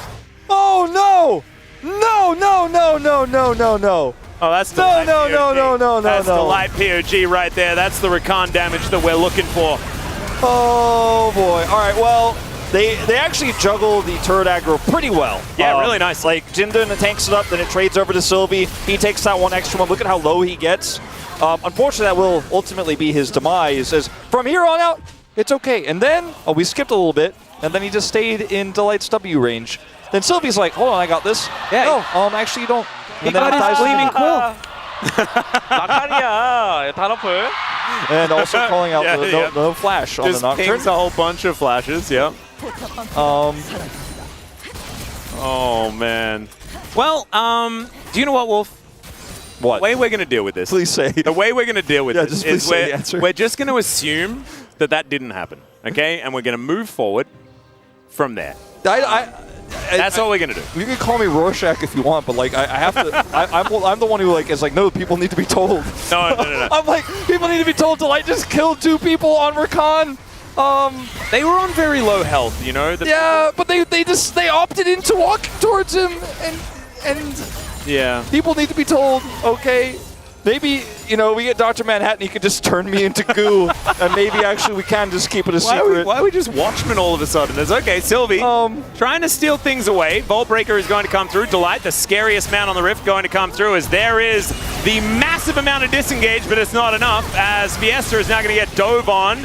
Pays now here, it's going to break his stopwatch as Dundun's going to turn up. Another Vault Breaker going to connect. Pays is really dead in the first fight that he's really been a part of as Doran comes on over and just slams down the lamppost. That's a double kill for the Jax as Chovy is booking it to the fight as he's just escorted out. Tibbers comes with him though, and so I don't think this is one that Dundun really wants, as never mind, he's going back in once again. Battle Dance comes forward, Delight going to pick up a Q, and Dundun is going to be able to successfully disengage the fight. I liked the pause. I liked the pause of uncertainty. Yeah, there was a bit of uncertainty. Vault Breaker is pretty good. Yeah. Fiesta wandering and then returns to the distortion. Okay. All right. So it could have been worse up there on the top side. You know, looked like it might. I am frightened on behalf of Fiesta. Sick play. Clear the minions. Like, shiv actually fine, but and then like get out. Whew. Yeah, scary. He baited Doran into a few turret shots there. There you go. Maybe that was it. I think it was still too scary to be worth, but that's fine. We're gonna have a look at this play one more time as Fiesta goes on a merry journey and takes Peanut with him. Yeah, this ends up being wild. And then, obviously, Fiesta is in a lot of trouble here, but because he's LeBlanc gets out, then they try to turn this around. A really good stopwatch here from Pays. He ultimately still dies, but the teleport's going to come through from Chovy. And then Peanut here is like, well, I think we just kill him because he went in and wasn't able to use his S rank to do anything. Whee! And then Chovy gets pulled so far that Tibbers actually attaches to him again. Yeah. It's like actually sad for Dundun that this happens, but he will escape, and then Peanut's like thinking about it, decides not to. And then all that stuff happened with Jax on the turret. We won't have to watch that again. And things and stuff, yeah. Nongshim do have Drake Prio for the first Ocean Drake of the game. Doran has turret. Top lane turret Prio. And this Drake is not taking very much damage. You can see Delight moving on over, looking for Fiesta. Teleport to come in. They do not want to give this up. Peanut standing in the brush, standing out of vision, as now they're going to close in. Doran is so scary right now. Peanut gets right next to this Drake. As Paranoia comes forward, Dundun looks for the fight, but they just pile in on top of Jiwoo. They take down the Rakan, but it does not seem to matter. The Nocturne is gonna die, and now Fiesta is gonna get dove on. The flash over from Pace as his auto attack goes all the way around the world and then kills the LeBlanc. He will then finish off the rest of them, and it's actually Peanut that grabs the ace in the end. Rift Herald just gonna get dropped casually afterwards as well, almost like the territory has been claimed. Now we've captured the mid lane, let's just drop the Rift Herald down. Is this like Total War or something like that? I don't know, but I mean, have you ever just considered the best way to kill the Samira? You don't need Alistair, it's not a big deal. Just get on top of the Samira. The Samira's like, no, that's what I do. I want to get on top of the bad guys. And then Delight's clean, follow up here, onto Jiwoo, knocked up, and the Nocturne is like, the Nocturne just actually voluntarily I would like to also die. Yeah, entered the blender was the move. As look at Fiesta, he gets auto attacked by Pays, and the auto attack, he wasn't even looking at where it went. It just killed him. As turret dies in bottom lane. Yeah, the bottom turret is dead. The mid turret is nearly dead after that second charge went through, but they backed away. It's a, like I said, improvement 7 Bay. It's only a 9,000 gold lead this time. It's just, it's better than it was before. We're leveling up. Could be worse. Could be worse. Could be worse. That is very true. It will be worse, but like no one can take it away from them at 18 minutes here. Improvement from game 1. We have to also point out the fact that these teams, both of them, right? So it's not like, oh, this is an excuse for Nongshim or something like that. But an interesting thing to think about is the fact that these teams have been practicing in order to be playing on 13-13. Yes. And so having to go back to 13-12 strategies that you haven't necessarily been practicing all week can certainly throw you through a little bit of a loop. That could be something that's affecting Nongshim here today. But also the fact that they're up against Gen G. can be affecting them, because Gen.G are undefeated here in the LCK. Yeah, to me, that's probably the issue. That might be closer to it. But, I mean, there are some truths to what It is you're an saying. interesting thing to think about, and I just wanted to say words. No, I mean, Nongshim's losing a lot. Wolf, back to you. I think that's less good. Now, Atlas, I can't confirm they are losing a lot. Thank you very much. They are also teleporting a lot. Dundun is being in the sky a lot, as is Sylvie, who dives in on top. They do manage to take down the Cassante, but now Doran's in amongst all of them, but maybe that's where he wants to be, and it is. Killer Instinct comes down from Pays. He locks down one of the kills, as in the meantime, the backline gets wiped out, and Pays just looking for a Void Seeker, does not quite find it there. He's pressing E to run fast. Hold on, is he going to go back to the clone? He does. Him. Jukes him. There you go. Very tricksy. Very tricksy. I said it was a clone. It's not really a clone. It's just a distortion hole. Where you the distortion hole. Oh, the distortion shadow. Did you actually go up to sneaky. Oh my god. Teemo. It's a horror movie. There's the flash. The chains are broken voluntarily. He doesn't have Killer Instinct. Don't mess around with that crab. Oh, another zoom. Oh man, this is actually this is like a what are those haunted house? And now he just hops over the wall and teleports. Oh, Fiesta. Okay, that's highlight 2. That's one for the space. Got out. Yeah. Got out. That was honestly like a haunted house journey. Yeah, no, he escaped. It's like you had to use flash and teleport. You know, like the Walking Dead game, the Tales from the Borderlands, whatever. Yeah. It's like one of those the story-based things, and he had to click all of the right options for the directions to go. Oh, sure. And he got out. Yeah. No, he didn't even have James McLeod to follow to pick which way to go. No, exactly. As Delight is walking, and now he's running, and now he's fine. There are very few turrets left, but they kept all their inhibitors. Baron is going to go down at 21 because they just have so much control of the map, and there's no way for this Rel to engage, right? Delight's blocking the way. Peter, he wants to try. Doran's there. They know it. They're like, Doran doesn't have flash. Do we go for this? I don't think you go for this. They're going for He it. has Paranoia. He's not able to take down the Baron. And now the engage comes through. Another phenomenal grand entrance from the Rakan. As Peter, he magnet storms to the grave. Dundun going to be able to get over the wall, but Peter! He's going to catch him in the air. And there's the Vault Breaker. Void Seeker is going to miss, so Dundun's going to walk. Another Vault Breaker comes through, and Peanut's going to lock that one down. Man, 10, 1, and 10. What? Yeah, it's Peanut, are you okay? He's doing big. He's doing big numbers. He's got the big kills, big assists. We're gonna see it, and Peanut's like, no more of your shenanigans. Bear is gonna be dropped. Chovy did not quite have the stun charge as Fiesta is having. He's the only one on Nongshim having a great time this game. I don't know if he's having a great time, but he's having a less bad time. He's. I mean, they're going to chase him long enough for Peanut to have his ult back up again. He gets fleet footwork and then punch. Yeah. In the meantime, Doran is fighting. I guess so. Yeah. Yeah. He's gonna push. Now, I told you guys, I did promise you guys that Nongshim would do things while they were behind. They did try to steal a Baron, and now the game is probably gonna end. But I promised you they would not go quietly into that good night. Oh, they did not. And they did not. So, you know, I feel like my end of the deal is done. So I'm just gonna take the headset off and. Am I finishing? No, I'm not actually gonna take it. Okay. I like to keep my job, but... All right, cool. Well, I was fired already, so I'm free to do what I want. As Doran is going to look to engage onto Sylvie here, who just explodes. Fiesta's diving in. Jiwoo, oh my goodness, not going to be able to rank up on that one, I don't think. As Doran is just so huge. Peanut diving forward once again. Doran may dive or may just break a stopwatch here as we're representing IG momentarily. There is the Magnet Storm. They managed to lock down the kill onto the Rel though, and Dundun, he'll land a Q or two, but Gen.G's wallets are so incredibly large that there is no getting through them whatsoever. Fiesta, no shenanigans to be had on his fountain, and the Nexus will go down 29-5. Is the kill score in the end. A fun game for Gen.G, one could say. And is it a Peanut or a Delight vote, Wolf? That is my question to you. I know, man. This cast wasn't hard enough, and now I have to pick between these two players. I know. You know, I'm going to go Delight, to be honest. I feel like I want to hear from him. I think he had a good game. He did get that double kill.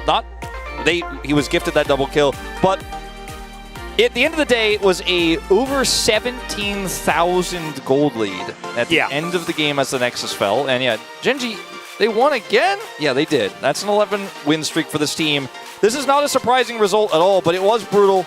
It was savage, and Nongshim were wrecked. And I mean, the bottom teams of our LCK right now are just not even close to competing with our top teams. And with all the 2-0s we had last week, we've talked about tier lists, we've talked about how it's very clear who's the best. The only thing we don't know is whether Gen.G or KT is the stronger team. We know Gen.G's at the top of the standings, but I mean, Gen.G and KT are severely, heavily favored against like Hanwha Life and D+, who are just below them in the standings. You start to go down that ladder a few rungs, and that's what you get in a series like this. And it's understandable that Nongshim get crushed here. Doesn't make it feel any less tragic, but I think they're good sports about it. And yeah, Fiesta, he had some pretty cool escapades, let's say. He only died twice. He was the lowest stats on his team. Yeah, it was like, he was the Hugh Jackman from the Prestige, you know, doing things and being tricksy and stuff like that. He was Houdiniing. That's absolutely right.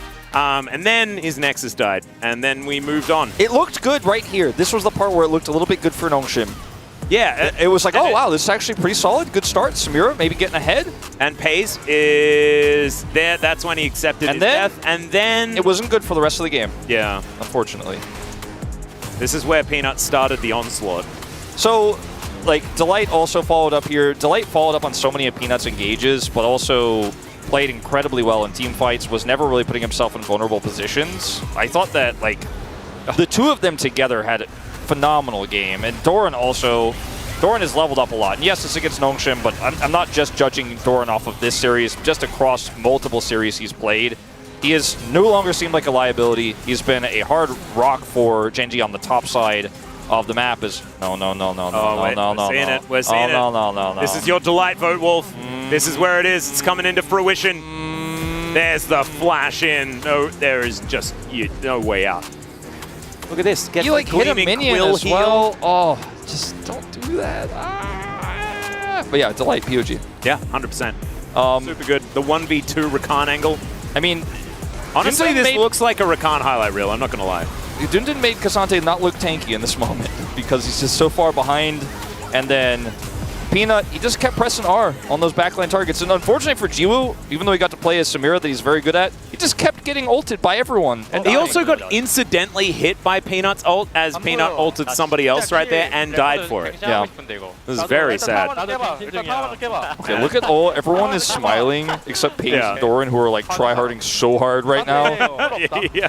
Doran's like, hold on, I'm gonna stop watching this. I'm not gonna die. It's like, we might lose. We might lose.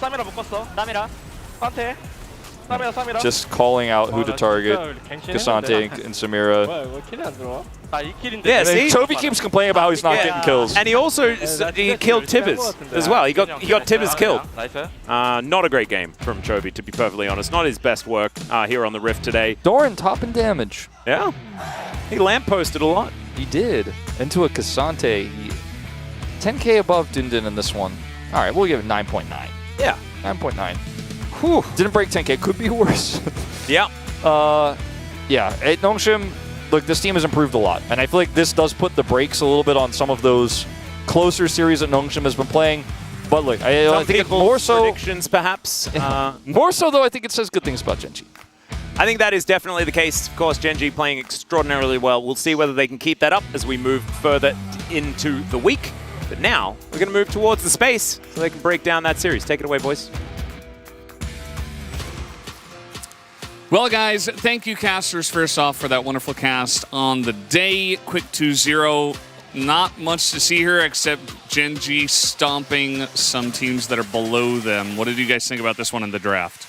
Yeah, it's pretty brutal. I don't think the draft was like a huge factor, but again, we see that Gen.G are carrying on with that theme. lots of engage tools, lots of go buttons. Like you have Annie, Rakan, Vi with the Kai'Sa Jax to back up. And the thing is, you know, they actually left the Alistar. They didn't prioritize the first rotation. They took the Annie instead. Alistar really good into Rel and Samira, but it's completely fine because it's so hard for Samira to play this game when so many of the opposing team can just jump on you and shut you down immediately. And we kind of saw that. Jiwoo just didn't get to play the game.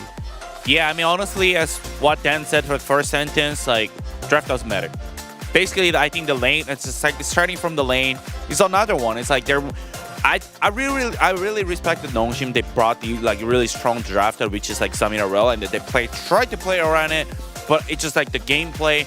And from the draft, like Jackson got only prio, be able to just TP bottom, those kind of things. The fact that was not ready.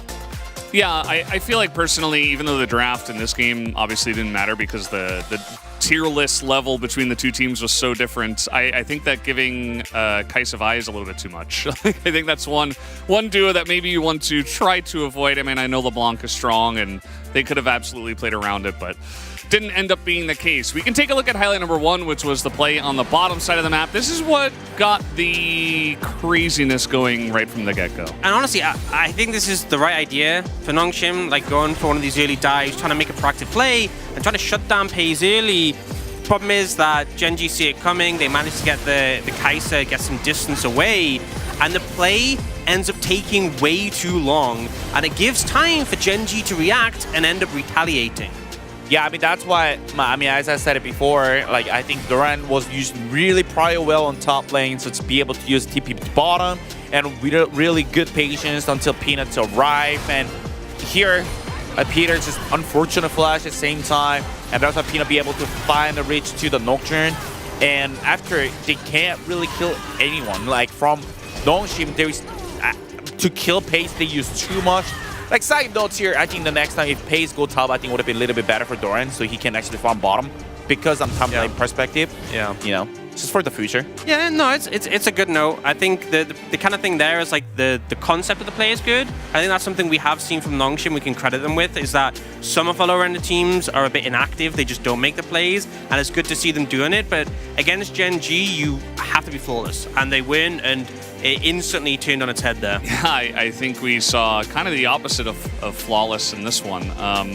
29 kills, I think, went over to the side of Gen G. So 29 flaws, you know? Yeah, just a couple. Let's take a look at the top lane play that we had. Also kind of insane, as Nongshim were like, it's sunk costs, we have to make this work, and it didn't. I mean, it's really respectable to, like, Nongshim, they're actually making really good proactive play, but the thing is, like, the Herald secured the Herald, and the Herald summons, and they just ran out. That's really depressing. Yeah. And they're starting another dive. And I know, like, Peter was trying to dismount so you could, like, maybe have the remount, because the remount with the E is, like, a really powerful combo if you're diving a single target, but it just seemed so disjointed. They put the Herald on the far side instead of the near side, so they couldn't cover it. And then the extended play ends up getting really messy, where they do actually get some kills out of it, but it doesn't go as smoothly as I'd hope. Yeah, I mean, from the diving already, they are, you know, you have to know the Kai'Sa is actually just pushing bottom for free right now. So you have to succeed on top dive, but it's not even 100%. And delight moment here, right here, highlight 2. Yeah, I mean, the thing is, even without this, it was already rough. As you said, the Kai'Sa's free farming. If you're not massively winning on top side, you're going to be losing out. But the fact that they get the double kill on the back end from Delight, it's just a disaster. I mean, Nongshim kind of doing the opposite of what some other teams at the bottom of the rankings would do, which is, oh, we're behind, we gotta like turtle, we're just gonna not do anything, we're gonna lose all the objectives and slowly lose. Nongshim are like, no, we're just gonna send it. And they absolutely did. Yeah. I respect it, honestly. I would say that's a good way to approach to be better. Basically, that's a lot of practice, especially on the stage, like those kind of things that you actually need it. Like, as an experience, sometimes you're gonna miss. I mean, more. Like, you're gonna be missed most of the time because you're in the bottom of the team, but the thing is, like, at least you get the experience of succeeding at least one, that would be, you know, really helpful. And realistically, I think although upsets happened, this was always a super one-sided matchup. Yeah. Gen G undefeated, it was unlikely Nongshim would do it. I'd rather they go in, guns blazing, and learn from the experience, as I feel like that's the thing with this roster, is since they've joined the LCK, it's been a lot about, like, developing and improving over time. Yeah, And they have kind of that carefree attitude as well, which is like, we lost. You know, it was fun. We had a good time. We learned, and that's what happened. So let's see who the POG was anyway on the side of Gen G. It will be Peanut once again. Turns out the 13-1 and 12 scoreline is going to get it done for him this time. Yeah, I mean, defending bottom dive, like, that's perfect. And making proactive play on the bottom, L-gain on the top, like, everywhere, basically, wherever he goes. I mean, we see he has a 25 KP in just one game. It's not even like 30-minute game. He just, like, he was basically everywhere. And it's like, he was fed and never making mistake. Even one death, that's from the top dive, so it's not even count. You know, and I think probably the other person who got a lot of votes is Delight, who we went for. But I think a big thing is that when you look at Gen G, a lot of people focus on the mid and AD, right? Chovy and Pays have been so massive, but it's crazy to think that this is the first year of Peanut and Delight playing together. And I feel like these two sync so well, work very effectively as a unit. And a lot of these plays, you can see Peanut will be going in, the Rakan's there following up, layering the CC, and whichever one goes first, the other is there to back them up. It's really fantastic to see. Yeah. It's a really good shout. I think it's absolutely correct, as we even see 3 votes for Doran as well. 2 votes, the English side, the global side, joining together. Maybe we're listening to the global broadcast, so we got a little... And I was ready to go for Delight, but then Wolf did say, yeah, I'm going Delight, so, you know. There you go. Biased. Teamed up. Power friendship. Power friendship on the global side, 2 votes together. Guys, we do have the interview ready to go with Peanut, I believe a solo, and we have Helen for the translation. Let's go over that right now. Thank you very much, guys. This is Dear for the POG interview translation. We're here joined by Peanut on the side of Gen G, who secured their 11th consecutive victory. Congratulations! And with the victory, you guys are still undefeated. So how do you feel? Really glad that we're able to continue on with our winning streak, and it was such a clean game. I'm very happy about that. And you're back on the stage after some issue with COVID, so are you feeling better now? Yeah, it's just something that passed by. I'm feeling better now. We're glad that you are not having any more symptoms anymore. And in game 1, from the early game, you found value everywhere you went. And we were wondering, wow, this is to the point where we're wondering, Maokai can get that much value, even though we thought maybe he could be weaker earlier. So were you satisfied with your packing today? I don't think I planned very well, but I got pretty lucky, and Doran happened to trade really well top, and we're able to find really good angles. What a nutty performance by Peanut. And there's actually a scene from game 1 I wanted to ask your opinion about, so let's take a look, shall we? Do you remember the scene? Seems like Peanut remembers very well. And you remember who took the kill? It was Delight with Ignite almost naturally. So what were your thoughts on this behavior? You know, it's a shame, but it's because we thought that Doran might not get the kill, so he just went for it. So, you know, what can you do? It wasn't intentional.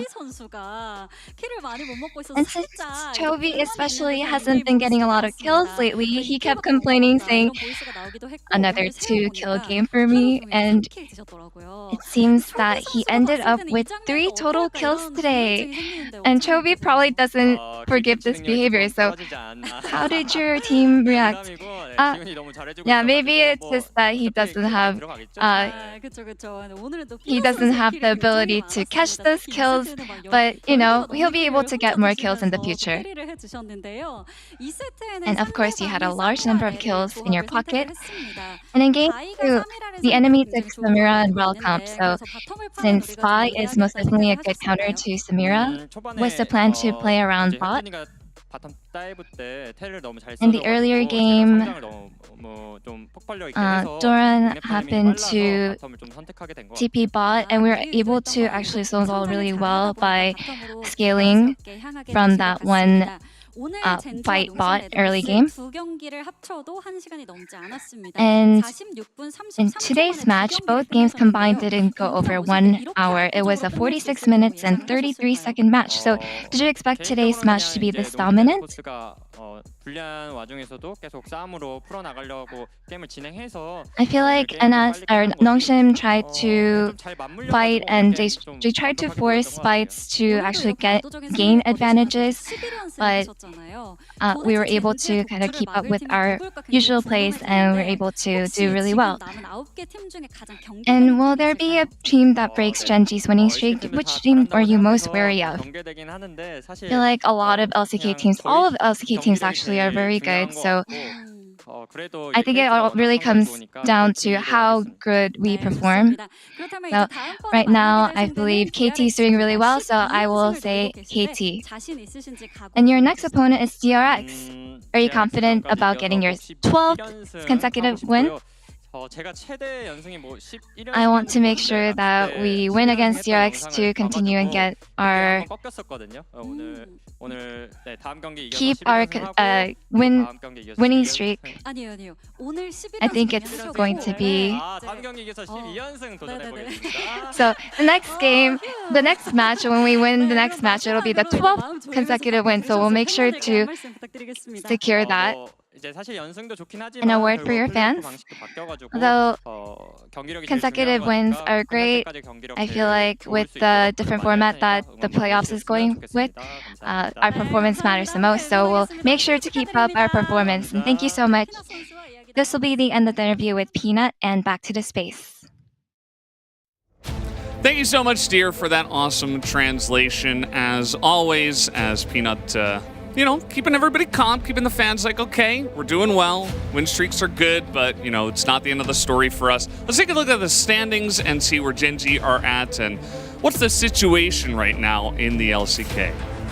Pretty good. They're doing pretty good, I'd say. I'd say that's a safe statement to make about Gen.G right now. Solid. I think it's all still heating up for the KT Gen.G rematch. I think most likely that's the place where if they're going to stumble, they will. If they get through that, then I think it should be clean sailing. But D+ and Hololive Esports still, trying to keep up, trying to catch up. Yeah, I mean, also for Nongshim and Live Sandbox, they're not done, Like, it's only 2 wins to be 6th place. It's only 2 games. And I think not that hard. Especially, we've started the new round robin. Early on, Nongshim has faced Gen.G. That's a hard match, right? Strength of schedule is always going to be a factor, but if you have easier matches down the line, you can 100% still make to the top 6.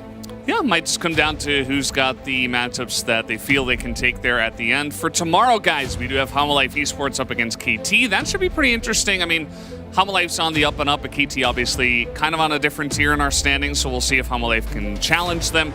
And then, of course, OK Man Brion Bro up against Guangdong Freaks. Yeah, I think in my eyes, for both of these, there's like a clear edge to one side with KT and Guangdong Freaks, but not out the realms of possibilities of upsets for either series. Yeah, I mean, especially OK Brion against Guangdong Freaks, whoever wins gets a lot of, favor for summer playoffs, so that's gonna be a big day.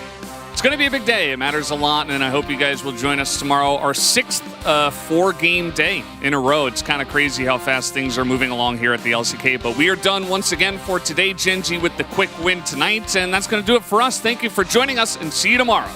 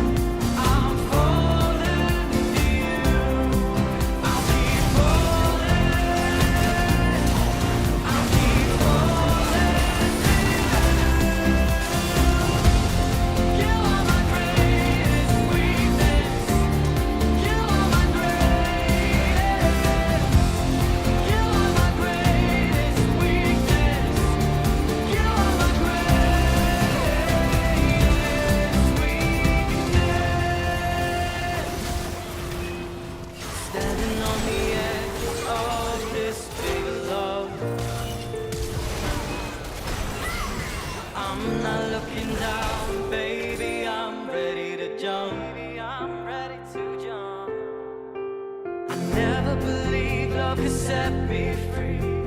You break down the walls I build around me. It's a strange magic every time we touch. Yeah, I'm falling.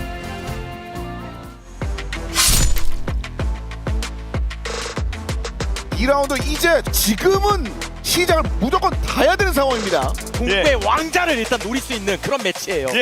광동 제1거 주왕이 가는 길이 곧 길이 돼요. 리브 샌드박스입니다. 당첨합니다. 테디 동부의 왕을 노리는 두 팀입니다.